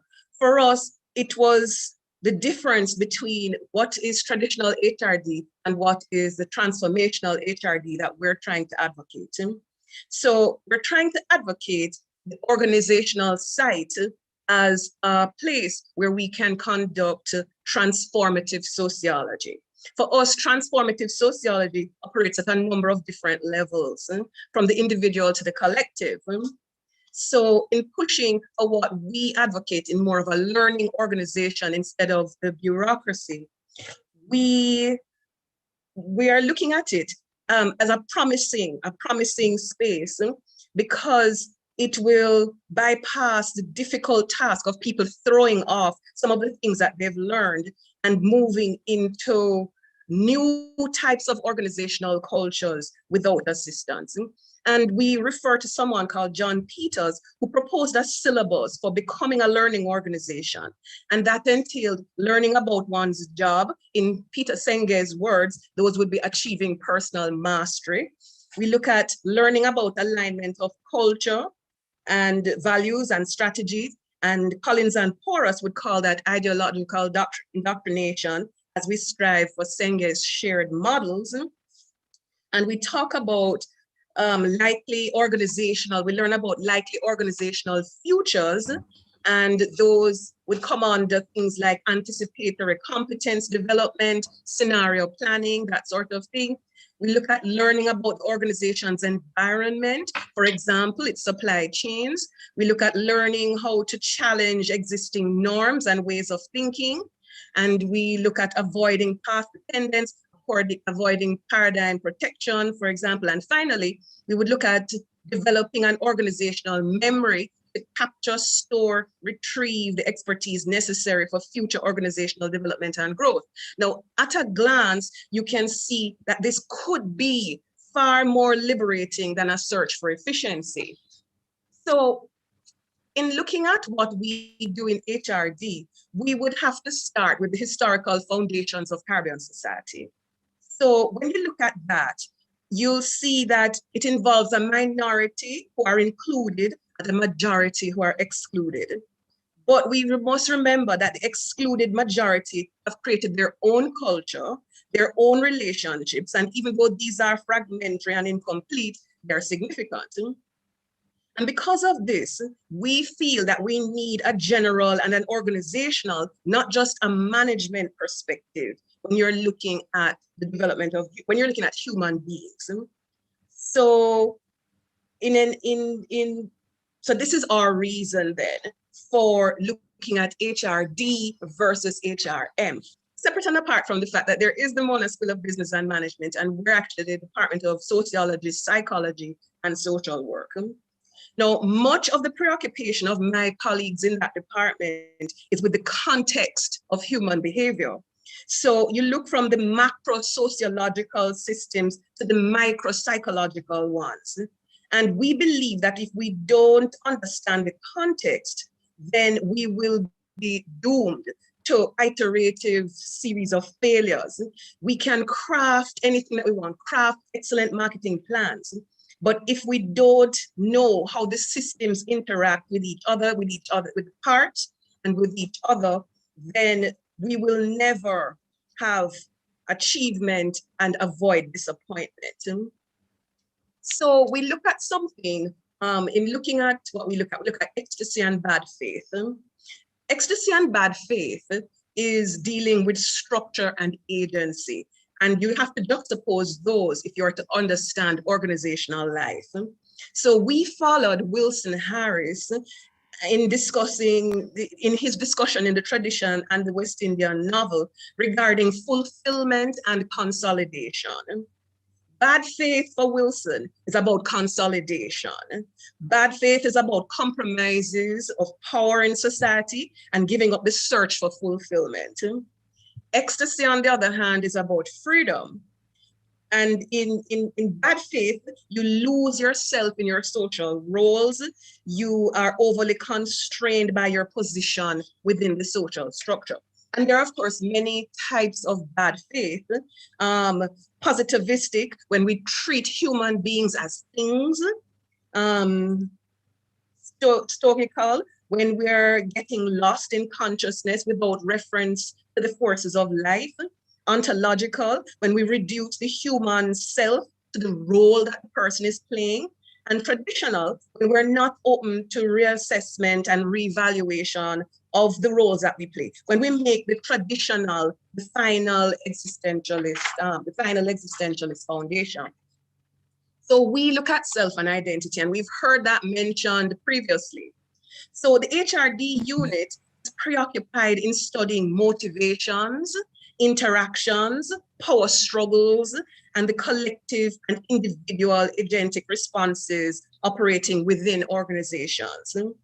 It cannot be denied that the context of our politics, the racial discords that we still struggle with, all these things that we face today, the conflicts that surround our social status, that exist in the macro sociological sphere, are all reflected in the organization.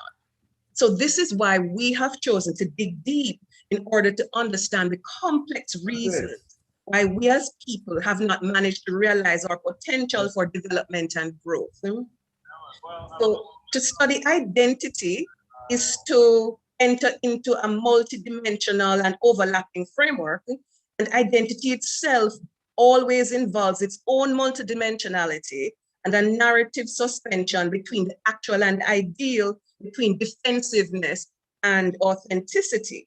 And of course, defensiveness, Dr. Ramkisoon is here right now as the moderator, but she is our expert in the study of defensive routines in organizations. So for us, identity is embedded in the transcendental self. And the transcendental self has 5 things. The self as unconscious, as conscious perspective, the self as consciousness as cosmic, restless and expansive, self as individual and collective mediation of conscious, self as open opportunity, always surpassing itself.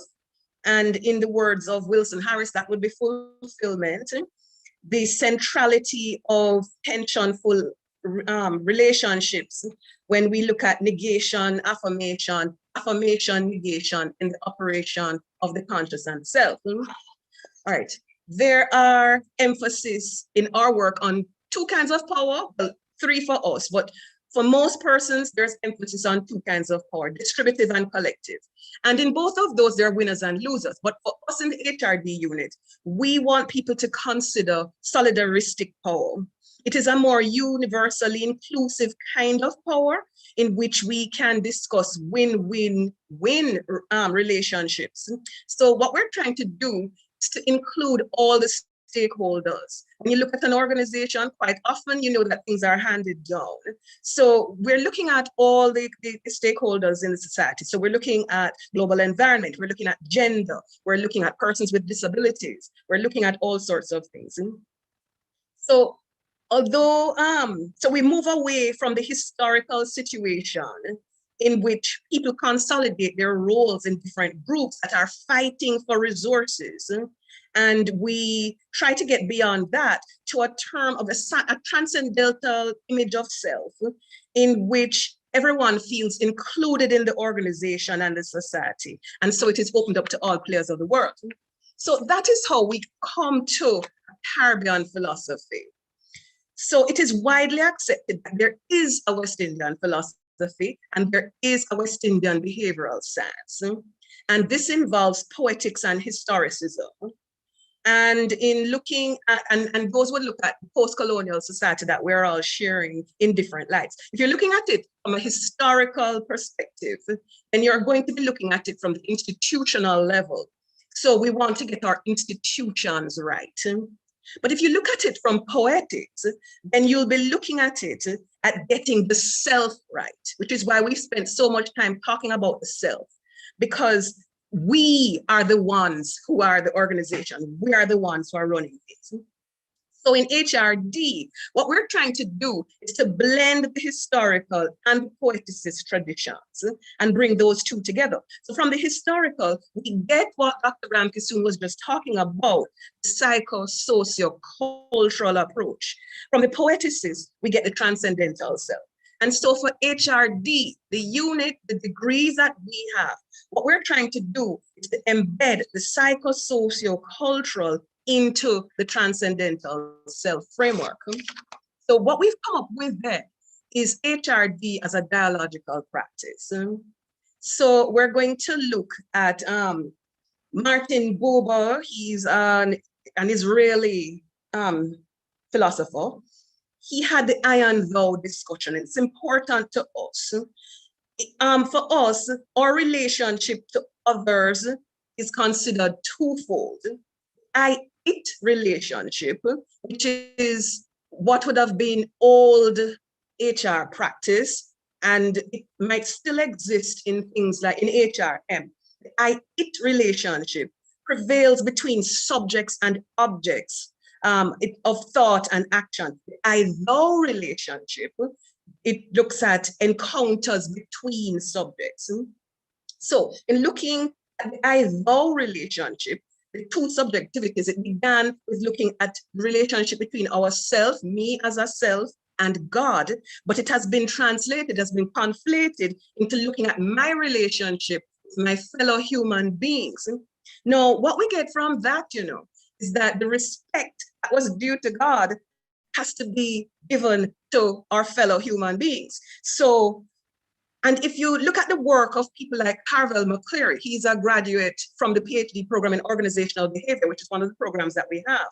He tells us that respect, the need for respect, is the number one need for a Jamaican worker. That's what they respond to most. So in Buber's words, he said that dialogue, inattentive listening, and full engagement response to the life experiences of others. I felt I have not the right to want to change another if I'm not open to being changed by him as far as is legitimate. So what we are trying to do is to get everyone to partake in the organization as equal human beings, working with the same difficulties and the same problems, and having access to the same transcendental selfhood. The the transcendental self can be both individual and cultural. It can be individual and collective.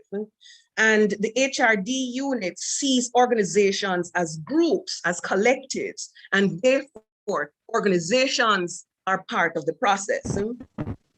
So how are we going to access the transcendental self for the people who work within organizations and for the organizations themselves? We recommend that you do two things. You use expressive circles and you use social affirmation. So expressive circles are an authentic, non-defensive encounter between individuals. It's something that Clement Branch has come up with. And unfortunately, there is no time for people within organizations to meet each other as human beings because remember, as Marina Ramkisoon would tell us, we are fraught with defensive routines as soon as we leave our homes. So we have to take down these defenses and tap into the transcendental that we all share. So the other thing that we would do is to look at social affirmation. And this is translating the same authentic, non-defensive encounters from individuals to the collective level. It is building a culture that is consistent with a set of social rituals and practices that will keep the transcendental self alive, despite the fact that most people are still going to be locked into roles.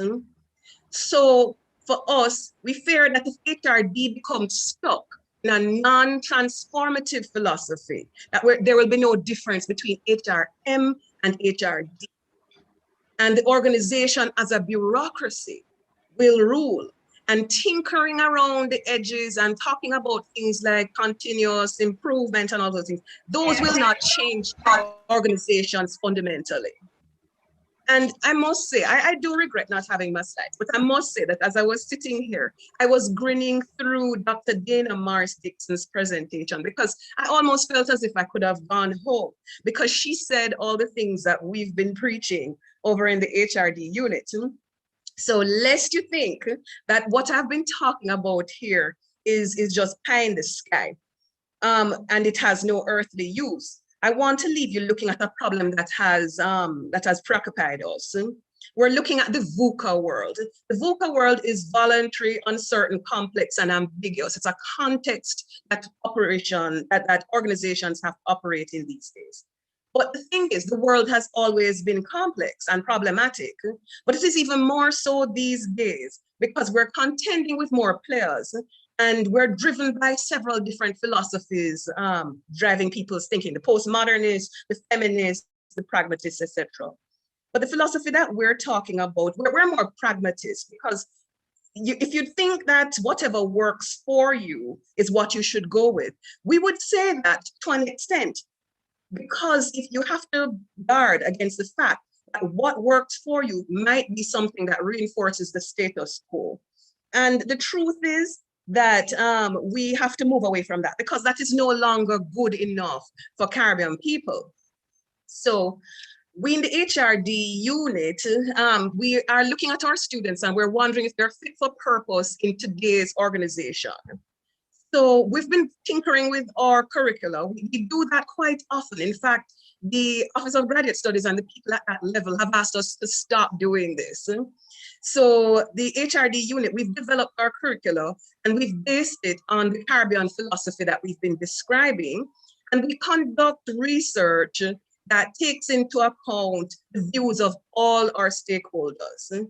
And so we're returning power to the people who are living the organizational experience because it is counterproductive to think that you can make pronouncements from on high and expect that you'll get unfettered compliance. Because let us be clear, this has never been the Caribbean way. And again, Clement Branch and I have spoken at other places, other fora about metaphors, and we developed our own metaphors to describe Caribbean life when we're looking at things like provision ground and that sort of thing and what organizations mean to people. So there is a world of difference between knowing what you are to do and what you actually do. And we recognize that some of the things that we're saying are not necessarily new, and we've been standing on the shoulders of giants.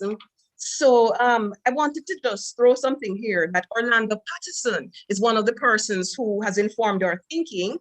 And he has said, certainly, as a Caribbean mixed methods approach, I've used 3 approaches to analyze and express my sociological and historical ideas. First is the positivistic method of quantitative sociology. The second is a socio-historical approach. Third, the interpretive, which blends literary methods and social analysis and draws on real and mythic archetypes as interpretive pathways to the human condition. So I'll close with 2 quotations. The first is from Sartre that Clement Branch felt encapsulated what we have been trying to do for our stakeholders in the HRD unit. He said, I give my entire self the task of saving my entire self. If I put away salvation among the stage properties as impossible, what is left? A whole man made of all men, worth all of them, and any one of them worth him. But then I want to close off for sure now with something that might be a little more accessible to the rest of us, but which technically means the same thing. It was said by Bob Marley. He said, emancipate yourselves from mental slavery.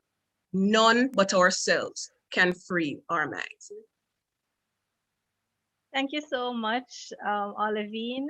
You did not fail to deliver. We expected this from you and your team, and this really was really rich and deep and gave us a great understanding of the vision of transformation of both the program and where we can, with that program and through that program, assist the region in developing even further. You mentioned my name several times, so I just want to end with one little quote here and we move on to Michael Barnett. Beyond all ideas of right and wrongdoing, there is a field. I will meet you there. That is from Rumi the philosopher. And I think it kind of also complements what you mentioned in terms of where we are trying to get and what we have to overcome to be able to get there. So thank you very much. Appreciate it. Awesome presentation. And we will now move on. I'm mindful of the time. I'm not a good moderator because I will listen and I will not stop you, but we have to be mindful and honor the other panel so that we can get through on schedule. So let us now invite Dr. Michael Barnett to give his tribute to Professor Barish Evans. In introducing Michael Barnett, I can say that he is a senior lecturer in the Department of Sociology, Psychology, and Social Work, UWI-MONA, and he holds a PhD from Florida International University in Miami. His areas of specialization are critical race theory and sociological theory. He has authored numerous articles and notably has single-authored a book on Rastafari entitled The Rastafari Movement, a North American and Caribbean Perspective. In addition to that, he has edited the popular book anthology on Rastafari titled Rastafari in the New Millennium and co-edited the Rastafari book entitled Leonard Percival Howell and the Genesis of Rastafari. So without further ado, our final presenter, last but not least at all, Dr. Michael Barnett. Welcome and thank you. Thank you very much, Marina, for the introduction, and welcome to everybody. Welcome, colleagues, and good afternoon. I'm very pleased to be part of this landmark milestone event that Faculty of Social Sciences is now marking its 60th anniversary. So it gives me great pleasure. I'm going to give a tribute to Barish Evans. I'm going to try and be as concise as possible in the interest of time. Professor Barish Evans was undoubtedly one of the stalwart public intellectuals from the Faculty of Social Sciences here at the Mona Campus, University of the West Indies. And he not only made his mark on the wider Jamaican populace, but also the Caribbean and indeed the wider world, as well as at the university itself. He was a father, husband, academic, and administrator, an artist, musical composer, and an activist, amongst other things. He was a renowned anthropologist in his own right, covering areas such as gender, Caribbean folk culture, and Caribbean anthropology in general. But in my opinion, he distinguished himself most notably internationally in the field of Rastafari studies. That of course, is my perspective, and those who know me will realize why I say that. Professor Chavans, notably, though, also initiated many important initiatives when he was Dean of the Faculty of Social Sciences here on the Mona campus, such as, just to name some, this is not exhaustive, a fellowship in folk philosophy, which facilitated grassroots philosophers and thinkers to be resident at the university Mona campus, such that they could interact with the students. So they were facilitated, given residence at the campus for 1 year, so they could interact with the students and give them a grassroots perspective. He also organized art exhibitions within the Faculty of Social Sciences, wherein which the artwork by staff members of the faculty, various members of the faculty, would be displayed. In terms of community activism, Professor Chavaz notably founded Partners for Peace in 1997 and then became a board member of the Peace Management Initiative along with Horace Levy. He was also very active in Fathers Inc., should be noted. In terms of his public service, he headed up the National Commission on Ganja in 2001.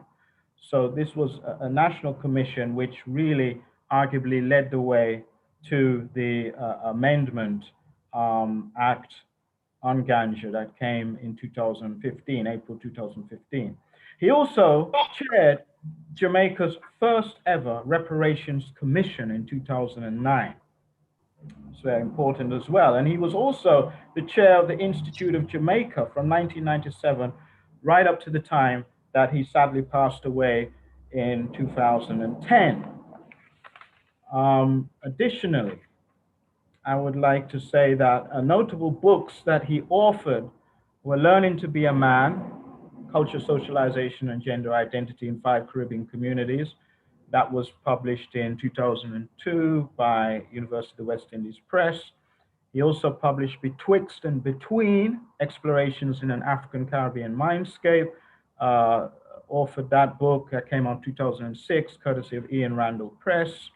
Also, there's another probably not so well-known book that he co-edited along with Patsy Sutherland and Roy Moodley, known as Caribbean Healing Traditions, looking at Caribbean healing traditions in relation to health generally.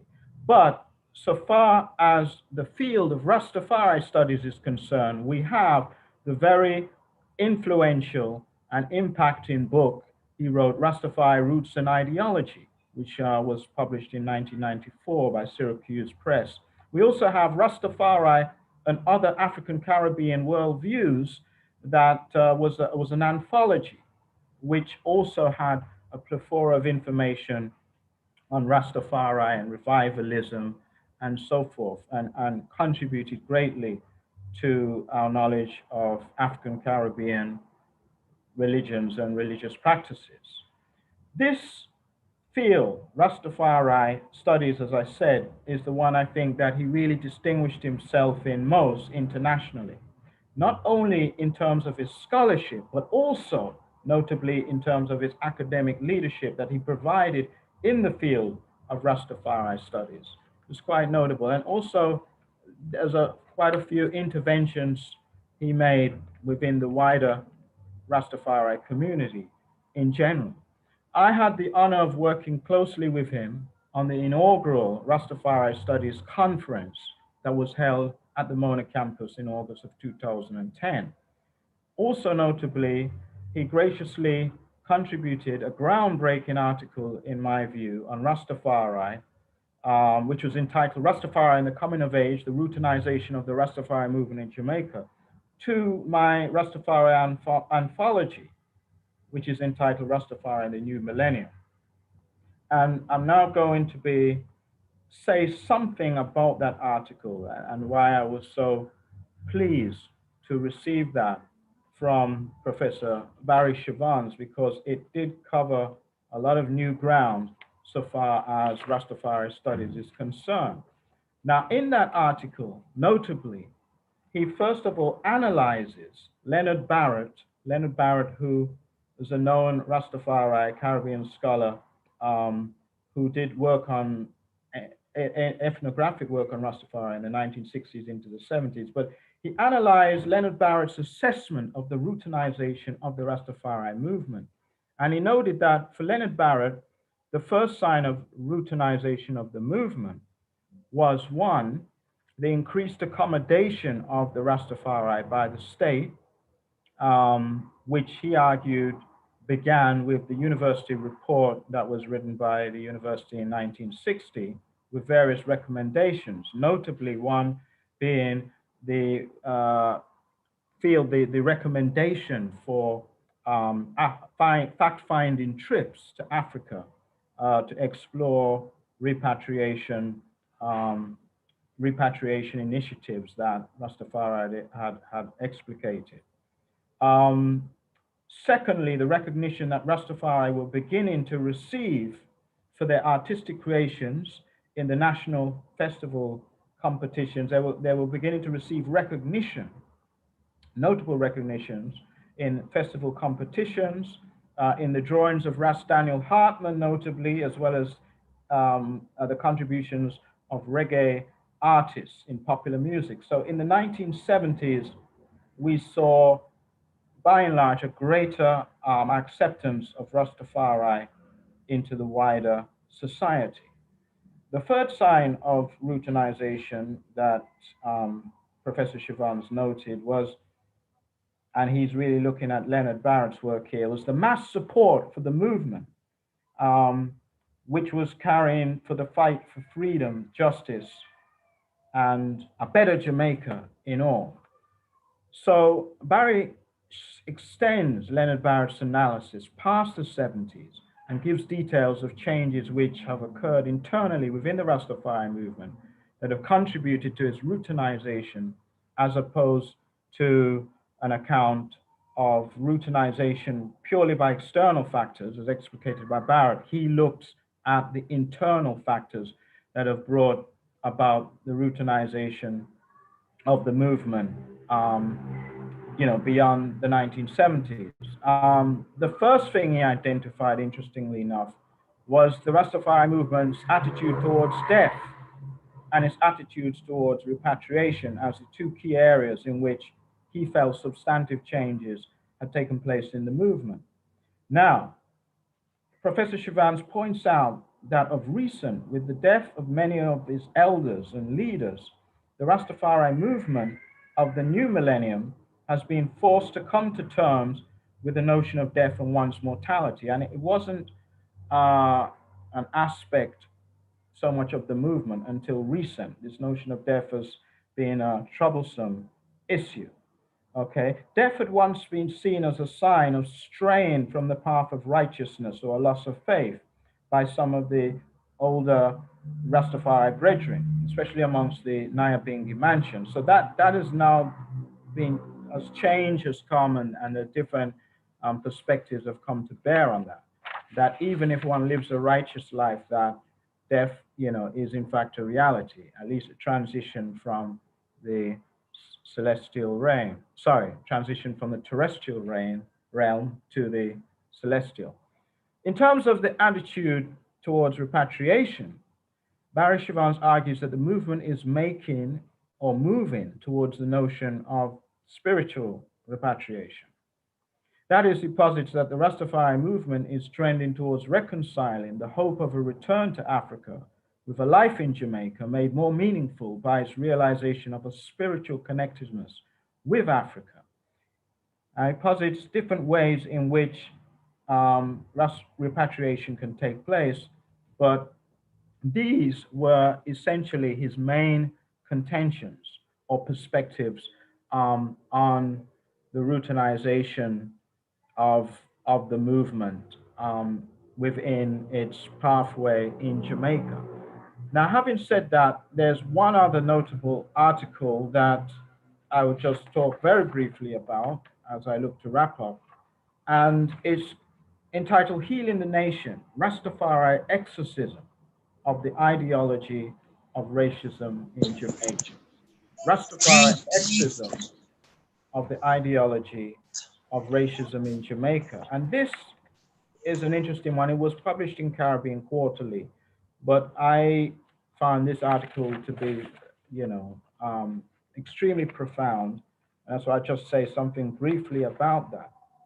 Now, he argues that as an ideology, anti-Black racism had been internalized by Black Jamaicans, by and large, during the course of the 20th century. And he said that for the middle class in particular, notions of Black inferiority and white superiority were notably internalized and became an important consideration for upward mobility. But then, having said that, he said the Rastafari movement, which emerges in Jamaica in the early 30s, amongst the marginalized urban population, provided an ideological antidote to this internalized anti-Black racism sentiment. And by forcing onto the country, especially the middle classes, a re-examination of its own identity, the Rastafari movement helped to achieve a readjustment to the reality of being Black.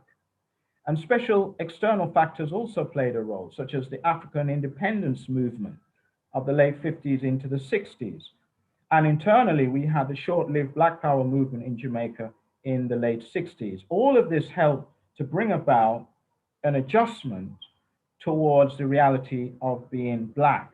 And he argues that the Rastafari movement, though, played a very pivotal role in this identity adjustment. As Barry Chavons is careful to point out, all of this does not mean that anti-Black racism or anti-Black sentiments have been completely eradicated here in Jamaica, but they have been diminished, okay? And that is the crux of what he posits in that article, which I found to be quite profound amongst the numerous articles he's written. Because beyond the two books I detailed that he wrote on the Rastafari movement, he's also written numerous articles on the movement. So with that, I conclude and I leave it there in an effort to be succinct. Thank you so much, Michael. We really appreciate you bringing back to us memories, fond memories of Prof. Chavons, and giving us an account of his work, which has always been very impactful. We thank you for bringing this information to us to close off this particular panel.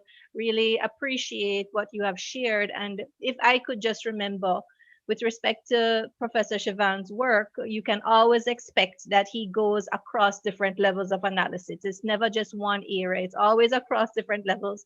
And he liked to work in the interstitial spaces of human behavior. So you would find that he would cross-cut many different levels of analysis, often in trying to explain our world. So thank you very much for that presentation.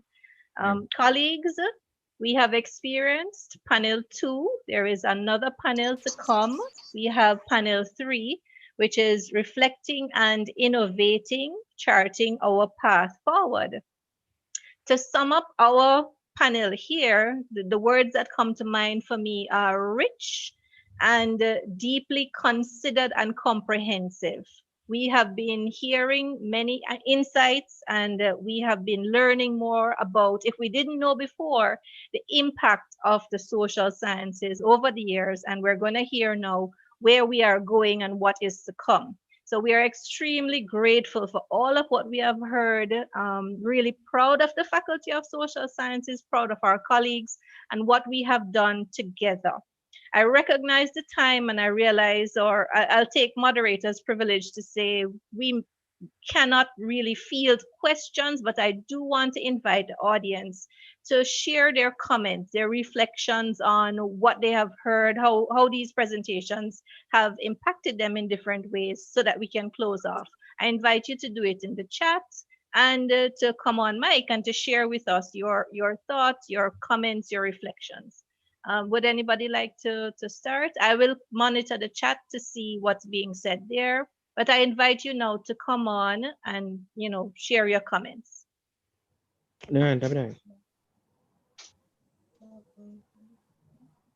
Don't be shy.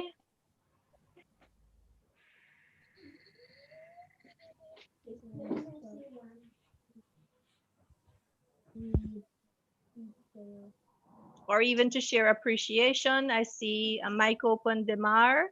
Are you speaking?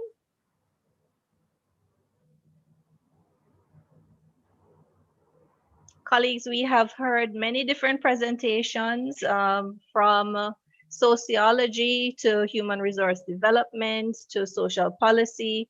We've learned a lot about what our colleagues are doing in the public sphere. We've learned about the interdisciplinary collaborations taking place within our particular faculty across the different departments. And we've seen, in addition, examples of boundaryless careers where we see that these persons are dedicated to their work, and they also, it redounds to their students, because in the classroom you can speak about your rich experiences about how the academic work has impacted the public in different ways, and then it also fuels our students in terms of their research interests and the work that they do. So I really think that we have benefited quite a lot from this panel. I see Lawrence's hand up, and I saw Heather's mic open. So Lawrence, let's hear from you. Thanks, Marina. And thanks, colleagues, for the rich and eclectic contribution today.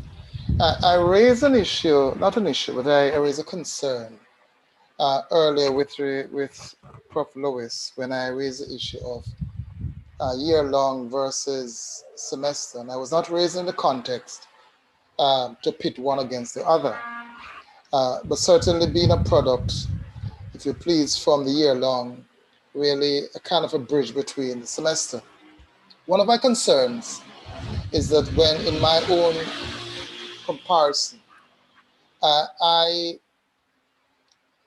have not seen, as I would have liked, enough engagement in students engaging philosophically, discussing ideas during the semesterization of the Faculty of Social Science, university in general, versus year long.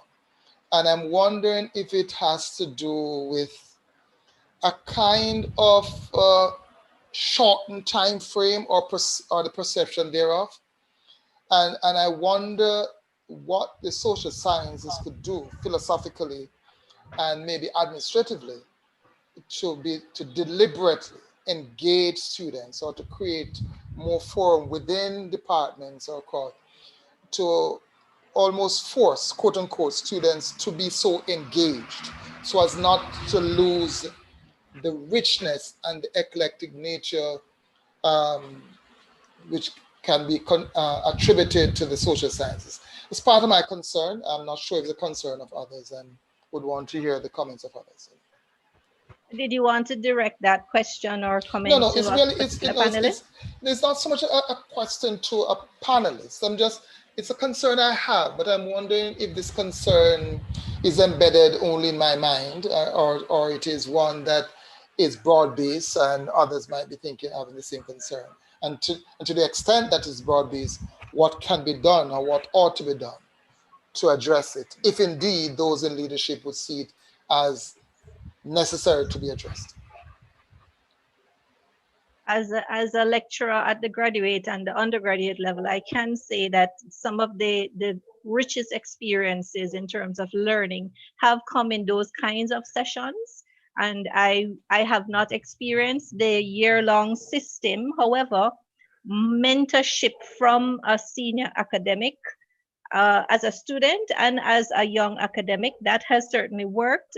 Engaging in debates, more and more seminars and debates has also been useful to, when you're trying to think through ideas, the best thing to do is to have the conversation with your colleagues around it. So perhaps more debates, more seminars, more sessions where we can have exchange of ideas, and also to have the senior academics play more of a mentorship role, perhaps can assist. In the interest of time, I'm just going to read through the comments. I just wanted to also say that, Olivine, I just wanted to also say that there are people who are thinking about that, what Dr. Nicholson is talking about. And for instance, the HRD unit, Clement Branch, Don Biwaji, are looking at the possibility of developing a course. We were thinking of the PhD level, but perhaps we ought to do it for the MSc level, to talk about philosophy and that sort of thing. And as you know, the course that you teach was created by Clement Branch to bring together the ideas of sociology and psychology to make a uniquely HRD product for our students so that they could pick and choose. They didn't have to go elsewhere to find the pick and choose. He put it together for them. So there are people who've been thinking about that, Dr. Nicholson. It's not just you, it's not, you're not alone out there. Thank you so much, Olivine. Thank you, colleagues. Thank you for the opportunity to participate in this panel. Really appreciated it. And I hand over now to Dr. Vassiani. Dr. Ramkisoon, thank you for coordinating, and thank you for moderating. My fatigue is speaking. Without further ado, today's proceedings show us that we need to do more of this. The fact that we still have over 90 persons engaged and listening to our presentations, asking questions, commenting, reflecting on the role of the faculty, how can we get students to engage more, reflecting on the contributions of those who have come before us, reflecting on our different programs, reflecting on how we can improve to become more inclusive, reflecting on how we can have more gender inclusivity in our discussions and research as well, and looking at how we can expand our programs and our programs through including courses on migration research, and also by looking at the important work done by Dr. Ricketts. Without further ado, I hand over to Mrs. Kamisha Swaby, who is a moderator for our third and final panel that has a wonderful mix of researchers from those doing their MPhil PhDs to our most senior professors and colleagues. Thank you everyone for staying with us thus far. Mrs. Swaby, over to you. Thank you, Dr. Vassiani, and good afternoon, everyone. I am delighted to be here serving you and sharing with you this afternoon at the FSS 60 Kaleidoscope of our work. We have had the opportunity since this morning to look back. We have had the opportunity to look at what we are currently doing as a faculty and how we indeed remain relevant. And now we're going to take an opportunity to look at the future. This panel is entitled Reflecting and Innovating, Charting Our Path Forward. We have a mix of youth and experience. That's the way we like to classify it, lined up for this panel. And I hope you will listen in to the presenters and engage with the very, very important material that they'll be presenting. Our first panelist will be looking at reimagining Laswell's communication construct, political communication and targeted information with an agenda in Jamaica. This will be presented by Howard Reed.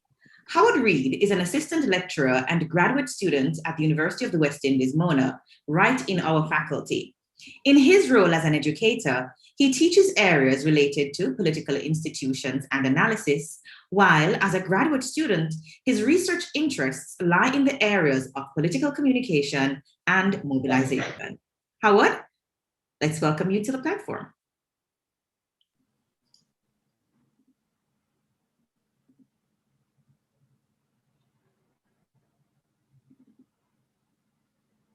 Mr. Reid is sharing his screen now. Great.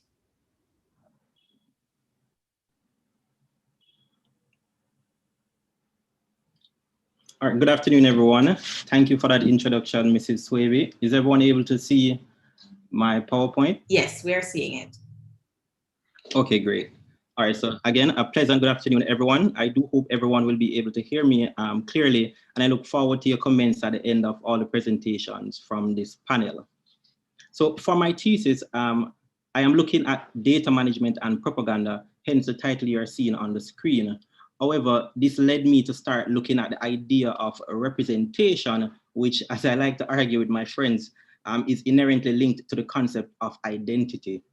So today, I'm going to be briefly talking about a study that grew out of my current MPhil study and morphed into a standalone article, which I am now working on, but still in the early stages of refining. The article will be titled, or hopefully it should be titled, Data-Driven Campaigning, Representational Politics and Claim Making, a case study of Jamaica. So in a nutshell, I'm looking at what goes into the creation of identity to better understand the act or performance of representational politics in a democracy, specifically that of Jamaica.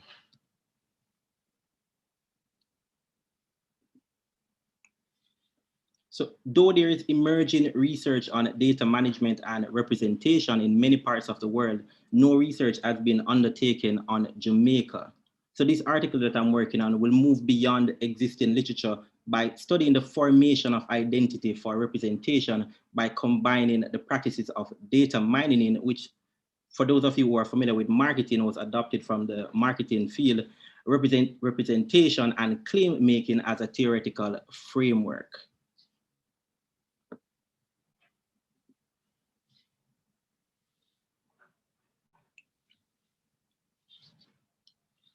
Learning from the US, political representatives and candidates are now able to use psychographic segmentation to better position and sell their message and identity, which could affect transparent public discourse, which is necessary for a well-functioning democracy. So this research on representation will focus on the creation of identities. To be more precise, I will be focusing on the electorate in the process, as I am concerned with what goes into crafting a political identity and the role of the electorate in that creation. So it is very important to understand that the idea of representation and of political communication of today exists in a digital arena, which I would describe as being characterized by direct access to the target audience or the electorate or their data, and importantly, before and after an identity is created. So again, learning from the US, based on the potential impact this could have on public discourse, there's an urgent need to examine how Jamaican political representatives and candidates engage with and perform their identities here in Jamaica. So the main question of this research is of this article that I'm working on is how do Jamaican representatives and caretakers craft their identity in a data-driven era?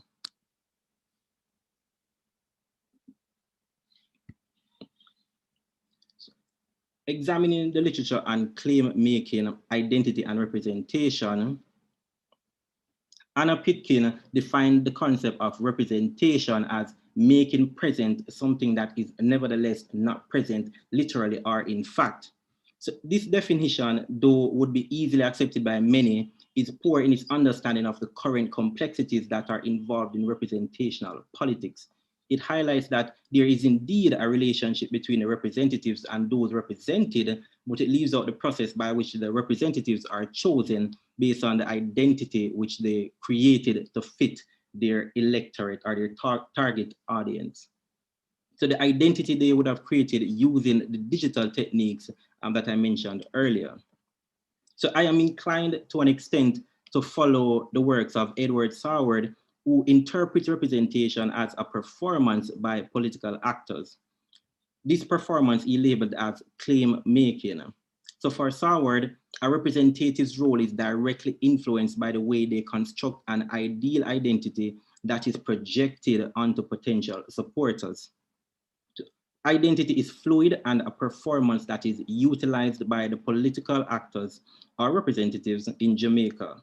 So this performance involves identifying and an acceptable identity, then aligning themselves with different constituencies depending on the political context or possibly their goals and their audience. So all of which I agree with. However,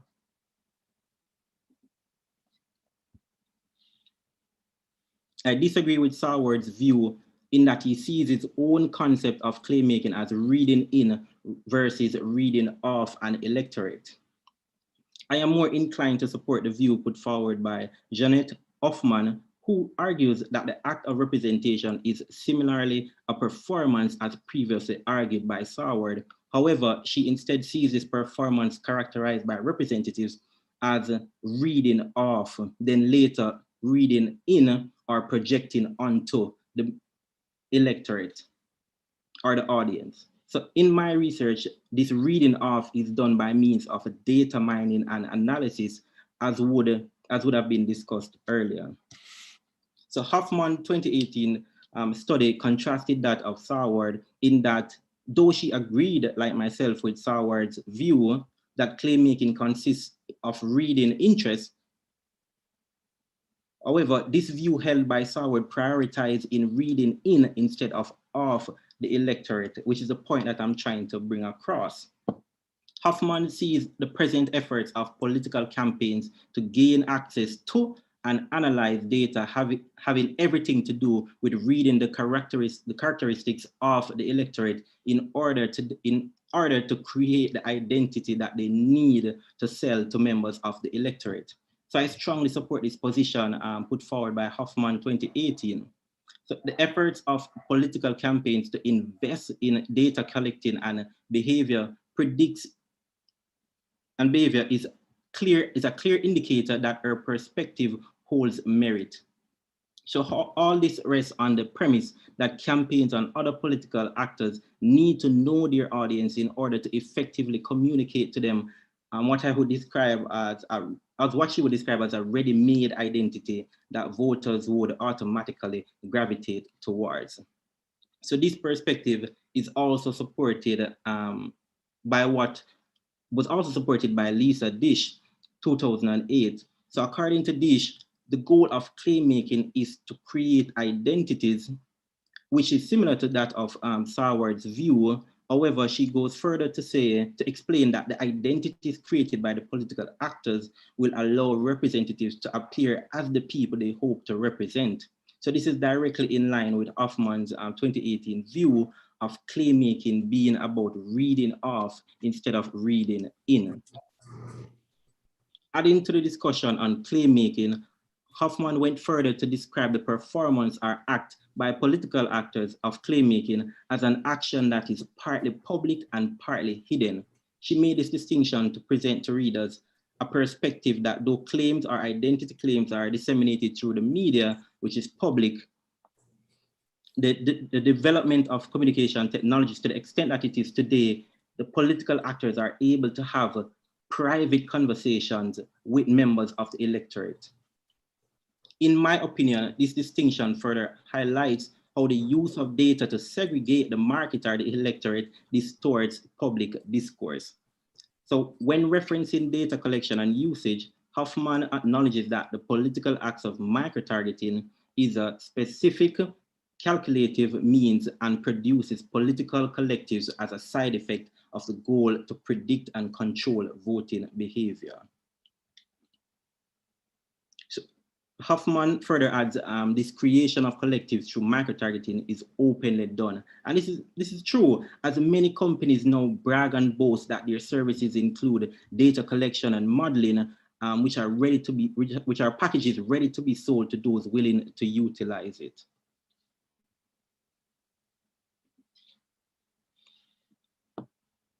So for this article, I am working on the qualitative method as a methodological and interpretive framework will be used.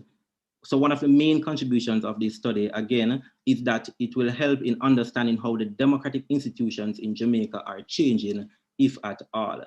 And that brings us to the end of my ideas as they are in the early stages of refinement. However, I'm open to suggestions from the audience if there is any.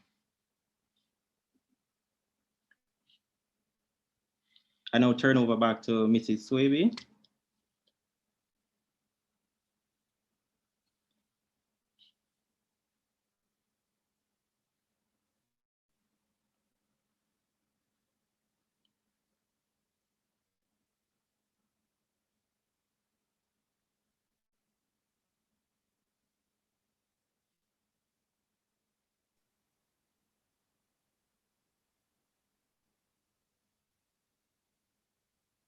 Mr. Reed, I think we've lost your audio.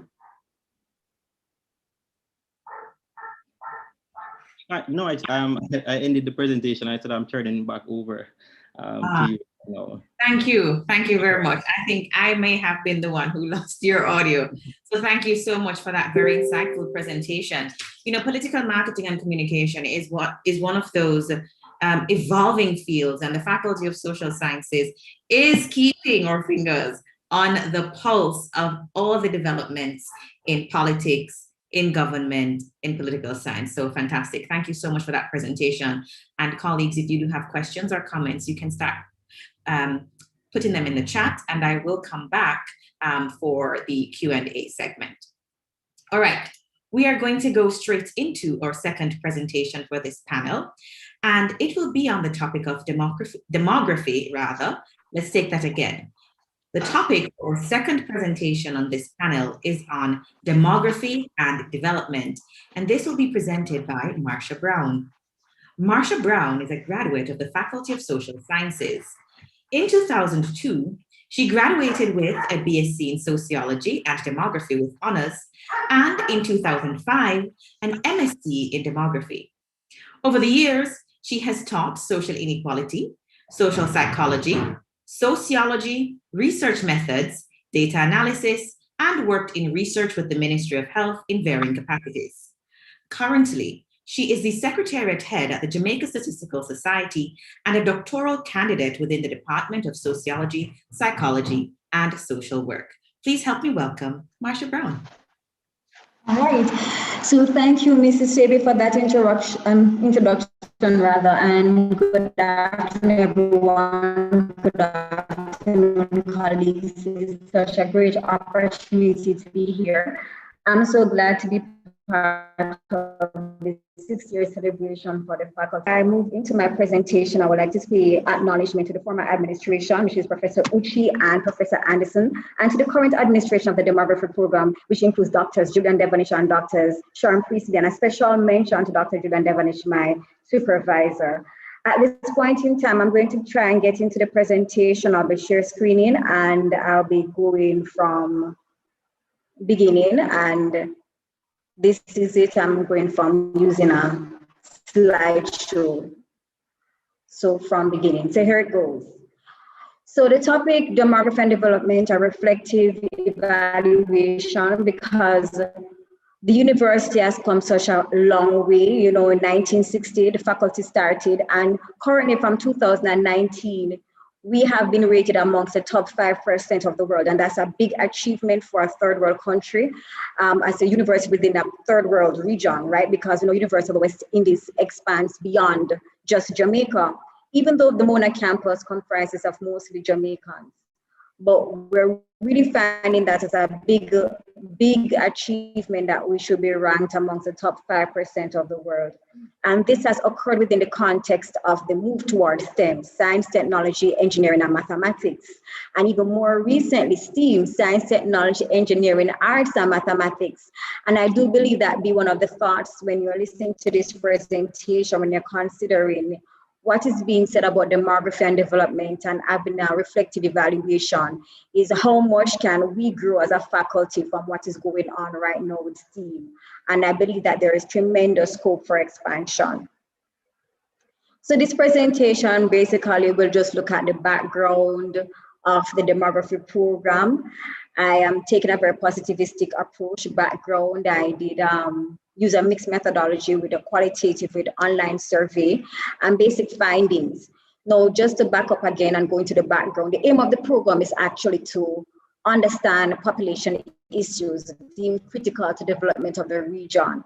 So even though the program originally may come across as centered to persons who are technically focused on demography, it's not really just for persons who have a demo focus, so to speak, but anyone who will be doing any work in planning or data analysis. There are 4 tiers to the program. There's a diploma in population.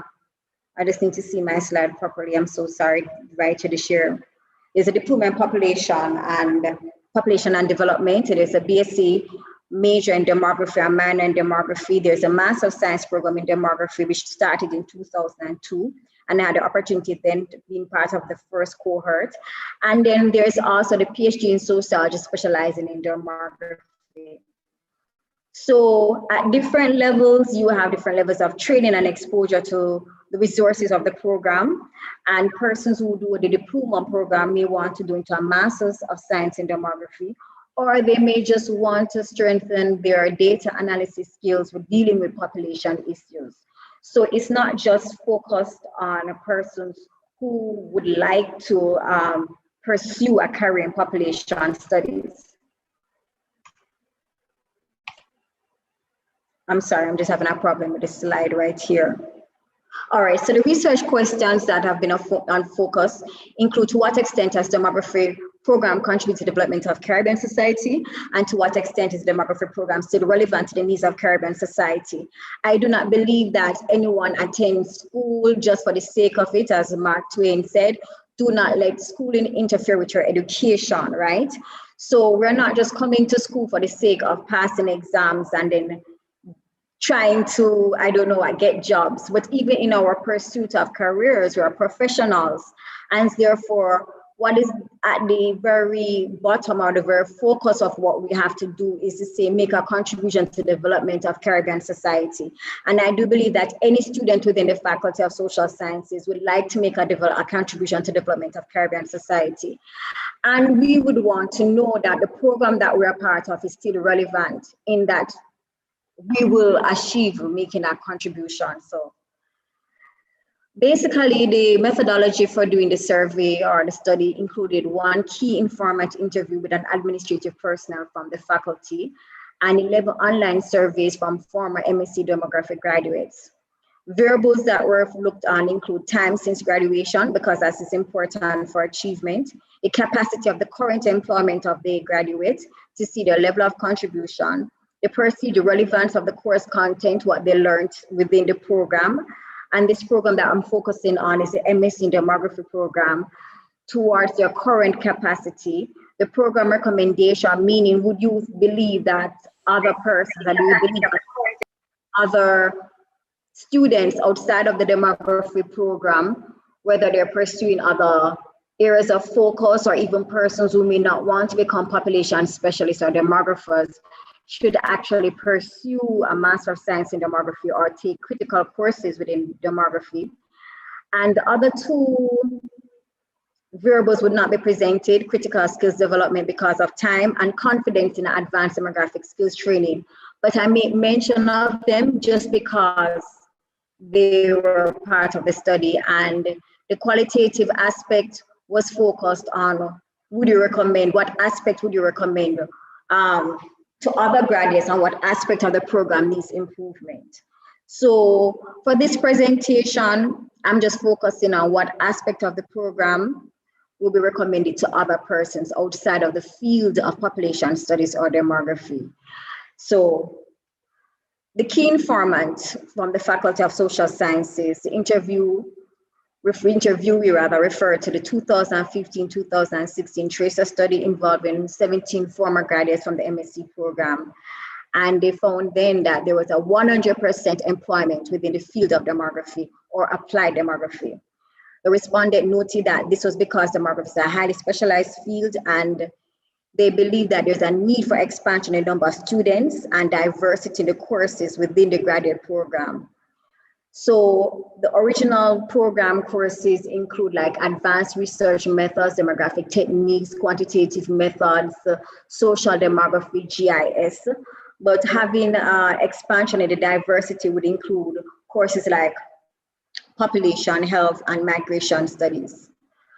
Now, in looking at the sample of 11 former graduates from different years, it was found that 2 are currently working with the United Nations, 4 with the government of Jamaica, 2 in academia, 2 are in their own private consultancy, and 1 person was working with the private sector.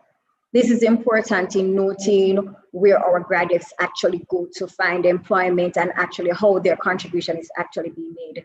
For the 2 that are working with the United Nations, we can see that's international contribution. And one of the persons that's working with academia is actually working in an overseas university setting. So that's actually bring our training beyond the borders of the Caribbean. So for the second point with the work capacity, so about a quarter, a little over a quarter of the graduates were in non-supervisory roles, but they were still working within the field of training. Also about another quarter were in consultants roles and another quarter in academia.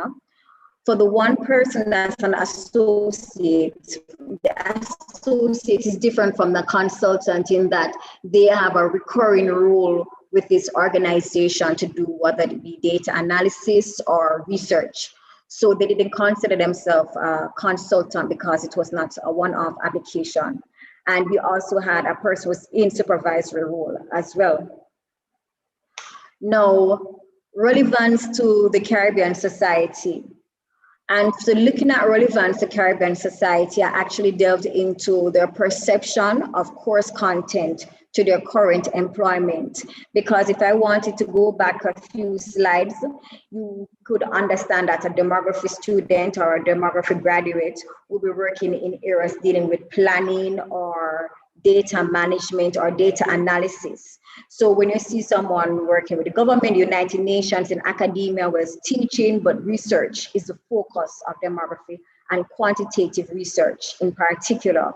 And that is very important. So the question is, were you given enough skills set to say that you would actually give good recommendations to actually making an impact? No, almost 3/4 of the sample believed yes, at least very valuable. 45%, a little bit less than a half, said it was extremely valuable experience for them, and a quarter said very valuable.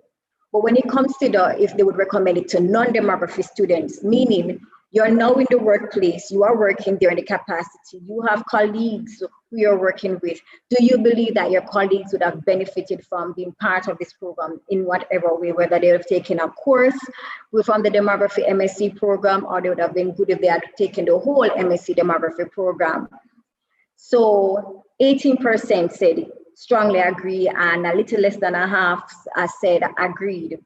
So we could say that 2/3 of the sample believe that in the varying organizations that they're working, they would say that their colleagues would actually benefit from taking this program.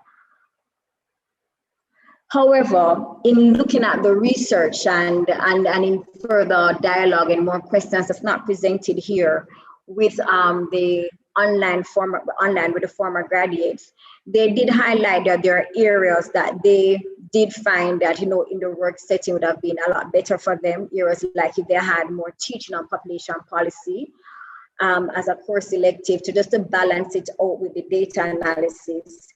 Also, if they had more field experience, if they had more time where they were interacting with the real world and going out there in the field. So those were 2 gap areas that were identified when in dialogue with them. So what is my conclusion regarding demography? And I know demography is a sub-discipline or subfield of sociology. So talking to the graduates, talking to the key informants, we all came to the conclusion that the program has been successful over the years, especially the MSc program, which started in 2002, in that 100% of graduates are working in an applied area of training or some applied field of demography or some field that reuses the demography knowledge. Also, that majority of the students found the knowledge at least very, valuable to them, to their success, and they're glad they took part of it. However, there was this need for more diversification in free elective programs and for training in policy development. And persons who did, they would have wanted to have in data analysis, even though that is a wanted data and training data equation modeling. They would have wanted more training. So what would the wanted to be put forward, because we're all moving towards. So the recommendations included program expansion, and that was coming from especially the key informant administrator. That person was saying, yes, program expansion is needed, higher intake in numbers, especially when you consider what the world is becoming now globalized, and you know how quick by the time China had the coronavirus, and Jamaica could say what is happening, it was here in Jamaica. So they're asking for, and so therefore a higher intake in number of students at the graduate level. However, the program needs to be more diversified, more free electives that deals with policy and development, whether it be migration studies, economic demography, population health. A diversification is needed beyond what is currently offered. Providing more internship opportunities that would take care of the lacking or the need for increased field training. So the internship opportunities for students that they be better able to handle the curriculum. Is one thing to learn or understand something within our classroom setting, is another thing to actually apply it outside of the classroom. And so that became very important to the students to know when someone is graduating from the program that they actually have more real life experiences.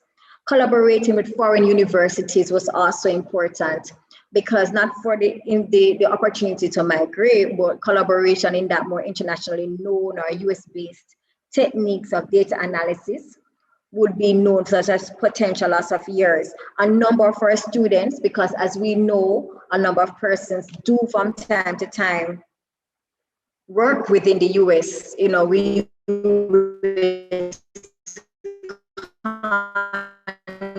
text, and so therefore it would have been good for us to have more US based like CS progress.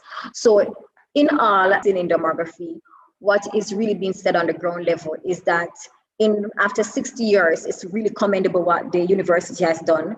Third world region, we've risen to the top 5% of the world, and that is in itself more than an achievement that someone could ever imagine at the beginning. But for us that are here taking on the torch, we would want to say that we want to lift it a bit higher. Let us be competitors, true competitors to the US, and say that the way forward is full out with steam. Thank you. Thank you very much, Ms. Marsha Brown, for that presentation. So our demography programs continue to be relevant in today's society. And this exercise, this kaleidoscope, this looking at our work at 60 is also allowing us to reflect and get solid recommendations for improvements to our programs so we can continue to serve Jamaica, the Caribbean, and indeed the world. Remember to post your comments or questions in the chat, and the presenters can address these at the end of all the presentations for this panel. Again, Marsha Brown, thank you very much. All right, so colleagues, we're going to move to our next presentation. Presentation 3 on this panel will look at problematizing biometric ID laws in constitutional democracies, a case study of the dissolution of Jamaica's National Identification and Registration Act, or NIDS Act of 2017. Our presenter is Damian Gordon. Let me tell you about Mr. Gordon. Damian Gordon is an assistant lecturer of public policy and management and political science in the Department of Government at the University of the West Indies. He is an MPhil candidate in the Department of Government, and his thesis will explore situating government surveillance in a small island developing state context, a study to measure public attitudes in Jamaica towards government surveillance in the digital age. His areas of research interest include international development policy, digital governance, public policy analysis, big data, and surveillance studies. Ladies and gentlemen, please help me to welcome Mr. Damian Gordon. Good afternoon, everyone. Thanks for that introduction, Mrs. Soibe. Today, I will be presenting a paper that I've been working on over the last several weeks, the title of which is Problematizing Biometric ID Laws in Constitutional Democracies, a case study of the dissolution of Jamaica's National Identification and Registration Act, or NIDS Act of 2017. For the methodology, this study takes the form of a case study, and for the purpose of data collection, I would have engaged a number of resources that are relevant to the case and study, which would have included the NIDS Bill, the NIDS Act, some policy documents from various government websites, including the eGov website, the NIDS website, as well as the Office of the Prime Minister's website. I'd have also looked at the content of the lawsuit that would have been brought against the constitutionality of NIDS by the parliamentary opposition. I'd have also looked at the Supreme Court's ruling on NIDS, as well as India's Supreme Court's ruling on Aadhaar, which is that country's equivalent of our NIDS. And I would have also looked at a number of petitions and a number of newspaper articles. So in terms of the objectives of the presentation, one, I intend to explain what the NIRA or the NIDS Act is. I also intend to speak or explain what the National Identification System or NIDS is. I will also look at the legal challenge brought against NIDS, the court ruling, factors that led to the Act's dissolution, as well as lessons for other constitutional democracies, especially those in the Caribbean. So what is the NIRA, what is the NIRA or the NIDS Act? It was a law that was passed in the Jamaican Parliament in 2017 with the intent to provide the legal framework for the establishment of a proposed national ID system, or what we call NIDS. The law was passed with 268 amendments, and controversially, it was passed without the support of the parliamentary opposition in both houses of the parliament. So considering that the NIDS Act was passed to support NIDS, it's imperative for us to conceptualize or provide an understanding of what NIDS is. Now, NIDS is really the proposal by the government to introduce a national ID system that would issue to each Jamaican a national ID number that would become their primary source of identification, authentication, as well as verification. In other words, when NIDS, the national ID system, is introduced, all other existing forms of ID would be replaced by the national ID. It will become the primary source of, as I said, ID authentication and verification when citizens engage the public sector and ultimately the private sector. So the NIN, the national ID number, the national ID card, is a unique lifelong number that cannot be issued to any other person. It is a primary link to records across government databases. It will be deactivated upon death or renunciation or revocation of citizenship. The NIDS, the national ID number, the national ID card would become mandatory for accessing all public services. Failure to enroll may attract a fine of 100,000 Jamaican dollars or the possibility of imprisonment. The mandatory clause can only be waived in the event of an health emergency, threat to life, or natural disaster. The Act also indicated that businesses have the discretion to determine if the NID, the NIN, which is the national ID number or the national ID card, will be required for identification, verification, and authentication. So in terms of the data to be collected on the NIDS, importantly, the purpose of NIDS is to really shift identification, authentication, and verification from what one has or what one knows to who one is. The idea is that current forms of identification, authentication, and verification, such as passwords and PINs, can be stolen, they can be forgotten, they can be lost, and they can be shared with others. Therefore, they are not reliable sources of identification, authentication, and verification. The goal is to provide or to produce more unique forms of identification, and therefore NIDS places emphasis on the collection of biometric data. So NIDS would collect 4 categories of data from citizens. These data would be collected on a compulsory as well as a non-compulsory basis. So the 4 categories of data that will be collected from citizens on the NIDS are biographical and demographical data, biometric data, and some reference numbers were available. So in terms of the compulsory biographical and demographical data that NIDS would collect, these would include standard date information that constitute most identification systems: name, date of birth, place of birth, height, gender, nationality, etc. Non-compulsory biometric and demographic data, and this is information that can be volunteered by the enrollee. Such data would include your email address, employment status, race, religion, education, profession, telephone number. In terms of the compulsory biometric data that NIDS would collect, these include, therefore, fingerprint, eye color, facial image, and also hand signature. And other forms of biometric data can be collected on a non-compulsory voluntary basis. These include a retina iris scan, vein pattern, footprint, toe print, palm print, blood type.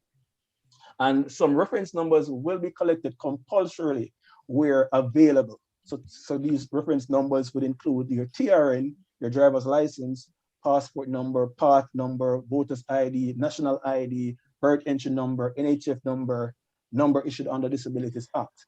Other reference numbers can be volunteer, and one such is student unique identification number. And data that cannot be collected on the NIDS would include your political affiliation, DNA, bank account, and also your sexual orientation.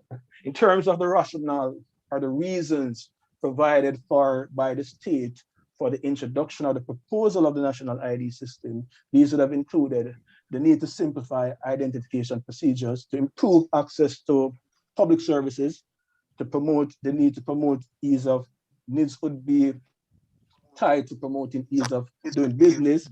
It would establish a foolproof platform for data sharing. It would support the delivery of e-government and e-business. It would fortify identity management against fraud and errors. It would promote, well, I'm hearing a background feed, I'm not sure why. Sorry, right. Can someone just double check to ensure that their microphone is not on? If everyone could just check so that we're not getting any feedback for the presenter. Go ahead, Mr. Gordon. So it also intended to promote more accurate identification of state beneficiaries. And finally, it was also intended to strengthen immigration and border control management. Now, the core challenge. The opposition, the parliamentary opposition, from the deliberation phase of NIDS, had contended or had expressed some concerns about the potential of a mandatory biometric ID system to impair or to present constitutional implications, specifically with respect to the fundamental rights and freedoms that are enshrined in the Jamaican Constitution. And they were particularly concerned about the fact that individuals would be prevented from accessing public services, including health services, if they did not enroll in the national ID system. Or they were also concerned about the fact that you could be fined $100,000 for non-enrollment in the system. They had also suggested to the government that more time was needed, greater input from various segments of the society was needed to ensure that some of the issues and concerns were properly ventilated. The opposition felt that the bill was rushed through both houses of parliament, and had pledged that if some of the concerns and recommendations that they had raised were not sufficiently addressed, they would not have supported the bill. And they stayed true to that promise. When the bill was passed, the act was passed without their support. And immediately the opposition legislators said that they would file a lawsuit in the Supreme Court, which they acted upon. So after the passage of the National Identification, after the passage of the NIDS Act in 2017, the opposition did file a motion in the Supreme Court to challenge the constitutionality of the NIDS Act. And in its motion, the opposition claimed that the NIDS Act violated 8 of the 25 fundamental freedoms enshrined in the Constitution. Don't have time to explain how NIDS violated each of these freedoms now, but in the question and answer segment, I am available to explain. So the 8 fundamental rights that the opposition claimed were violated by the NIDS Act included the right to privacy, the right to security of the person, the right to equality under law, the right to equitable treatment by public authority, the right to a passport, the right to due process, the right to vote, and the right to protection of property. Now, on the 12th of April 2019, the Supreme Court sided with the lawyers representing the parliamentary opposition and struck down the National ID, the NIDS Act, as unconstitutional, null, void, and of no legal effect. And this effectively dealt the final blow to the NIDS Act of 2017. However, the seeds for the eventual dissolution of NIDS were already being sown by events that would have transpired outside of the Supreme Court, especially a series of missteps that the government would have made during the deliberation phase of the bill. And we'll now explore some of these factors that converge to lead to the eventual dissolution of the National Identification Act. So the factors for the failure of the NIDS Act or the dissolution of the NIDS Act would include sociocultural factors, technical factors, and also legal factors. So we'll now explain each of these factors, all right? So sociocultural factor. The first problem with NIDS is that the public opinion was highly polarized, and the government did very little to manage this polarized public opinion. There are many Jamaicans who express legitimate concerns about recent patterns of extended government powers. There was widespread distrust and skepticism, especially among Jamaica's large conservative Christian population. Many Christians, espoused, doomsday conspiracy theories. As perhaps that was not necessarily legitimate, but those were that prevented them from coalescing around NIDS because of some doomsday conspiracies that many of Jamaica's Christians would have had. Many religious minorities, many members of religious minorities, including the Rastafarian community, the Islamic community, they also had reservations and questions about the impact of NIDS on their religious and cultural freedom, their right to religious and cultural freedom, which are also enshrined in the country's constitutions. Human rights groups also expressed issues. The belief was that government did not sufficiently address many of these issues. And this was evident by the fact that when the act was passed in 2017, the largest public gathering in the history of the country at a parliamentary sitting turned up to protest the law, right? A part of the reason why government failed to manage polarized public opinion had a lot to do with the fact that it also failed to consult. The bill was not reviewed before a joint select committee of parliament, which was a recommendation of the opposition leader. This would have given a number of stakeholders and interest groups an opportunity to come to the parliament and have some of their concerns and issues sufficiently ventilated and potentially addressed so that some consensus could be built around the law or the bill. The Jamaica Bar Association also lamented that it was not consulted by the government. The expert opinion of its membership was not solicited by the government. The government was also accused of ignoring a petition which had amassed over 60,000 signatures by the time it had expired, despite the fact that the Office of the Prime Minister's website indicates that a petition that amasses in excess of 20,000 signatories would be responded to. Another costly mistake of the government would be its failure to measure public support. I think the government relied too heavily on anecdotal feeling. The rationale that was dominant was that, NIDS was a response to the security crisis that the country was facing. And because everybody was presumably impacted by the security crisis, the government felt that was a compelling reason to introduce NIDS without having commissioned a scientific poll. And what a scientific poll would do, for example, the parliamentary opposition was in opposition to the states of emergency, and they had maintained that, and they had said that clearly. But once public opinion polls were done, which found that Jamaicans wanted the CSOs, I think the first poll found 85% support for the CSOs, the SOEs. The parliamentary opposition decided not to go against public favor because it reasonably or rationally concluded that going against public favor would be risky in terms of their political capital. And therefore that established a precedent to say that even when the opposition has a certain principle, if public opinion finds support for a certain position, the opposition is likely to follow suit. So if the government had commissioned a public poll, it would have been able to proceed with its legislative agenda some degree of certainty. So that was also another costly misstep or mistake by the government. Technical factors. There were some technical factors as well. The language of the NIDS Act was flawed. And this is one instance to demonstrate how flawed the language of the Act itself was. So the Act states that citizens and persons ordinarily resident in Jamaica would require the national ID number / the national ID card to access all public services and possibly private citizens. No such requirement was included in the law for non-residents, which means that non-residents could come into the country, access public and private services without presenting an ID, while citizens would be required to present an ID. Obviously, this flaw would have the potential to relegate Jamaicans to second-class citizens in their own country, which would constitute a threat to the essence of their Jamaican citizenship.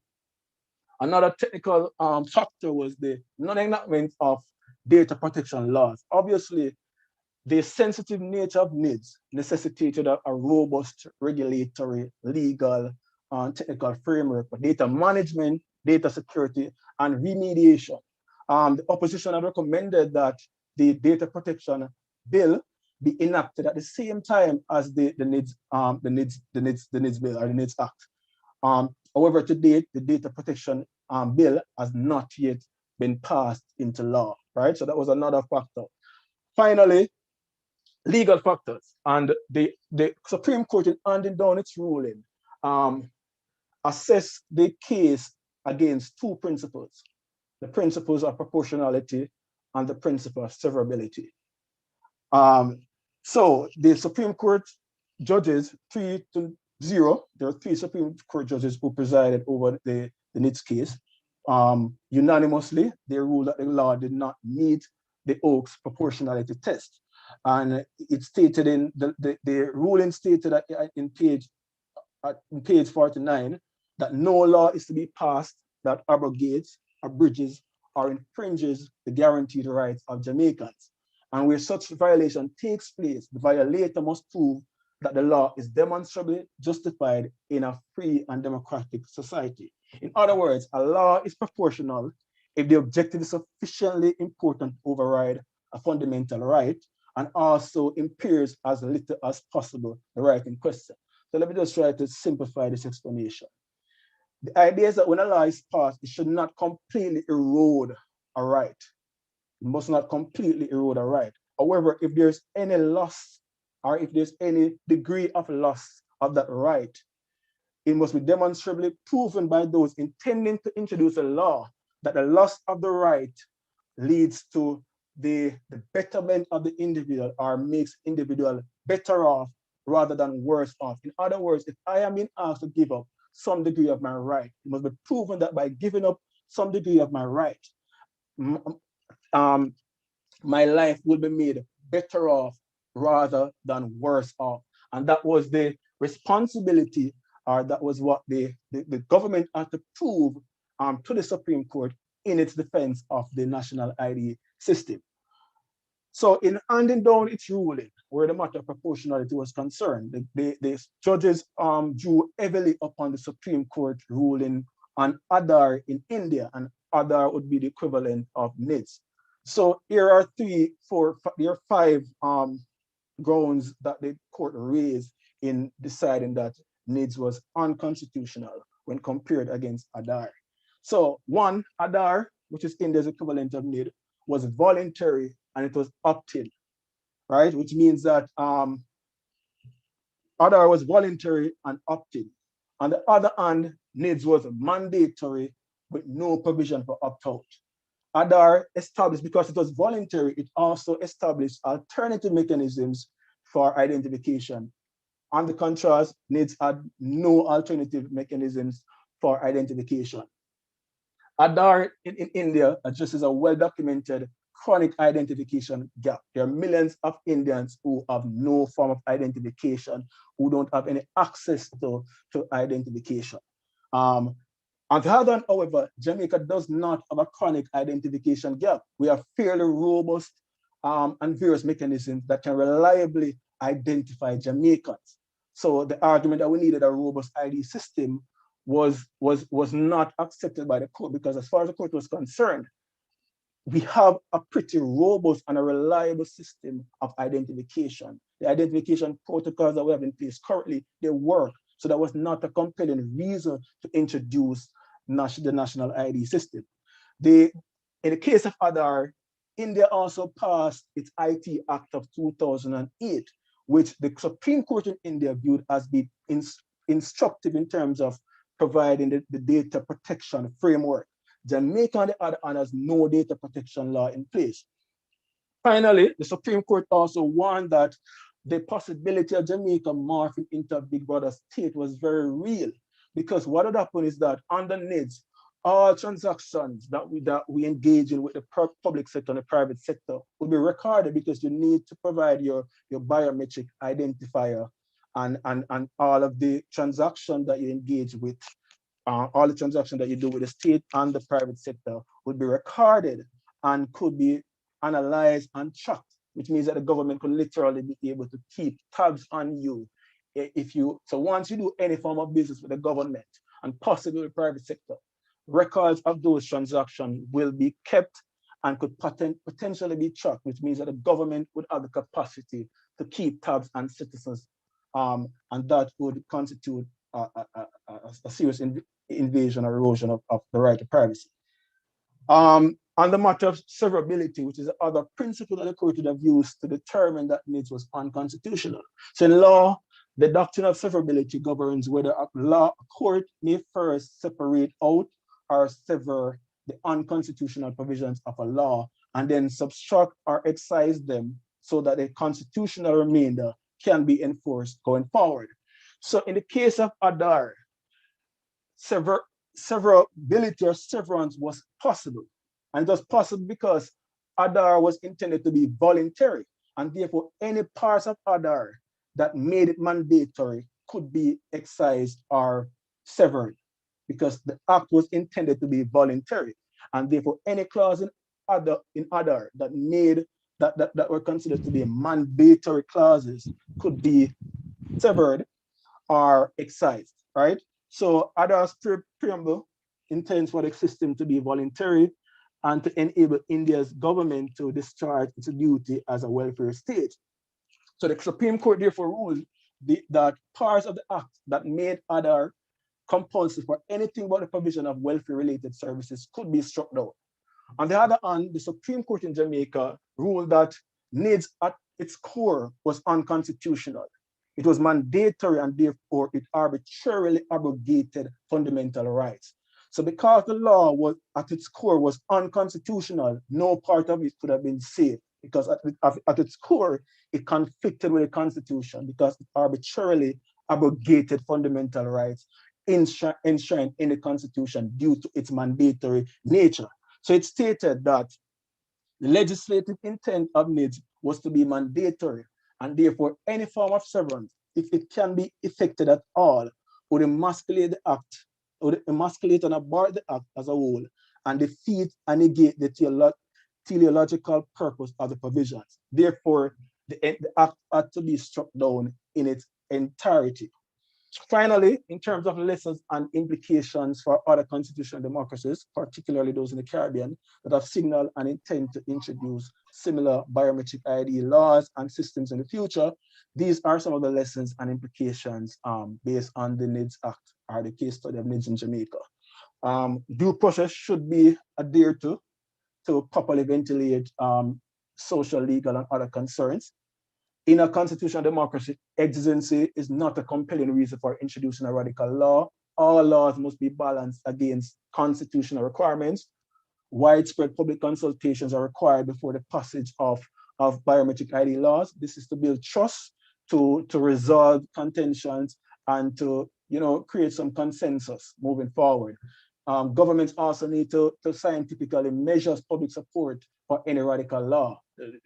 That is perhaps an hallmark of participatory democracy. Data protection laws should also antecede or complement biometric and data laws. And government should also emphasize the establishment of facilities for remediation to minimize the social consequences arising from non-enrollment. So there are always going to be individuals who may invoke their constitutional rights, such as their right to culture and religious freedom, to decide not to enroll in a mandatory biometric ID system. Alternative mechanisms should be provided to remedy that situation, so that those who invoke their constitutional rights and not enroll in such systems do not face exclusion and other forms of social consequences. And finally, biometric ID laws should have a strong philosophical and ideological foundation. Oftentimes, the reasons provided do not support the reasons provided for the introduction of these systems is not grounded in any philosophy in terms of, for example, in the countries of Jamaica, given our past, our colonial past, where many Jamaicans suffer from an identity crisis. If the government had linked, the introduction of such a system to remedying this historical identity crisis as a human rights, etc., then that would have provided a compelling philosophical and ideological foundation that would have, that would have perhaps appealed to many Jamaicans who are cognizant of our history. But oftentimes the reasons provided seem to be materialist. You often hear that other countries are doing it, it's a way of the world. So it's not necessarily guided and clearly guided by a certain core philosophy and a core ideology that speaks to the transcendental value of a biometric ID system rather than its materialist value, right? So that is where I conclude my presentation. I am available for any questions and comments that may arise from my presentation. Thank you. Thank you very much, Mr. Gordon, for that detailed analysis. You shared with us sociocultural factors, technical factors, and legal factors. Those were assessed. You also presented a comparative assessment of the 2017 Naira Act and the Aadhaar of India. Thank you so much for sharing this presentation with us. All right, colleagues, we'll move now to our next presentation. We'll be hearing from Professor Luan Barkley and Dr. Ralph Henry. They'll be looking at Lewis, entrepreneurship, and Caribbean economic development, lessons and insights almost 100 years on. Our presenters. Professor Luan Adriana Barkley is a professor of international business at the Mona School of Business and Management. She is the author of 3 books and at least 20 academic papers. Professor Barkley's area of specialization in the discipline of management and business studies is international business. Her research explicitly focuses on developing countries, especially the small island states of the Caribbean, and more recently, the South American members of the Caribbean community, CARICOM. Her research deals primarily with the issues of economic development, foreign direct investment, industry competitiveness, specifically the bauxite and oil and gas industries of the Caribbean, competitive strategy, and entrepreneurship. Professor Barkley has presented her work in various fora in the Caribbean, Latin America, United States, and Europe. She has also won fellowships and awards for her academic research. Professor Barkley's activities are not limited to academia. She has worked with the Industrial Development Corporation of Trinidad and Tobago and has done consultancy work for the Inter-American Development Bank, the Organization for Economic Cooperation and Development, the Jamaican Promotions Corporation, and Caribbean Development Bank. These consultancy projects have focused on issues of investment reform and the competitiveness of the Caribbean countries. That is Professor Luan Barkley. She'll be joined in this presentation by Dr. Ralph Henry. Over the last 30 years, Dr. Henry has served as a short-term consultant in the capacity of team leader of research teams on projects and as an individual consultant with a number of regional and international organizations in the Caribbean and in Southern Africa. He worked as a senior lecturer and was the head of Department of Economics for 5 years in the 1990s. Dr. Henry has consulted in the area of development economics and labor economics in the Caribbean and has written extensively in the area of, in addition to supervising master's theses in the area. Dr. Henry worked for many years in the public sector, including as an economist in the Ministry of Education and the Ministry of Planning and Development in the Government of Trinidad and Tobago. He was also Director of Research at the National Training Board in Trinidad and Tobago on its establishment prior to joining the university. He served as chairman in the establishment and initial operations of the Telecommunications Authority of Trinidad and Tobago during the period 2003 to 2005, and has, in the past, served on the boards of state organizations and in the private sector of Trinidad and Tobago, as well as Guyana. He was the chairman of the Heritage and Stabilization Fund of Trinidad and Tobago, the Sovereign Wealth Fund, from 2014 to 2017. He has contributed extensively to academia, to his academic work in the areas of interest. While Dr. Henry now operates primarily as a consultant, he is invited regularly to contribute to academic papers and continues to assist the Department of Economics at St. Augustine campus on advisory panels for students pursuing the graduate program. Please help me welcome, ladies and gentlemen, Professor Luan Henry and Dr. Professor Luan Barkley, and Dr. Ralph Henry. My apologies, Professor Barkley.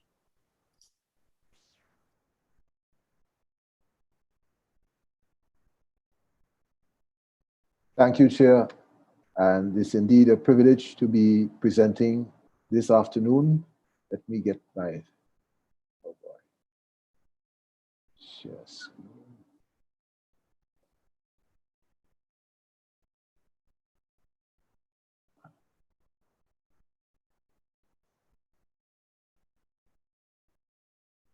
Yes, there we are. Yes, I didn't anticipate such a long introduction, but maybe I could go a little further and say, Chair, that when you made mention earlier on of the faculty, this panel discussion includes people, young academics, and persons with experience, and this is a faculty celebration. I couldn't help but remember being accosted by a past student who wanted to know whether I had retired. And I told him I was retiring, which is present continuous. And he just remarked that, well, you know, old professors do not retire, they simply lose their faculties.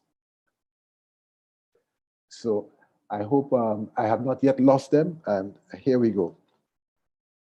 Now, this presentation by Professor Barkley and myself comes out of some work that we are doing. Oh boy, let's see.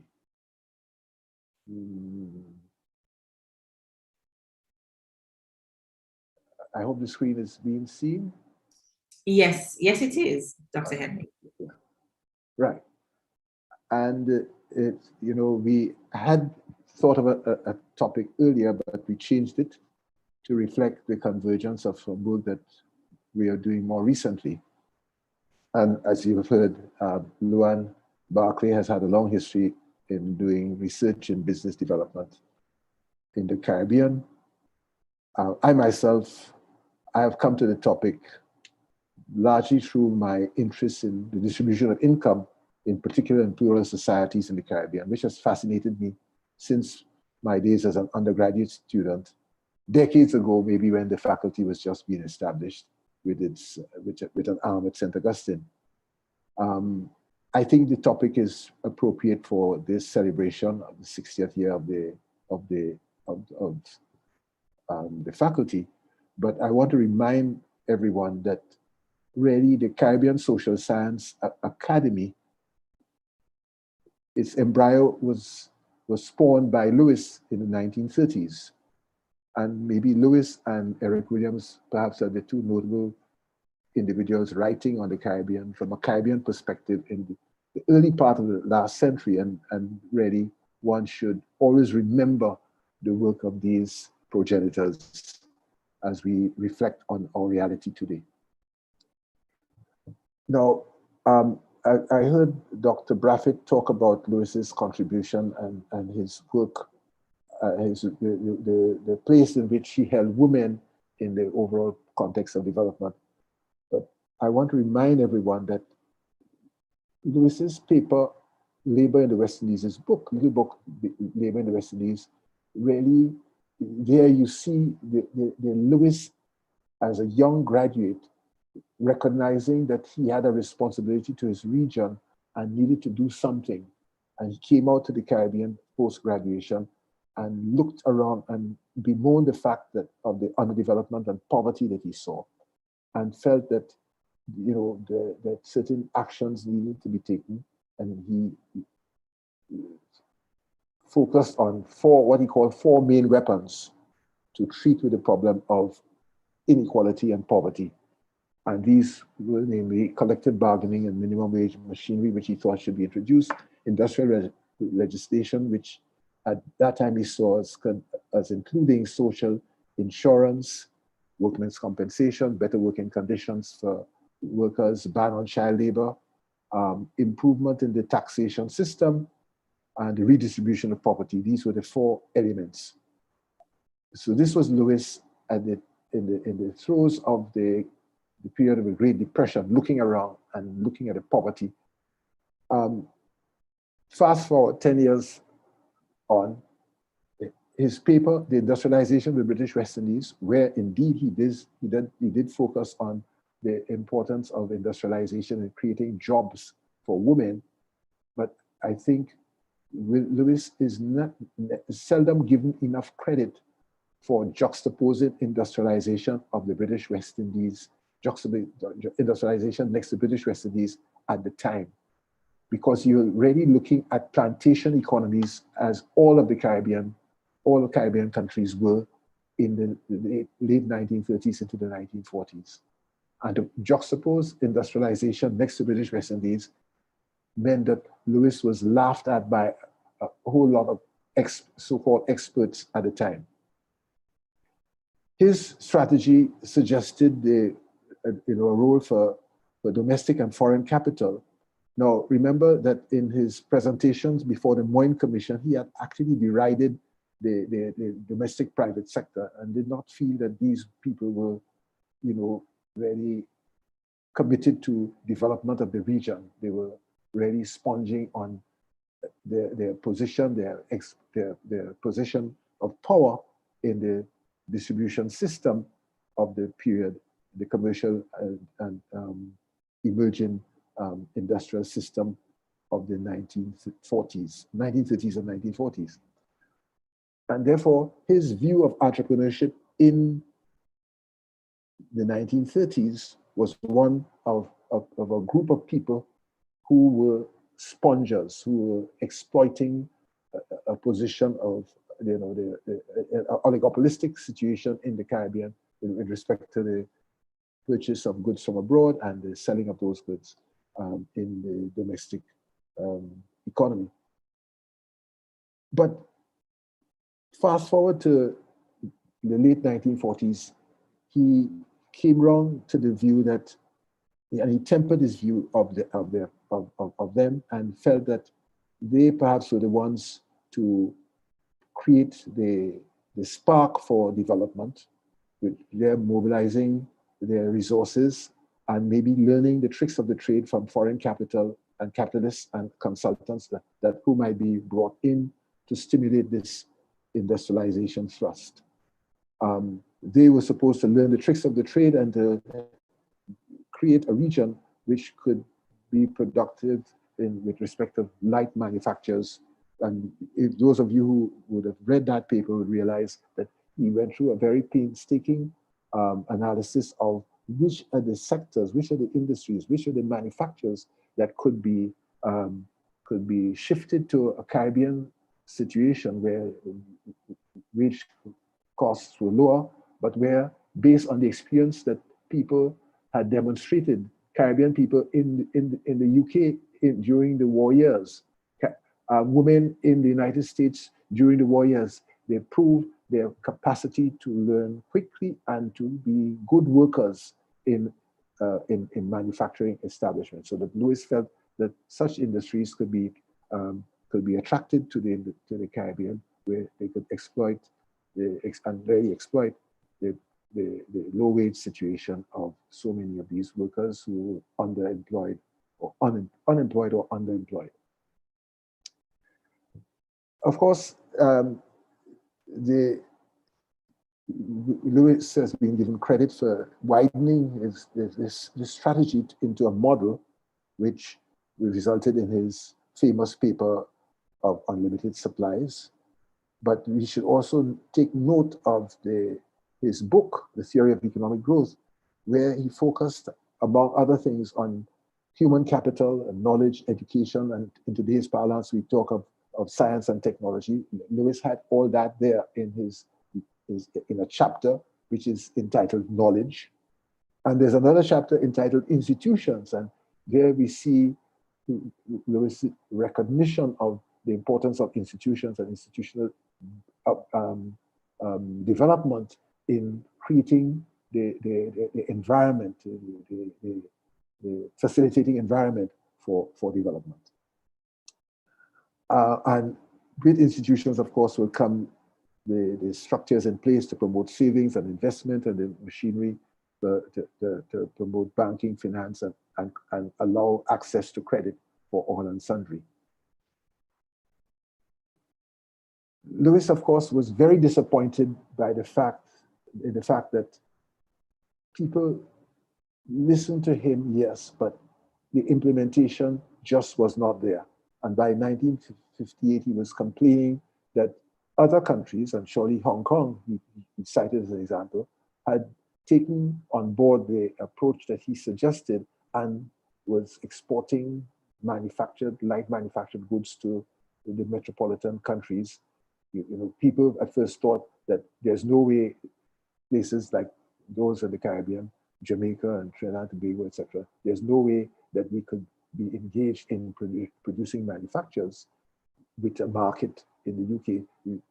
These countries, UK and the United States, were industrial, were quite advanced, and therefore the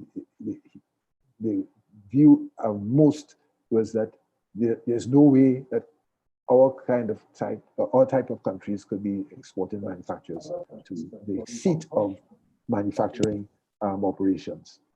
Lewis thought otherwise. So he was quite disappointed by the result. But by the 1970s, late 1970s, I think it was, when the Caribbean Development Bank was formed and Lewis was put as president, first president, he saw it as an opportunity to treat with those fundamental issues that we had alluded to or identified in his paper in industrialization of the British West Indies, and also, of course, his wider model of unlimited supplies. So you'd see, if you look at the records, you'd see that he established the Basic Needs Trust Fund in the Caribbean Development Bank, which was to empower people in marginalized communities and rural urban communities in the region. And he also, in one of his presidential addresses, focused on the importance of credit for small and medium-sized enterprises, which I think he would have recognized would be an area for development, having regard to the fact that those who were already privileged in the commercial world had not shown the initiative needed to establish commerce and industry, and more particularly enterprises that could deliver manufactures and generate foreign exchange and employment by the production of goods and services that could be sold abroad. So that he saw the marginalized might be the group from which might come the initiative to create those new export sectors, those new initiatives that would lead to the exporting of goods and services, and as well the production of goods and services focusing on the domestic economy, using resources of the domestic economy, and therefore maybe reducing the frittering away of foreign exchange, as seemed to be the thrust of the traditional commercial elite.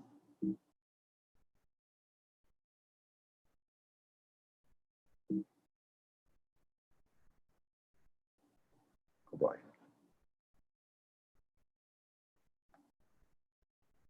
Yes. To move on a bit, of course, his period at the CDB would have ended, and he returned to some academic work, and some of his views on the entire experience really were reflected in a book, a Racial Conflict. His book, I think it was in the 1980s. And he was to point out that what today is defined as social capital was very available only in differential supply among the groups that are engaged in business and commerce in the Caribbean. And recalling his own experience as a young man attempting to get a job in the higher level private sector, he knew that he did not have the connections, and he lacked the color pedigree that would have allowed him to rise to an appropriate level in these kinds of businesses. So that he had that strong sense of discrimination and the need to open things up, to create a society and an economic system that is more inclusive and that allow entrepreneurship to arise from areas that were not known to see people as entrepreneurs, allow them to rise up and create possibilities. But in the context of the Caribbean, one saw that there are social structures that needed to be addressed. And of course, clearly, there'll be barriers to entry. What the lessons, we draw some important lessons from Lewis as an academic and as a practitioner. And the four factors that are still relevant, but which he noted, that if capitalists are the ones who save and invest, there might be an inevitability for economic growth and development to be associated with a deepening of inequality in countries in the takeoff mode. And of course, this notion has been sort of institutionalized as assumed to be a reality of development in the so-called Kuznets hypothesis, that inequality will, at the early stages of underdevelopment, you might have low levels of inequality, but as capitalists and others start mobilizing capital, etc., inequality will increase, and then we move to another stage, the third stage, where there's a lot of employment that would have been created, jobs galore, people could find their feet in emerging, growing economy, and inequality starts to decline. Of course, more recent experience and work, including work by Piketty, has shown that it is not necessarily the case. So the Kuznets hypothesis has, in a sense, declined as a kind of expectation as the road to nirvana, so to speak, that one will finally see inequality decrease in society. It has not been experienced in the developed world, and surely not the experience in our own situation. It means, therefore, that the taxation system, your fiscal system, has to be so organized to ensure that you arrive at a certain level of equity in the society. In respect of the Caribbean and countries like the Caribbean, the second point, where we cannot avoid the heavy reliance on trade with the rest of the world, many in the entrepreneurial class need to be movers and shakers in the production of goods and services capable of capturing niche markets in the rest of the world. So that you need an entrepreneurial class that can measure up to the demands of producing goods and services that allow countries that rely very heavily on foreign exchange, earning of foreign exchange, as we do in the Caribbean. You need people who have what it takes to do it. It means too that the widening of the pool of entrepreneurs might involve managing tensions between the old elites and budding entrepreneurs who, in a Caribbean context, lack the networks and the social capital that characterize the dominant elites. As elsewhere, this can be a source of tension and even conflict among groups of people in these so-called plural societies. And fourthly, the promotion of SMEs is likely to be critical to economic development in correcting for inequality and even in creating other or new exports, including so-called peasants, among the peasants. And by peasants, Lewis was perhaps a bit upset that some people criticize him for focusing on industrialization and ignoring the peasantry. So he has a paper on the peasantry and the role that they can perform in transformation and in creating new exports that can enter niche markets and earn foreign exchange, and of course, provide employment. Where are we today? What's the Caribbean reality? And our paper, beside reviewing Lewis and getting insights from what Lewis proposed and his analysis of the earlier period, we, in a sense, attempt to put on, to peer into the future, the present and the future, using the perspectives that he has provided. And our quick scan suggests that our countries continue to rely on just one or two sectors or three sectors at best as the primary sources of foreign exchange earnings. We have not arrived at nirvana insofar that we have not created diversified export sectors. We have not arrived at democratic participation where all and sundry are involved at all levels in the production of goods and services and in the creation of centers of capital formation. And when we look, for example, at the stock markets of our countries, there are very few public companies, and those that exist are largely privately held and under the control of a small elite. The challenges there are challenges in private sector-led development, all right? As I said a while ago, there are a few firms that engaged in earning foreign exchange earnings, and whichever tricks of the trade they might have learned, few seem to have applied those to creating capacity to add positively to foreign exchange or to trade balance of our country, so that we end up importing so much and exporting so little, except for maybe one or two sectors, and many of our countries have balance of payments problems. And tourism services perhaps might be the only area where one has seen the emergence of we're not only dependent, we dependent not only on big name hotel operations that come in from abroad, but there are hoteliers who come out of our own bosom, so to speak, and have been setting up a boutique. And even in one or two cases, we have a Caribbean, Jamaican, albeit Jamaican hoteliers who have operated not only in Jamaica, but elsewhere in the region. We have the fisheries sector in Guyana and Suriname that, again, is all homebred, but into export markets, right? So there are a few exceptions, yes.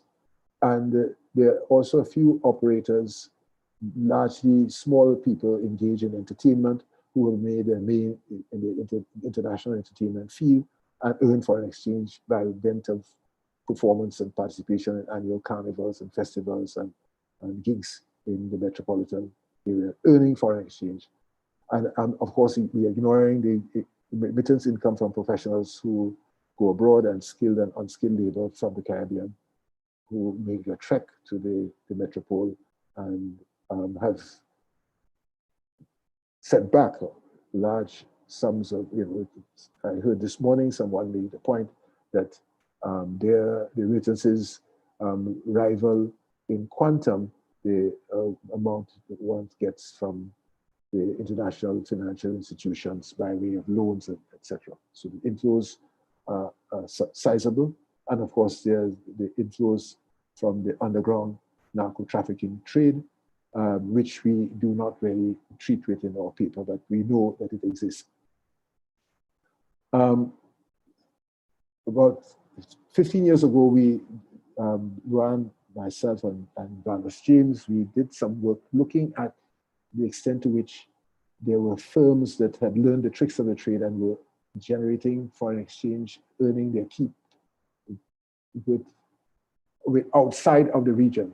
They no longer require the protection of the CARICOM agreement to trade within the region, but had produced goods, were able to produce goods, and of course, in the case of tourism services, that where you are earning from extra-regional exports, export of goods, export of services, means that you can compete with the rest of the world in markets outside of the region. And there might have been then just a dozen firms that would have fit that criteria. And I remember sitting down in the boardroom of interviewing an executive of one of the major firms in Trinidad and asking him what do they export abroad? And he turned to me and said, well, we do export some whatever to Jamaica. I said, I mean, outside of the region.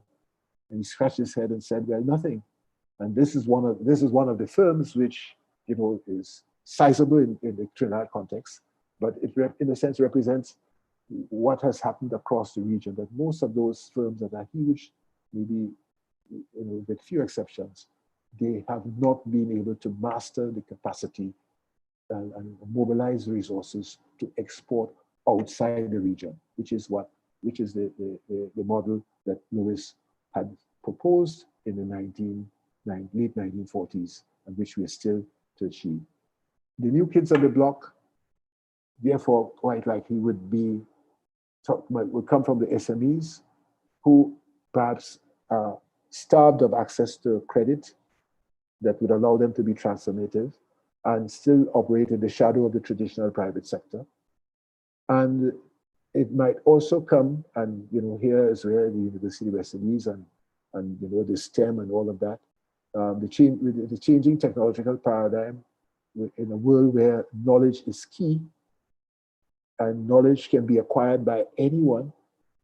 We may now have an opportunity for to see the emergence of new entrepreneurs capable of developing and utilizing and applying new technology, developing our own technology and applying technology that we take off the shelf in new production networks, even in traditional areas like agriculture, biogenetic engineering, people could get on board.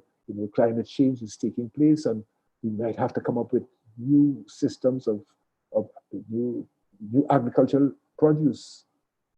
And it might be an area where some of our people can get in with the new information that we engage in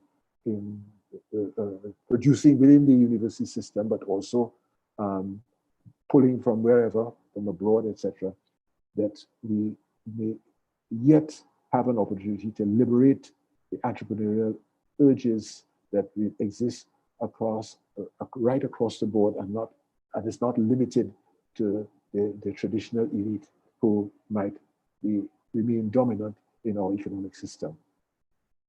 So that looking at the situation 100 years or almost 100 years on, the Lewis project is still to be realized in our crafting a strategy for the development of the region where either collectively or singly these countries can earn income from abroad, but today in a radically transformed global economy.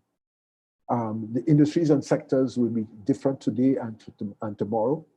Not an old scale manufacturing that Lewis looked at, but surely new industries. And that means new information, different kinds of workforce equipped with science, technology, etc. And you know, we could talk at length about what we need to do with regard to human capital, beyond what our colleague, Sister Thomas was saying early on. And Lewis, in 1958, he counseled that the best use, we have to see how we get the best use of every available resource of land, water, mountain scenery, climate, skill in overcoming, and must overcome the lack of willingness to take risks. We must overcome the lack of imagination, lack of initiative. All of this goes into creating the entrepreneurial urge that we need in taking our countries forward.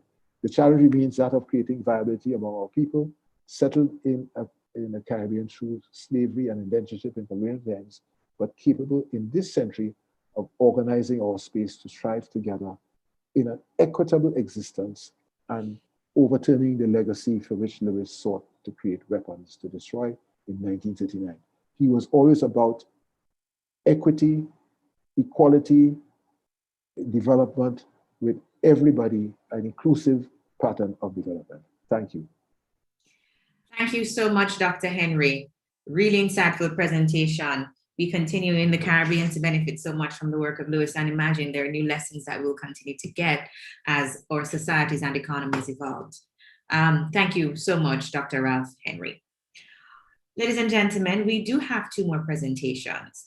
Our next presentation is on a journey through time, body image, disordered eating behaviors, and eating disorders in Jamaica. It was prepared by Dr. Carol James Bateman and Dr. Abigail Harrison. However, Dr. Bateman will be presenting.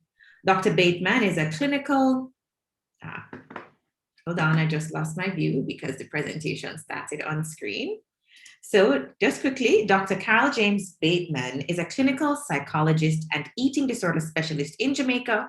She's also a senior lecturer at the University of the West Indies, Mona, who is deeply committed to improving mental health in the Caribbean. Through her research and work with her patients, she has recognized that culture plays a significant role in the way patients seek and receive treatment. Her research is focused mainly on eating disorders, other forms of psychopathology, and the lived experiences of psychiatric patients. Dr. Bateman, welcome, and please go ahead. Thank you, Chair. Good afternoon, everyone. So I'll be presenting on a journey through time, looking at body image, disordered eating behaviors, and eating disorders in Jamaica. Normally, I'd present with Dr. Harrison, but given the pandemic, we have a busy schedule, so I'll be the only one to present today. So Dr. Harrison is a physician who specializes in eating disorders, and I'm the psychologist. So together we work in treating our patients. So we'll often joke about me taking care of the head while she takes care of the body. All right, so just a quick overview. I'll be looking at body image, body dissatisfaction, skin bleaching, and eating disorders, looking at the presence of eating disorders in Jamaica, what the research is telling us, and what we're currently doing to stem the spread of body dissatisfaction and eating disorders, and the support that we have here in Jamaica. So when we talk about body image, we're talking about the evaluation that persons tend to have towards their bodies. This can be positive or it can be negative. If it's positive, we don't have a problem. But if it's negative, then we do have a problem. So we have body dissatisfaction. And when we have persons who experience body dissatisfaction, they often have negative thoughts towards their bodies. And it's typically driven by the society's body ideal. So there's an ideal for males, there's an ideal for females, and it depends on the cultural setting that will dictate the type of ideal that the person subscribed to. And the thing is, body dissatisfaction doesn't affect everyone. It affects individuals who are genetically predisposed. So you may experience some body dissatisfaction, but you may not go to the clinical category of having these mental illnesses or be involved in extreme body alteration. So some of the consequences of body dissatisfaction is that it is a predictor of eating disorder, and eating disorder is disturbed eating behaviors that persons tend to have that is driven by a dissatisfaction with their weight and body shape. And this may result in weight gain. So you may see obesity, you may see where persons are overweight. It is associated with medical conditions. So what you'll find is that persons who suffer from eating disorder, it can result in a life-threatening condition. So we don't want to go there. So we definitely need the information to be out. Another thing also is body dissatisfaction also is a predictor to body dysmorphia. And this is when individuals may highlight a body area that they believe is flawed, and they have an obsession to get rid of that flaw. So they may engage in unwarranted cosmetic surgery. Of course, it's not going to bring satisfaction. They may hide themselves from other individuals, so there will be social anxiety, and it increases the risk of suicide. And then takes me to the last body dissatisfaction that we tend to see, body alteration that goes through with skin lightening. And this can increase the risk of irreversible skin damage, can cause skin cancer, high blood pressure, diabetes, kidney failure. So I don't know if you guys have been paying attention to the media, but we've had an unfortunate incident recently where one of our celebrities, Nikki Graham, died due to complications associated with an eating disorder. So this is to show you how life-threatening this condition can be and how seriously we need to take it into consideration. So the good news is that most Jamaicans are satisfied with their bodies, but we do have some indicators of body dissatisfaction in Jamaica. And some of the indicators that we've seen is a skin bleaching epidemic, obesity epidemic, evidence of disordered eating behaviors and attitudes being on the increase, a report of body dissatisfaction, as well as more investment in beauty enhancement products. So eating disorders originally was felt to be viewed as foreign in our context. However, in 1992, we had 2 reported cases of eating disorders. In 2002, we had 11 cases of bulimia nervosa and anorexia nervosa. And in 2009 to 2013, we had over 30 cases.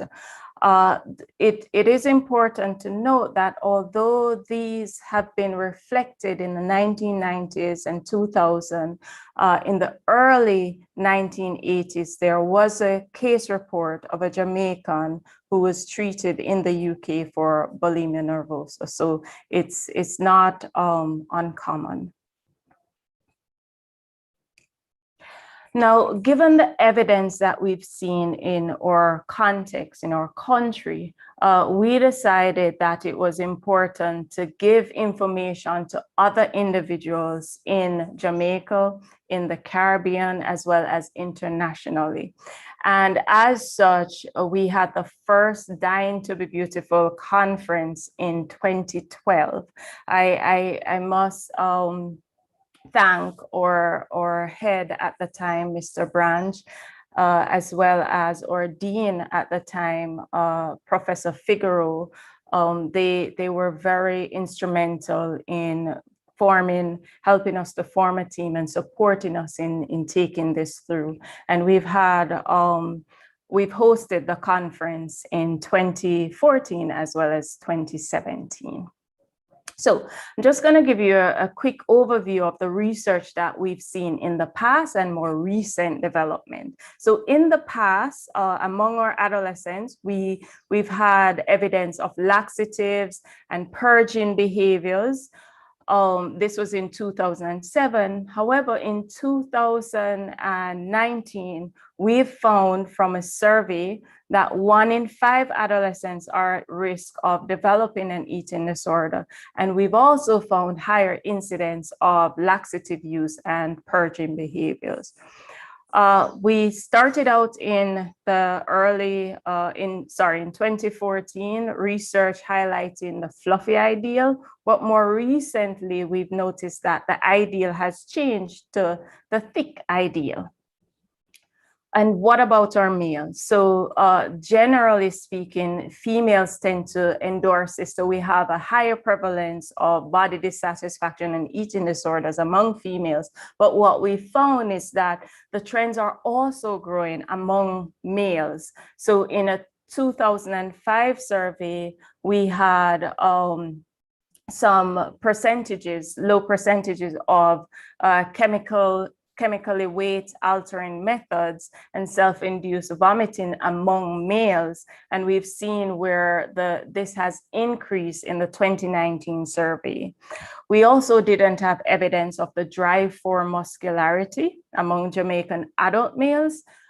In a recent publication, 2020, we found evidence of the drive for muscularity among Jamaican males. And among the university population in 2009, we had evidence of body dissatisfaction and a risk for unhealthy behaviors among university students. And in a 2017 survey, we now have evidence of students engaging in disordered eating behaviors, such as dieting and high intensity exercise. And this is also accompanied by depression and a high BMI. In the past, we didn't have evidence of fathers playing a role in body dissatisfaction and eating disorder. In a more recent survey, we found where fathers act as a protective mechanism for disordered eating behaviors. And we found that their involvement in recovery has been positive. We also didn't find any evidence of skin bleaching being tied to psychopathology in our early research. And now more recently, we're seeing where it's linked to body image disturbance, as well as depression and PTSD. So unlike the developed settings, unlike North America, which would have a treatment facility or a team of specialists. It's just really myself and Dr. Harrison. So I was trained in the States and Dr. Harrison was trained in Canada. So the way forward is for us to continue researching this area, continue promoting awareness among healthcare professionals and the wider public, and increase the number of professionals trained in this field. We would like to improve inpatient options in terms of availability, accessibility, and acceptability. Thank you.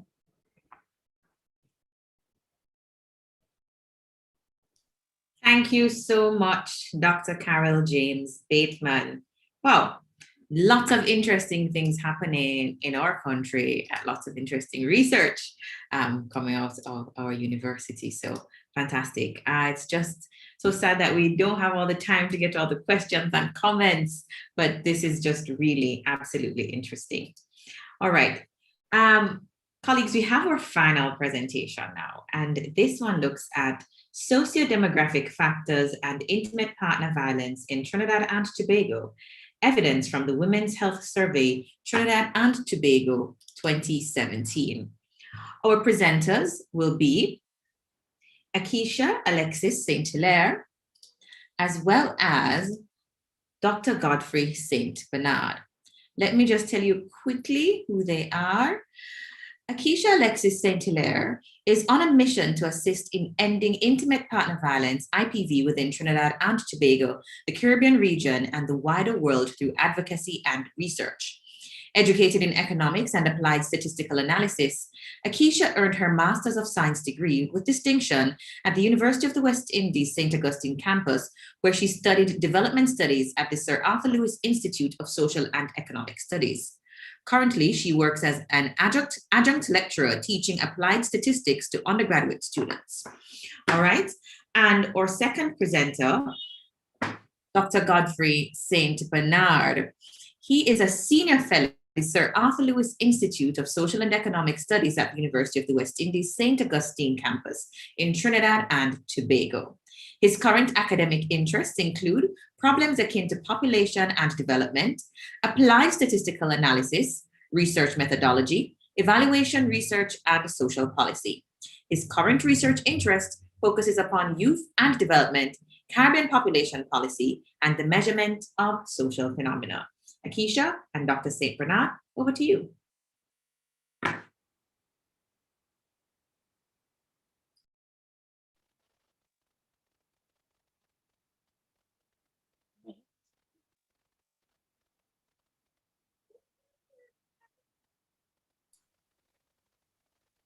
We're not hearing you as yet, Akeisha.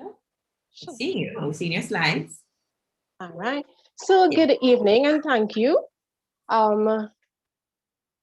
So I want to thank this department, FSS, for allowing me this opportunity to participate in this symposium, and Dr. St. Bernard for his guidance and support.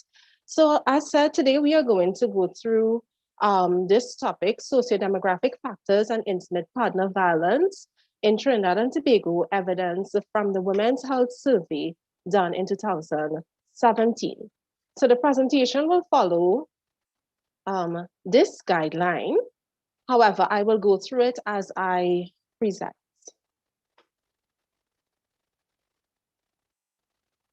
So what is intimate partner violence, IPV?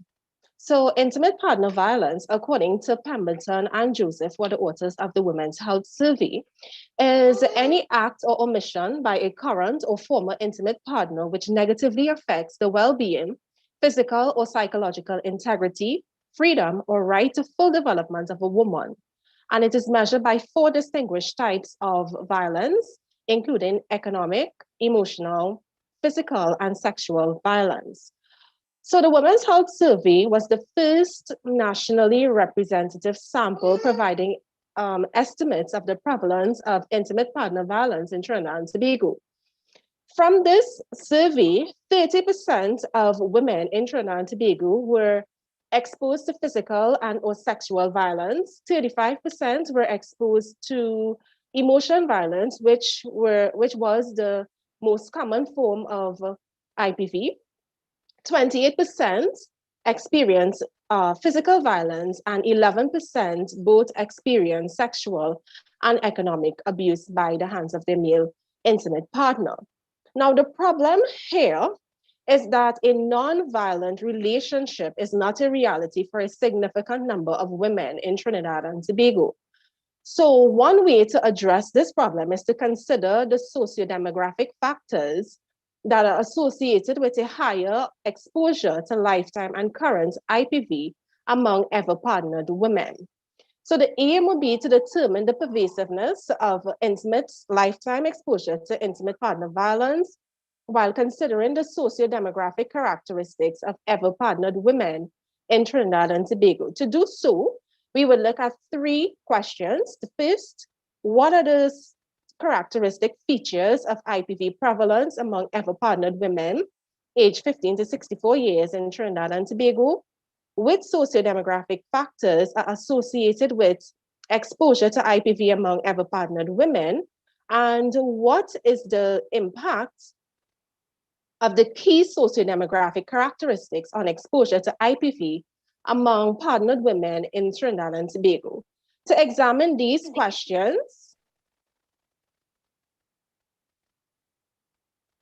To examine these questions, we would have looked at secondary data from the Women's Health Survey. The dependent variables included lifetime and current exposure to violence. Independent variables, 8 independent variables were selected, including age of the woman, race, religion, main economic provider, woman's education level, employment status, main source of income, and union status. And of course, SPSS Vision 25 was used throughout the analysis. So a cross-sectional survey consisting of 1,079 English-speaking women aged between 15 and 64 residing in Trinidad and Tobago were the sample that was used for this analysis. However, for further analysis, 1,019 women were considered as they were the women who were in ever partnered women. So the results for this survey indicated that 44% of the women surveyed were exposed to some form of IPV, whereas 54% of these women did not, had no exposure to IPV. Of that 44%, 59% were exposed to 2 or more types of IPV, while 41% were exposed to only one form of IPV throughout their lifetime. Now, this is just a breakdown of that 59%. So 41%, one type of IPV, 35% were exposed to any 2 forms of IPV, 15% were exposed to any 3 forms, while 9% of women were exposed to a combination of physical, sexual, economic, and emotional abuse by the hand of their male intimate partner. So when we look at women's lifetime and the current exposure to intimate partner violence in Trinidad and Tobago, a logistic regression was performed to ascertain the effects of these 8 socio-demographic variables on the likelihood that women in Trinidad and Tobago have been exposed to IPV. When lifetime exposure to intimate partner violence by ever partnered women was examined, women's age, employment status, sex of the main economic provider, women's contribution to household income and ethnicity were the socio-demographic factors estimated to be statistically significant predictors of exposure to lifetime intimate partner violence. So looking at the odds ratio, we would have seen here that with regards to women's age, ever partnered women in each of the older age groups, that's 25 plus, were more likely to have been exposed to at least one episode of intimate partner violence when compared to younger women. And we see these factors to be between 2.25 and 2.13 for the different age groups. In relation to employment status, IPV exposure was greater among women who were not employed when compared to those who were employed by a factor of 1.679. There was a greater odds of exposure among ever partnered women living in household with females as opposed to male as the main economic provider. In such cases, the odds of exposure was 1.5. Women whose own income constituted the main share of household income have greater odds of exposure to lifetime intimate partner violence when compared to their counterparts whose contribution is equal to that of their partner. The odds was estimated to be 1.584. The study data reveal evidence indicative of differences in the odds of lifetime exposure to intimate partner violence among ever partnered women across ethnicity.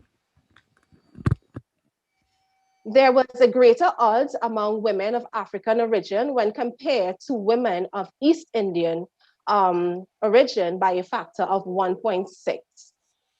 Now, if we move across to lifetime exposure to the individual forms of IPV, which is physical, sexual, emotional, and economic abuse, when considering lifetime exposure, the sample data indicate that the main economic provider is statistically significant indicator of lifetime exposure to violence, with higher odds being evident in households having females as the main economic provider as opposed to male, which we can see, which is bold in red here, across all forms of IPV.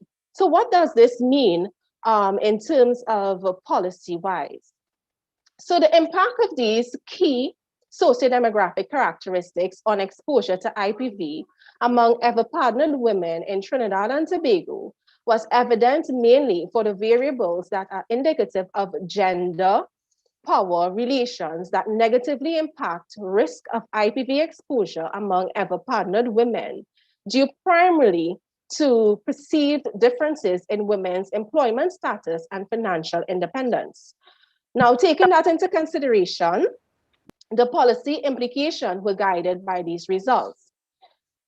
So all women can become victims of IPV, but according to the survey and according to the results, women of a specific socio-demographic characteristics are proven to have higher likelihoods of exposure than other women. So in terms of employment status, women empowerment in the form of job opportunities, educational advancements to improve women's skill sets and vocational training should be made widely available to women. This can assist women to become better equipped to be self-dependent economically. This is needed to assist in the financial dependence of women on their male partners, since according to other IPV studies, a relationship exists between female unemployment and female victimization within domestic violence. So in terms of the main economic provider or the main source of income, for this analysis, it can be inferred that there is a greater power relation issue among the male perpetrator and female victims. Therefore, gender equality within healthy relationships should be a focus. Issues such as the awareness of the function of a union, being equal partners in the home, shared decision-making, and other within other financial issues should be fostered. Also, the eradication of cultural norms that supports male dominance within households should be addressed. And finally, further research, focusing on all aspects of IPV, and in particular, the composite measure of IPV. That is looking at IPV collectively, sexual, physical, psychological, economic, and emotional. It's important to identify more appropriate ways in which this global public health and preventable issue can soon become yet another culturally inappropriate and socially unacceptable practice in Trinidad and Tobago. So I thank you for your attention. Thank you so much, Ms. Akeisha Alexis St. Hilaire. All right. Presenters, I want to thank all of you for the fantastic information, analysis, and all the lessons that you shared with us. There are a few questions and comments in the chat. Dr. Vassiani, please permit me about 2 more minutes to just see if we could take some of those. Marsha Brown, I hope you'd have seen the comment from Sharon Priestley earlier in the chat. She says, we thank Ms. Brown for her presentation on the demography program. Since 2015-2016, the program coordinators have accepted students who have full-time jobs, and so they could not take on internships. We have the capacity to teach survival analysis and structural equation modeling, but this would be outside of the MSc, given the constraints of program length. Note too that we have an established relationship with Bowling Green State University through Professor Gary Oates, and quite a few of our MSc students have gone on to complete PhDs there. We continue to review the program to keep it relevant. Huh? You're muted. Oh yeah, I didn't realize I was muted. I apologize for that. Just a comment, I acknowledge those statements, but these were actual suggestions from former MSc students. So those were the suggestions. Maybe they were thinking, you know, differently. So that's basically that's just the data. All right. Thank you so much. Dr. St. Bernard had a question. Dr. St. Bernard, you said you had a question for Marsha Brown. Could you just unmute, because I'm not seeing that one in the chat, but I see the one from Okay. Are you hearing me now? Yes. Are you hearing you, Dr. Bernard? Yes, thank you for the presentation, Marsha, and congratulations to the faculty for a wonderful conference. I stuck with it for the entire day from TNT. My question to Marsha, she looked specifically at the 2002 period onward, but I think, you know, to give full respect to the demography program in the Mona campus, and given the 60th anniversary celebration that we are here discussing and presenting about, I was wondering about perhaps, I mean, demography and training in demography is perhaps one of the older programs of training in the Faculty of Social Sciences, dating back to the contributions of Professor Roberts, and he himself trained a number of persons who went on to be of international acclaim.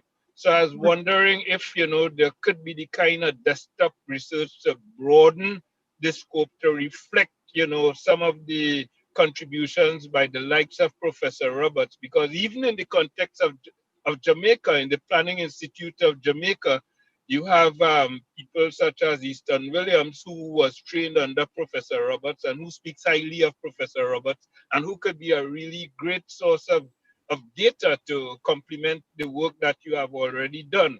I also think that subsequent to Professor Roberts' passing, and even before he passed, there was a diploma in population studies, and a number of persons, particularly those in PIOJ and statin, participated in that training as well. I mean, they were exposed to a lot of the programs. So I think you have to, in my view, I think, you know, the study would be so much richer if you can broaden the scope to get a fuller historical context in which you can frame some of your thoughts and findings and interpretive nuances. So that's basically my comment. I don't know if you have any additions to make based on my comment. Well, thank you so much, Dr. St. Bernard, and you're really one of the stalwarts of the program, whether directly or indirectly through your work. I do get what you're saying, and just because of the limited time for presentation, I was really focused on the MSc demography program, like a case study proxy approach. Reason being because that's the first cohort for the graduate program in demography. The program has really expanded. And I remember when I was in undergrad, a number of persons, even from Suriname, had come to be trained at UWI within the population, the program population program. So that's really good. But at the same point in time, I wasn't able to get through with information to find out the beginning of the diploma program, the beginning of the undergraduate program. And also when we actually started to specialize in demography within the PhD sociology program, those three areas were outside, and I do confess those were limitations of my presentation. But the main reason for using the MSc demography program was access to data, and actually because I know it started in 2002. But I also think, you know, as you mentioned Suriname, I think, you know, there were people from Belize and St. Lucia as well who participated in the training, and perhaps, I mean, in the interest of broadening the scope, it might be worthwhile to check some of these persons, because I know some of them, and some of them have since retired. So they may have a really good, profound contribution to make to your work in terms of making the link based on the fact that they have had a full career of service. So it's something Thank you to think for that. about. Thank you for that, Dr. St. Bernard. Thank you. I will talk to you off the air, Dr. St. Bernard. I will talk to you off the air regarding those other contracts. Let me just take the final one, Dr. Bassiani. I see you already. Mr. Gordon, Damian Gordon, from Dr. St. Bernard, he said, for the NITS paper, what sort of dissemination will be embarked upon to reinforce registration and avoid penalties for those who violate practices? Could you repeat that for me, Kamisha? It's in the chat, so no problem. So Dr. St. Bernard put this in the chat. He said, what sort of dissemination will be embarked upon to reinforce registration and avoid penalties for those who violate practices? All right, what sort of dissemination? Well, the objectives of NIDS would have to be clearly communicated to all Jamaican citizens. Obviously, there are a large number of people who have certain concerns. I identified some religious minorities, including the Rastafarians and Jamaica's small Islamic community. Obviously, these groups have had particular reservations about Western technology and Western systems. So obviously, again, the Constitution allows for individuals to exercise certain fundamental rights. Individuals who may not want to be enrolled in the system, there has to be alternative mechanisms to accommodate those individuals. But for the purpose of public education and to allay some of the fears and concerns that a large number of people may have, due process and due diligence is necessary to provide sensitization so that people can become more accommodating of the system. And as well, there's an opportunity to correct some of the misconceptions and some of the misinformation that is out there. So I think that public education campaign, a sustained one, that is very important in terms of dissemination. I'm not sure if that has answered the question. Thank you very much, Mr. Gordon. Thank you, Mr. Lee. I appreciate that. We have persons who stayed until the end to listen, to participate, to learn from our presenters. We are looking at the future of FSS. We're thinking of the path forward, and this has been a fantastic opportunity, a fantastic panel. And congratulations to Dr. Lisa Vassiani and her team for a fantastic conference celebrating the FSS at 60. Dr. Vassiani, over to you. Thank you so much, Mrs. Sweeby, for your great work at moderating that panel and for being so willing to participate. We are at the end of a day that started as an idea from one sentence I saw on our website. There's nothing left for me to do but thank everyone. I thank our Prime Minister, the Most Honorable Andrew Holness and his team for sending their greetings, for acknowledging our work, and for challenging us to go beyond this. I thank all our presenters, all our panelists, from STEAM to Snapshot to Reflecting and Innovating, and I thank all our moderators as well. Thank you to different persons who helped us planning at various stages of the process. These persons include, but are not limited to, Dr. Braithwaite, Ms. Janice Henlin, Dr. Ricketts, Dr. Shevers, Dr. Leslie, Dr. Minta Coy, Ms. Pinnock, Mr. Bowley, Ms. Reed for the administrative support, Ms. Annie Paul, Dr. Michelle Monroe, Professor Henry Lee, all our heads of departments, Ms. Kashina Nelson, to our IT team, Mr. Joshua Bell, Keisha Sherman Howell, to Mrs. Gail Williams for all her support and helping us to schedule Professor Tennant when we wanted him.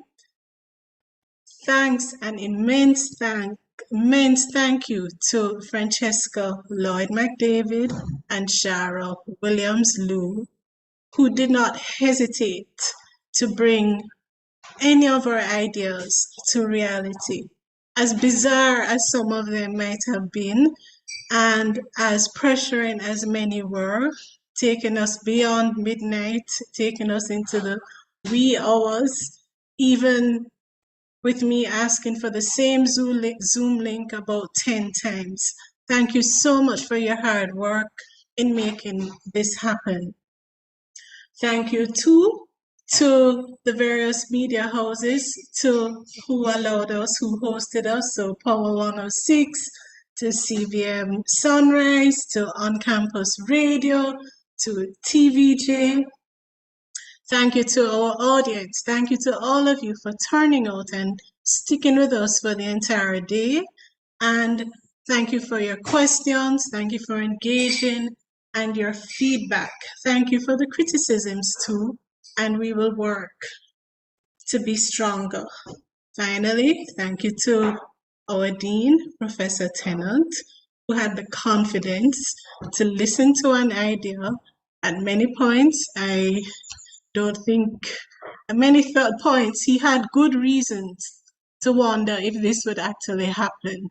So the planning team, we thank you for believing in us and giving us the support and the facilities to make our FSS at 60 kaleidoscope of our work happen.